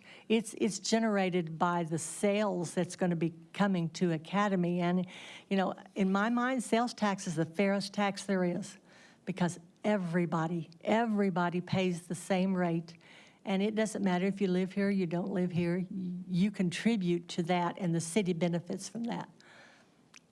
I just had to say that. That's just, I wanted that in the record that, I don't have a vote, but I had to express my opinion, and I do appreciate you coming, and I appreciate what these directors do. She really every likes day. Academy sports, though, I think. The other thing is, we don't just service the population of our city limits. There are so many tens of thousands from northeast Oklahoma that come here that people somewhat discount. And so it's a much bigger draw market for this city than just immediate. So, Anyway. I appreciate your comments, Mayor. You don't often say anything, but you've got an opinion too. And I can tell you, having served on the board with him, Moose often gave his opinion. He did. We've had that conversation. And it was valuable. It was valuable opinion, actually, because he knew a lot. Shoot. So with that, I will ask if there's anyone in the audience that would like to speak to Resolution 42-25. Of course I would. Randy Torres, 19208 Fisher Ford Road, I'm with the chamber. I will say, you know, everything that has been said tonight are very valid, good points, so I'm not going to repeat. But what I will say is, you know, this is a performance-based rebate. And when I think of public funds, right, I tend to think of these incentives, which are 48 states across this nation are using these every single day, okay, except for two, primarily Arkansas and Arizona.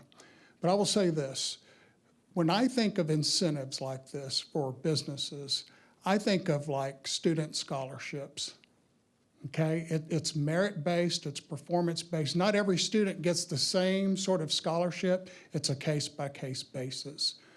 And what it is, it's an investment into a return for the college or university, and that's what we're doing for the city, quite honestly. And I'm gonna end with this. My illiterate, self-made millionaire grandfather taught me something in a pickup truck one afternoon. And he said, son, he says, when you have $1 in your hand, he says, it's real simple. He says, you only have two choices. He says, you can either take that $1 and spend it on an alligator, or you can take that $1 and invest it into a milk cow, okay? He said an alligator, if you spend it on an alligator will eat and eat and eat, and never give you anything in return. He says, but that milk cow, he said, not only will she milk for you while you're sleeping, she'll reproduce herself. He taught me the difference between spending and investing.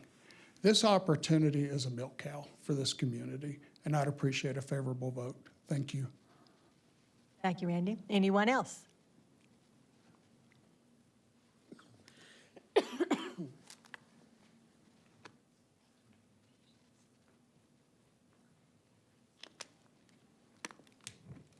Rebecca White, 1109 East Jill Street.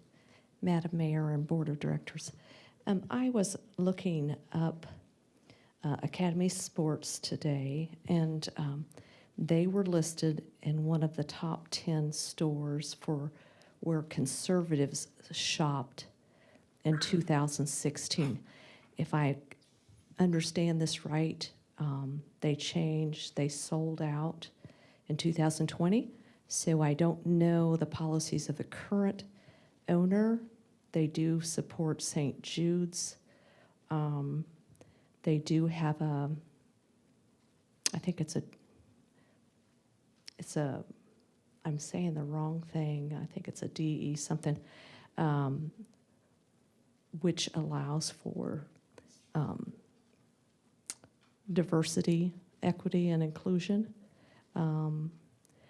But also,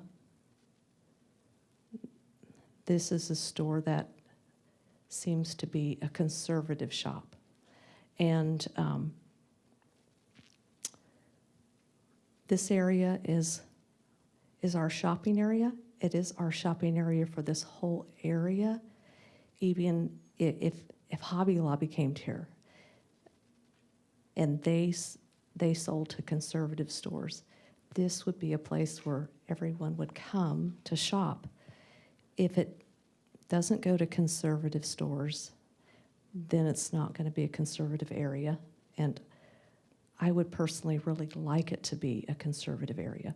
When I leave town to shop, I go to Hobby Lobby. So I go over to the Strip to go to Hobby Lobby. I like to shop conservatively. And I really would like to have these pieces of land to be sold to conservative businesses. So I know it would cause our area to probably grow. And, you know, we really like it to stay kind of small. So, but I really do think this is a good opportunity to get Hobby Lobby in here and possibly some more conservative stores. Thank you for your time. Thank you, Rebecca. Anyone else? If not, directors, I am going to ask if I have a motion to approve Resolution 42-25 for the Economic Development Agreement. So moved. Second. We have a motion and a second. Roll call. Blair, Yes. Burns, Yes. Wiles, Yes. Hunt, Yes. Rissler, No. Allen, Yes. Carroll. Yes. Motion is approved. Thank you, directors, and thank you, Steve, very much. It's good to see you again. Appreciate your work and support of our community. So with that, we move to our administrator's report. Christina? Mayor, members of the board, there were no expenditures of more than $30,000 or per Resolution 11-25. And just as an aside, I will not be requesting that 11-25 be renewed any further. We've stopped purchasing inventory earlier this year for anything except for reorder. And so I believe at this point in time, there's no need to renew that. So also, Saturday, November 8th, is the grand reopening of the Twin Springs Park gazebo at 4:30 p.m. And registration is open for the Siloam Springs Turkey Trot being held on the 22nd, and more information is available on the city's website. Thank you. Perfect. Thank you very much. Appreciate that. So with that, we will move to the director's reports. And David, I'm going to begin with you, and Mindy, that will end with you. Thank you, Madam Mayor. Yes, sir. I wanted to encourage everyone to come to the grand reopening of the ribbon cutting of the gazebo on Saturday, not Thursday, 4:30 p.m. I also wanted to just let everyone know I got a message that New York City just elected their first communist mayor. And there will be an awful lot of changes, to say the least, not just to New York City, but to our nation, not for the better. And it's awfully sad because it's not just a matter of communism, it's a matter of extremist terrorism that has backed this man. So we will just have to pray that maybe they can do a recall. It's sad that it has come to what it is, but that is the world we live in. And with that, Madam Mayor, thank you very much. Thank I'm you, done. David. Thank you very much. And before I go to Brad, I just want to, I didn't say that I wish everyone a happy Thanksgiving. Oh, yeah. Yep. Yep. But no, we have another meeting. We have coming up. another meeting, but just in case. Brad, the floor is yours. Veterans Day Parade, Saturday at 9:30 a.m. And then for my fellow Marines out there in society, it is the Marine Corps birthday, November 10th, 250 years. The following day, on the 11th, it will be the actual Veterans Day to be recognized. And with that, I hope you go to the ribbon cutting. And I hope you can make it downtown. If you'll just go downtown, maybe get a cup of coffee and support the Veterans Day Parade. If you don't, just take time and take a pause for the cause and remember them. And that is all. Thank you. Thank you, Brad. Reed? Thank you, Madam Mayor. Been waiting for the good weather to get here, and I think we saw it today. One of those good days, and I'm so thankful that fall has lasted more than a couple of days this year. Ready for a change of season. I know we've got Thanksgiving upcoming, Christmas, New Year's happening, and then it's a whole new year. And we have much to look forward to as a city, as family, and I'm excited about where we're going. Thank you. Thank you. Lisa? I appreciate that, the utility rate conversation that we had earlier. I still go back to, and I will continue going back to, because I believe we need to have the conversation. I do think that we need to, I agree, we need to raise the rates because we have held off on raising the rates. But we also need to look at in-house. What are we doing to help offset some of those costs and bringing more money into the city and making sure Are we spending, we always hear about government and the golden toilet. Are we spending $30 on a pen that could cost us $1? And so I really think that we really need to look in-house at the programs that we have, where waste might be, and not just put the burden on the citizens on their rates. And so I'm going to be that one person that will probably drive Christina crazy, because I'm going to start looking at the details, because I'm going to publicly say the details. And it matters when we are asking people to pay more money for their utilities. What are we showing them that we are doing in-house to help offset that cost? And so I wish other directors would want to have a conversation. I've sent emails in, I've asked for feedback. We haven't went anywhere with the conversation, but I will start digging myself then. And I will start being public about where our money is going, because